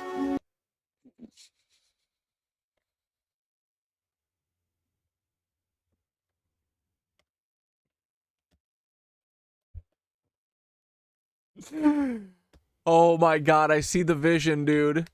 If they drop all the lawsuits and they record themselves doing the chicken dance, he'll stop? He's reckless, dude. He's reckless Ben. Oh, I see the vision, baby. And I will take that as a sincere form of apology. And once I do the chicken dance, then I will know that Bricks and Minifigs is sorry. And we can finally move on to the next video series. It'll be awesome. So you guys might be thinking, why do you want them to do the chicken dance? And there's actually a reason. So this entire time, Bricks and Minifigs always says the right thing, but then their actions don't match their words at all. So I was thinking, well, if they get given an apology, they might say the right things, you know, but they're not actually going to mean it. So by doing the yeah, their actions need to show that they mean it. Chicken dance, I'm going to basically just be giving them another opportunity to do the right thing, not just with their words, but with their actions. Dude, this is literally, he's making them fuck a pig on live TV. Oh, bro, this is, we gotta blackmail all these motherfuckers into fucking a pig on TV. This is incredible. Oh, Icon just said, this is so crazy. I heard Ben said he would drop it if they would just do a video of them doing the chicken dance. Holy shit, I'm a massive Reckless Ben fan now. Hey guys, don't be surprised if Reckless Ben dies in a helicopter crash in the next week or two. And once they decide to do the right thing, then I'll move on to the next video series and never talk about Bricks and Minifigs again. And also make sure to check us out at Dude, and I hope, dude, this is so what he's gonna do. They're gonna do it, and he's not gonna stop.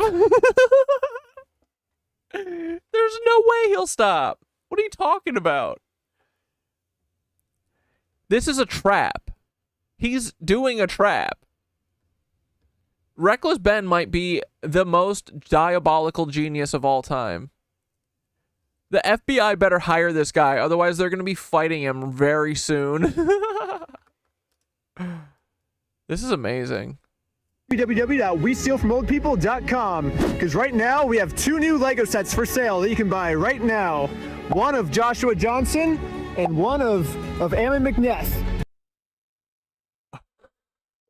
And we're only making 500 of each, and once all 500 of each sell out, we're never making any more, and you gotta buy them now because someday they're gonna sell for like $1 million or something. They're gonna be collectibles. It's gonna be sick. Also subscribe to Patreon. You'll get tons of behind the scenes, tons of extra footage, full interviews. Also, part 4 is coming soon. If you subscribe to Patreon, you'll be the first to watch it. And also subscribe to part 5, subscribe to part 6. Part 7, all the way to part 100. We're doing 100 parts. My lawyer said if Bricks and Minifigs sues me, which they've still not dropped their lawsuit, then it'll be at least 2 years and 52 weeks a year. That's 104 parts at least. So come back all the way till 100. Holy shit. Hold on. I gotta watch the ending of this again. This was too good.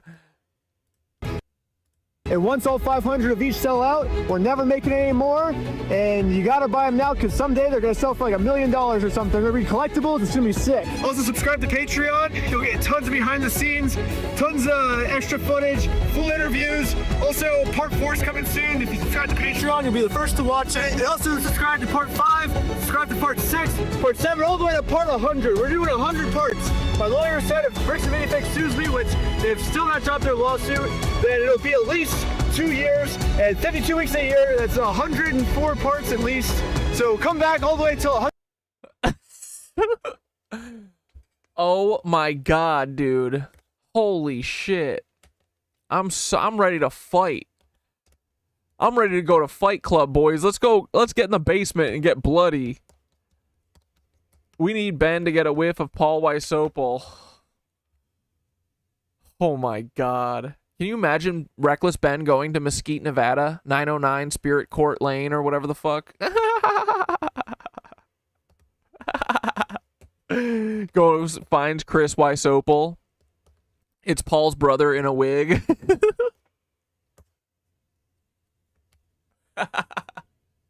Paul threatens to sue him. Oh, man. Yeah, we need more Reckless Bens. Yeah. I need to be more reckless. We all need to be more reckless, bro. Dude, his name should be Ungovernable Ben. Dude's a bloodhound, yeah. Dude, that was incredible. And the best part is it was a major recap, but with plus bonus shit added that we haven't seen before. Whew.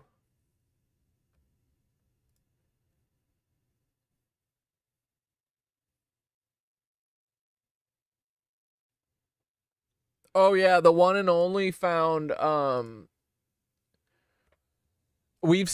seen this Paul article about them pointing lasers at fucking at planes.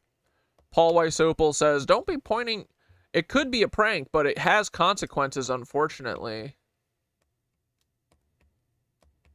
I love Paul so much, dude. Paul's the best. What's this? 2016 Tampa, August. FBI arrests convicted felon wanted in connection to Columbus robberies. John Arthur Morris. Almost 3 first names. Where's Paul's statement?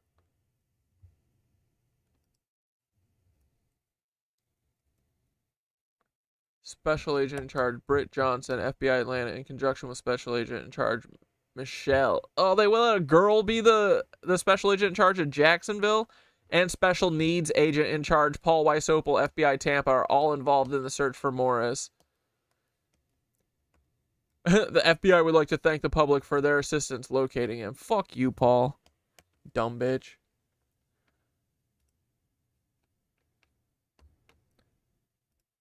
All right, boys. It's probably that time. What an eventful stream. I had a lot of fun tonight. Hope you all did. And dude, we got a new fucking scent on the Paul Wysopal case. Oh man, we're truly living again.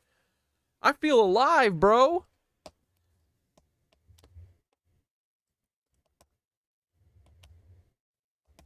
I feel alive. Guys, are we in Paul Wysopal psychosis, or are we right?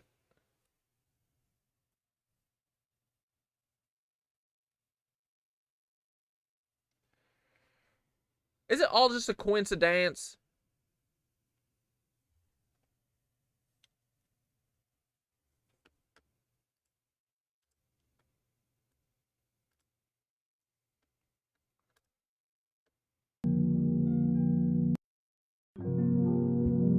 Oh yeah, boys. Let that Mark Beats meditation roll over you.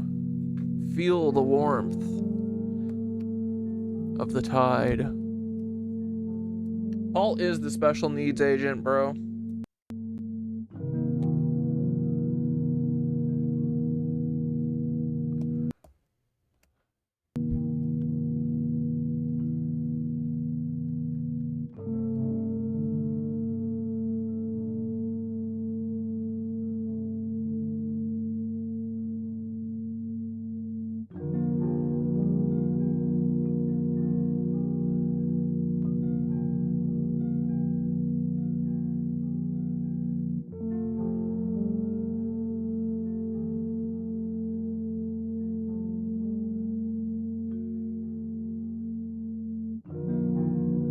Oh yeah, boys. It's just a coincidence. Hold on, my computer's breaking.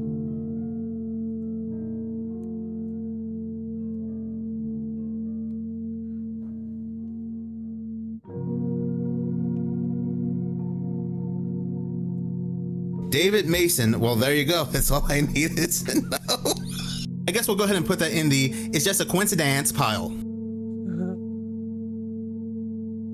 You're flat. You can't even carry a fucking note. I don't care about your little, like, horn lip. It doesn't mean that you know how to play. You're flat. I love how out of breath he is the whole time. It doesn't mean that you know how to play. Your sub just expired mid-show? What the fuck?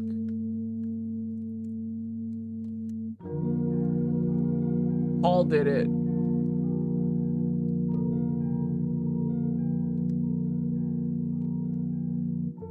Billy, we all found his address. Dude, oh, yeah. Well, no, Philly, guess what? This is crazy. I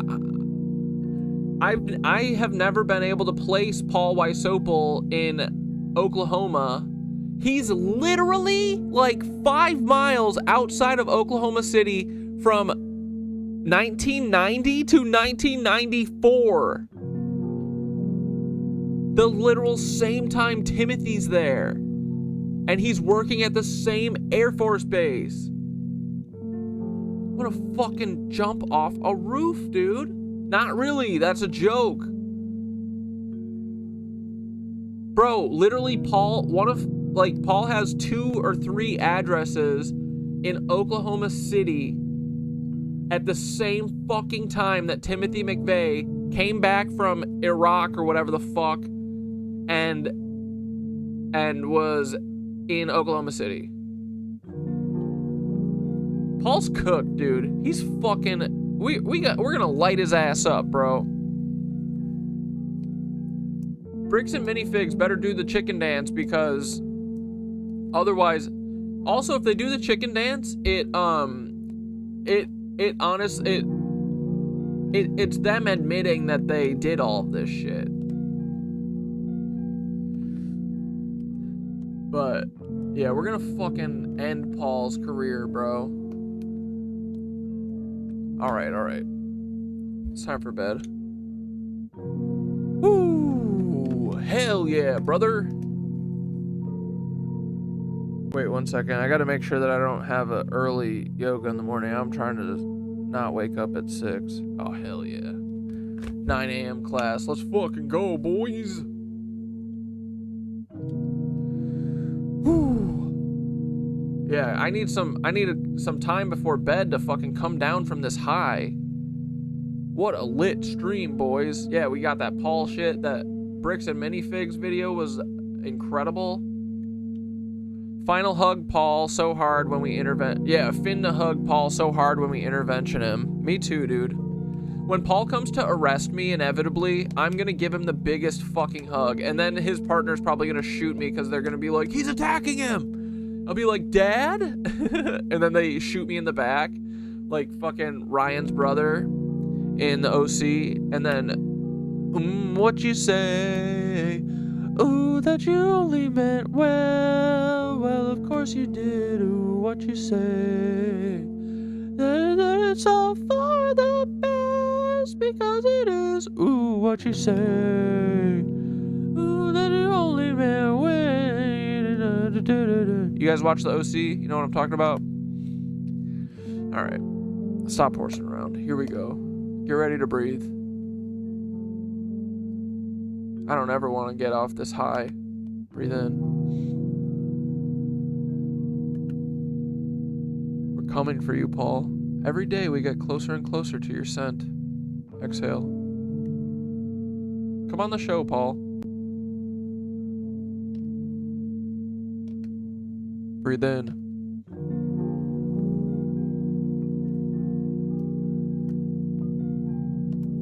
Yeah, the OC is a banger, dude. I love the OC. Exhale.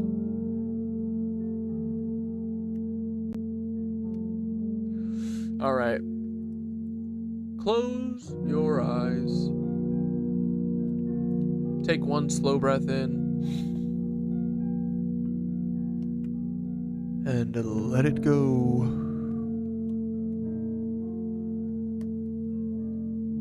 Allow your body to become a little heavier. There is nowhere to go. Nothing to fix. Just this breath. No. Imagine you're standing beside a quiet lake at sunrise. The water is perfectly still, and as you look across it, you notice the mountains, the trees, the clouds. Every one of them is reflected on the surface, and for a moment, you can't tell where the world ends and the reflection begins. Now imagine dropping a single pebble into the water. Tiny ripples spread outward. They touch every reflection. The trees begin to dance. The mountains shimmer. The clouds gently move. One tiny pebble changes the whole lake. Take another slow breath. And notice that your life is like that. Every smile you've shared, every kind word, every meal you've cooked, every cat you've pet, every hug, every beaver, no, I'm just kidding, every laugh, they all become ripples. You never really know how far they travel. Amen. Now, imagine that every person you've ever met is standing around the edge of the lake. Friends, strangers, teachers, children, even the people you struggled to understand. They're all looking into the same water, from different places, but into the same lake. You begin to realize no one is holding a separate piece of reality. We're all looking into the same mystery, just from different shores. So take one more slow breath. And as you breathe in, feel the whole world breathing with you. And as you breathe out, imagine your breath becoming part of everyone else's, not because you're losing yourself, but because you've always belonged. Like one wave, returning to the ocean. One final deep breath in, and slowly let it go. Tomorrow, may you remember, you don't have to carry the whole world, just your little ripple. The lake will take care of the rest. Good night, KNITWITCHES. We love you. See you tomorrow. I really like the show FBI on CBS. Paul, that's your life you're talking about, you goofus. Bro, I'm pumped. I'm gonna have to make that video tomorrow about Paul.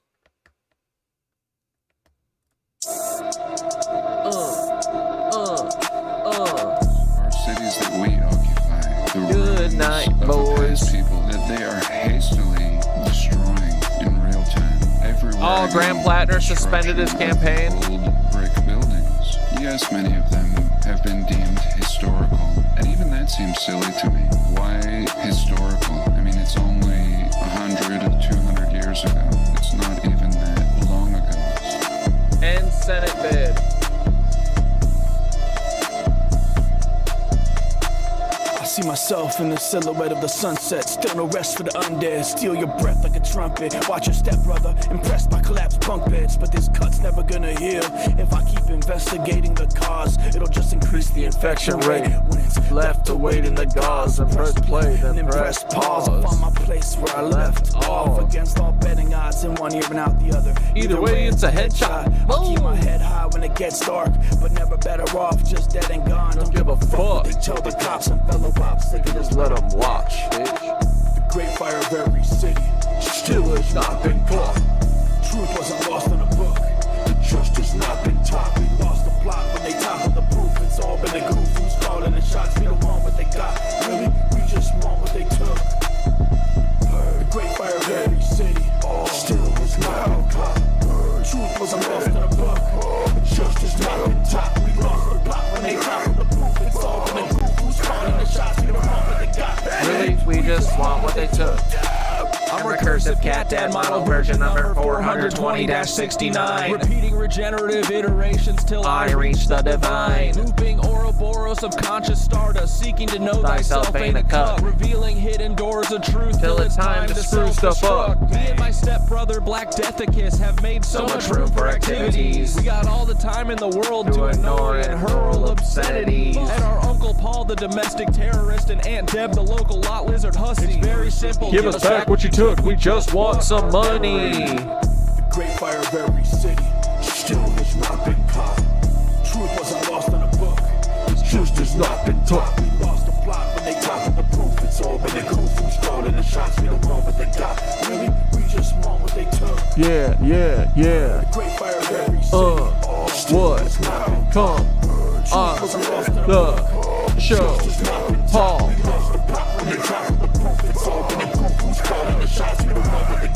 Really, we just want what they took, bitch. My war paint is lead-based till it's in your face like a head case. Yeah. You'll never save the day till you learn to meditate in place. Never raise the stakes or make the same mistakes. Go Idaho and leave them all in a vegetative state. Pagans infiltrated the jail. Snakes will have you praying to make bail. No Yeah, where the fuck Aunt Deb Save been? self, escape cells and see it's the same hell. Life's a slap on the head as we punch clocks. I sat on the edge till I jumped off. If I lose We the need action, less better Paul stop and talk. more Deb. Gladly invest in some bump stocks. Yeah. Guns. Guns for Paul, boys. Guns for Paul. Guns for Paul. Guns for Paul. Guns for Paul, bitch. Guns for Paul. Alright, boys. Let's see what Graham dumbass had to say, and then we're going to bed.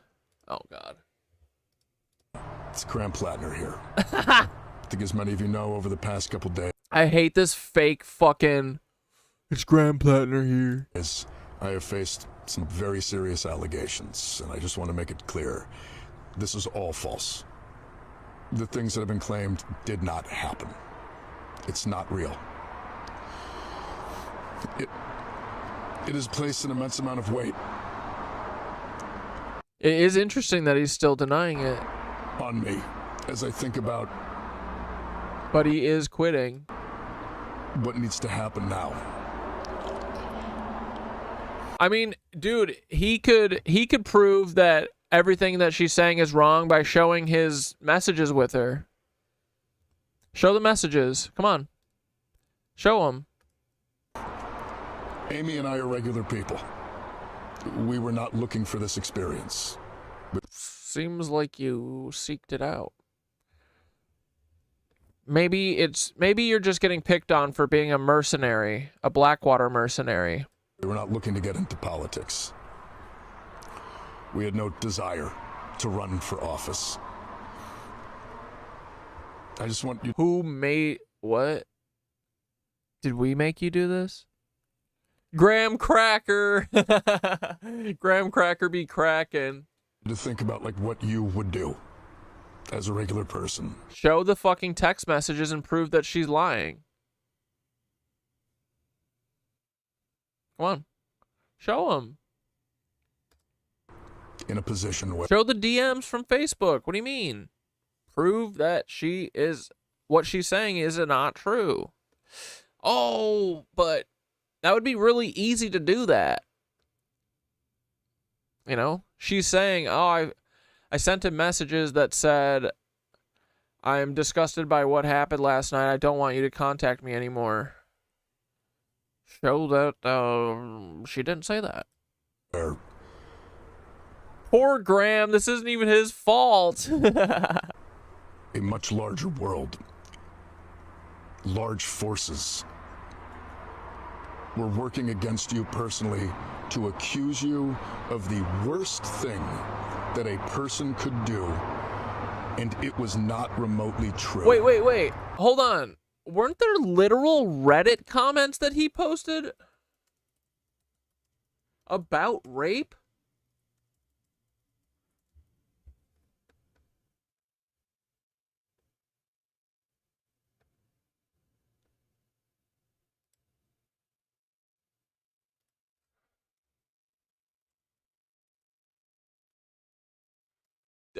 Didn't he say something on Reddit? Everything's being taken over by this story. You guys let me know if I'm wrong or right. I learned about this through press inquiries. With no time to truly respond, no time for investigations before. Literally open your Facebook or Instagram messages and show us. It's that easy. Open them. A corporate media system and the political establishment got to act as judge, jury, and executioner. Accusations are supposed to be the beginning of things, not the end. I think it's really important to understand why this is happening in the timeline, why this is happening right now, much like October when the first attack started, much like the news that was created the week. Is he blaming this on Hamas? October 7th? He's like, Hamas is doing this. Not good. Before the primary, there is a reason that this is happening now. This dude was always going to Fetterman everyone anyway, so doesn't matter. His replacement is going to be a cuck loser. We can't win this way. We have to be ungovernable like Reckless Ben. I only have until July 13th until I am officially the nominee. This was the last week to try to get me off of the ballot. What? And that's what. Is the election next week? This is occurring.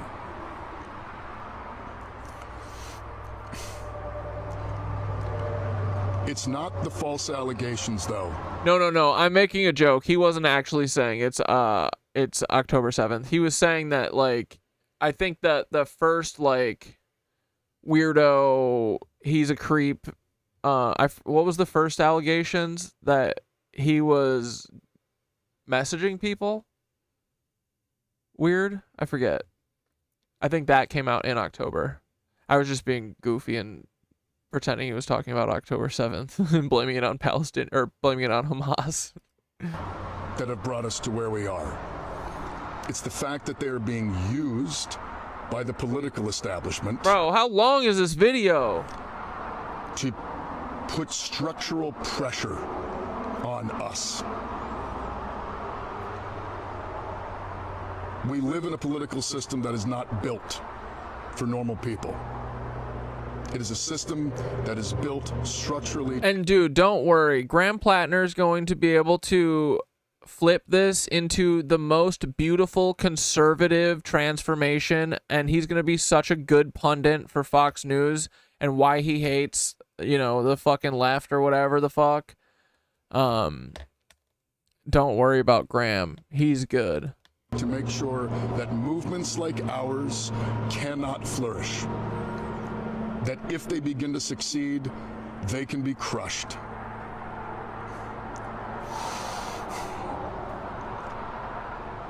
What we have accomplished here, you made possible. The people of Maine, the volunteers, the voters, the grassroots donors, and I have all the faith in the world that we could win if we could continue to harness that.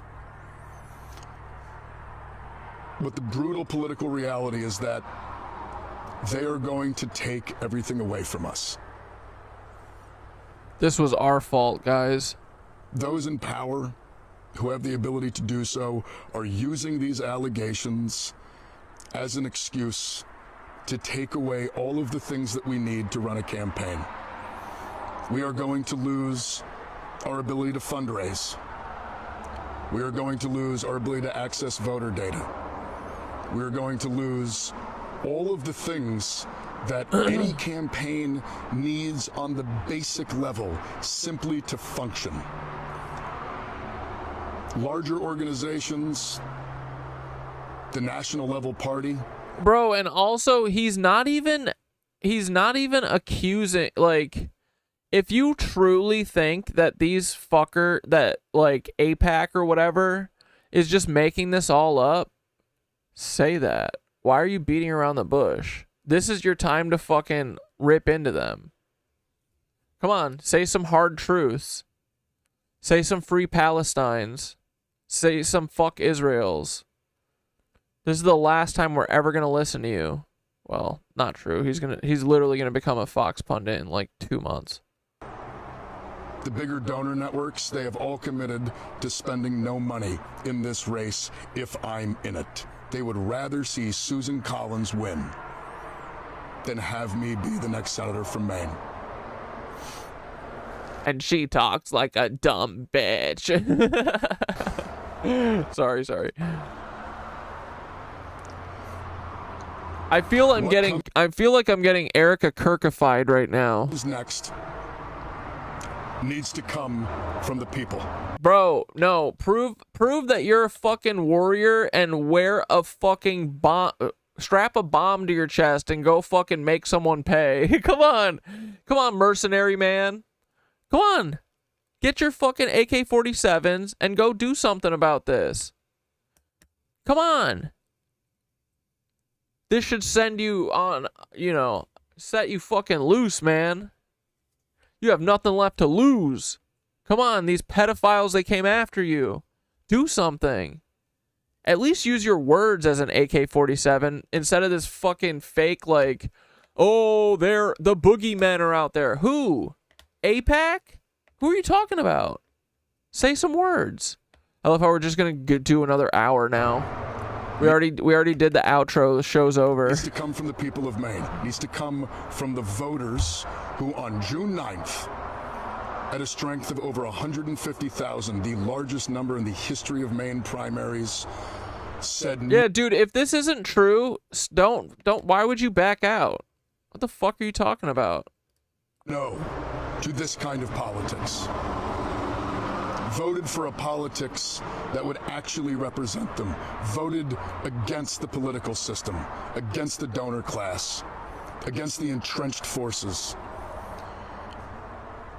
And I'm not asking for how this process is going to work. I'm not trying to dictate to anyone who it should be or how we get there, but I will say this. It needs to be open, transparent, and democratic. It needs to be reflecting the will and the values of the people that built this movement, the people that showed up on June 9th. Bro, literally how long is this fucking video, bro? People in D.C. need to stay in D.C. Decisions should not be made in back rooms by people in places of political power. Party apparatchiks are not the ones to make these decisions. These decisions need to be made in the open by the people of this state, the people who got us here. This is exactly the kind of political system that everyone voted against on June 9th. And for that reason, we need to be assured that it is going to be open and democratic as we move forward.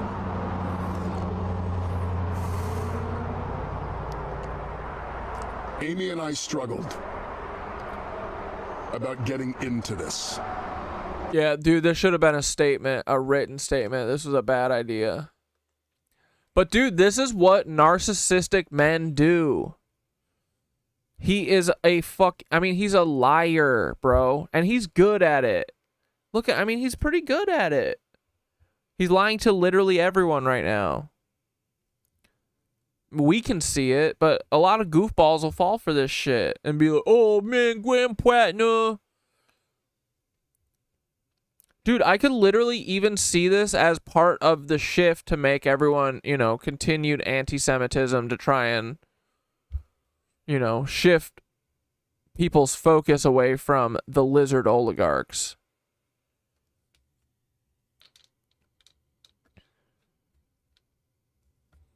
Like, no matter what, this is all a win-win. If Graham Plattner wins, he's controlled opposition. He's never going to do anything real. He's going to fucking John Fetterball all of us. And if he loses in his sex scandals, that whoever fucking did a background check on this bitch, they had to have known this shit. I think they make you give them your phone and, like, they look at literally everything. You got to give them your accounts to get vetted for this shit. Fuck yeah.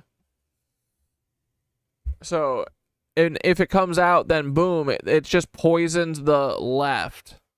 The fake left that they provide us, which we've never seen an actual left, period, ever. This is far center right. Last summer, right around this time of year, we sat down and we looked at each other and we said, if we believe in the kind of politics we think that we do, we have to do this.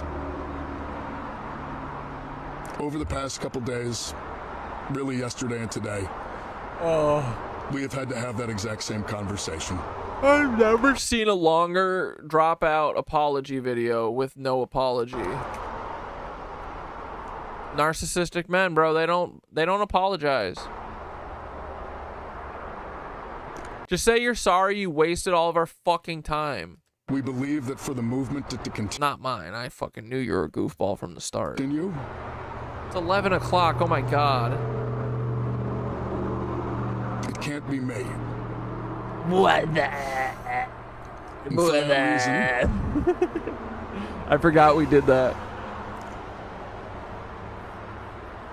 Dude, honestly, that's probably why the show's been so lit tonight. I'm going to start every show for the next 500 shows. I'm starting with 5.5 minutes of ohm. It's the new ohming.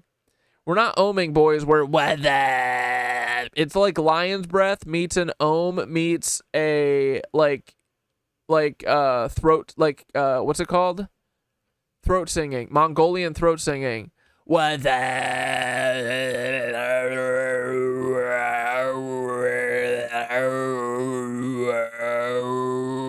How do they do it, dude?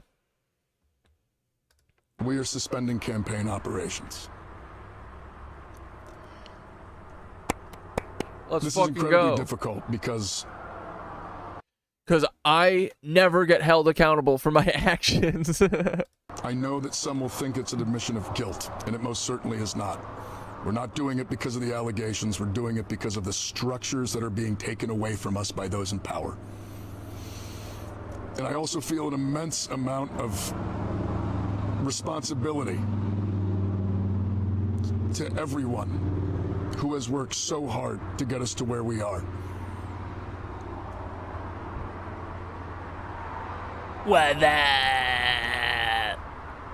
We went toe-to-toe with one of the most entrenched political systems in the history of the world, and we won.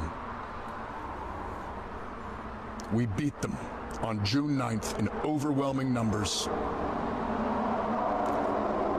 We did it the right way. We built a campaign. We engaged in electoral politics. We motivated people. We banded together. We did it the way that we were told we are supposed to make change. And we won. And now they are not going to let us have it. So stay in the race and prove your innocence. I don't get this, dude.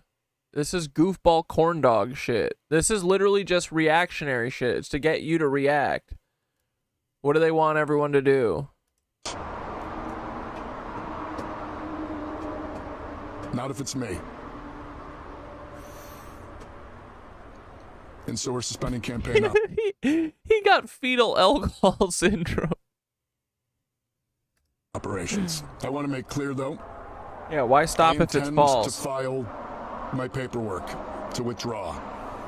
The process needs to assure that what comes next is reflective of the Mainers who on June 9th turned out and showed that they are desperate for a different kind of politics. It needs to be driven not from back rooms, but by the will of the people. And the decisions that come next must come from that. Nazi All we were boy. asking for was health care. Was to end the genocide. To use our taxpayer dollars at Say free Palestine, bitch. home to uplift our communities instead of waging war overseas. We were asking for a fair system. We were asking for an end to the corruption. The end to the money in politics. We were asking...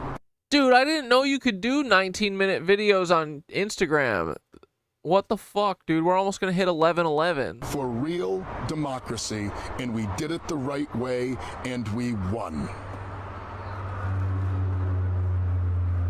I thought this was gonna be But now the ball 45 is in the court of seconds. the Democratic establishment. My name might be on the ballot right now, but that ballot line belongs to the people of Maine. And on November 3rd, it needs to belong to the people of Maine. And the next Democratic senator for Maine needs to belong to the people of Maine. They need to reflect the will and the values of the people of this state.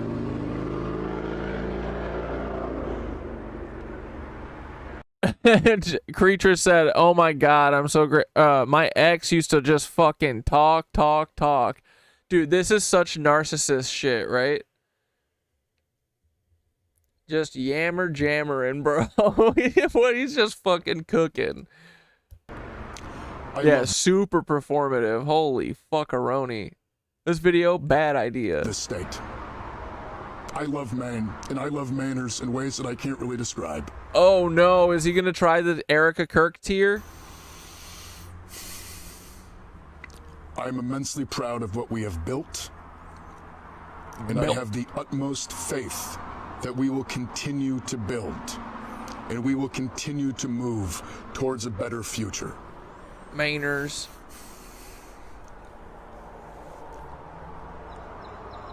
From the bottom of my heart, thank you. Thank all of you. And keep fighting. We're gonna win someday. That is built structurally to make sure that movements like ours What the fuck just happened? That had to be the end of it, right? cannot flourish. Is this just some like fucking extra footage at the end, or did it loop and start over in a weird place? That if they begin to succeed, they can be crushed.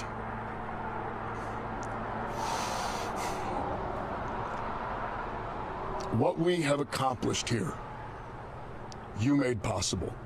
All right, it's got to be the end of this. Holy fuckaroo. All right, dudes. We got to go to bed. We already did the song.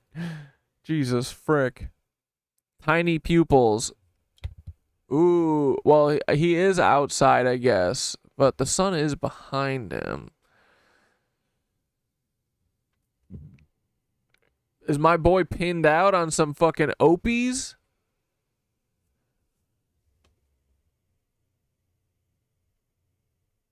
Can't he just go back to his job at the VFW? No, he's gonna go back to his fisherman job that his mommy bought him. All right, for real, I gotta go. All right, good night, everyone. Bye. See you tomorrow.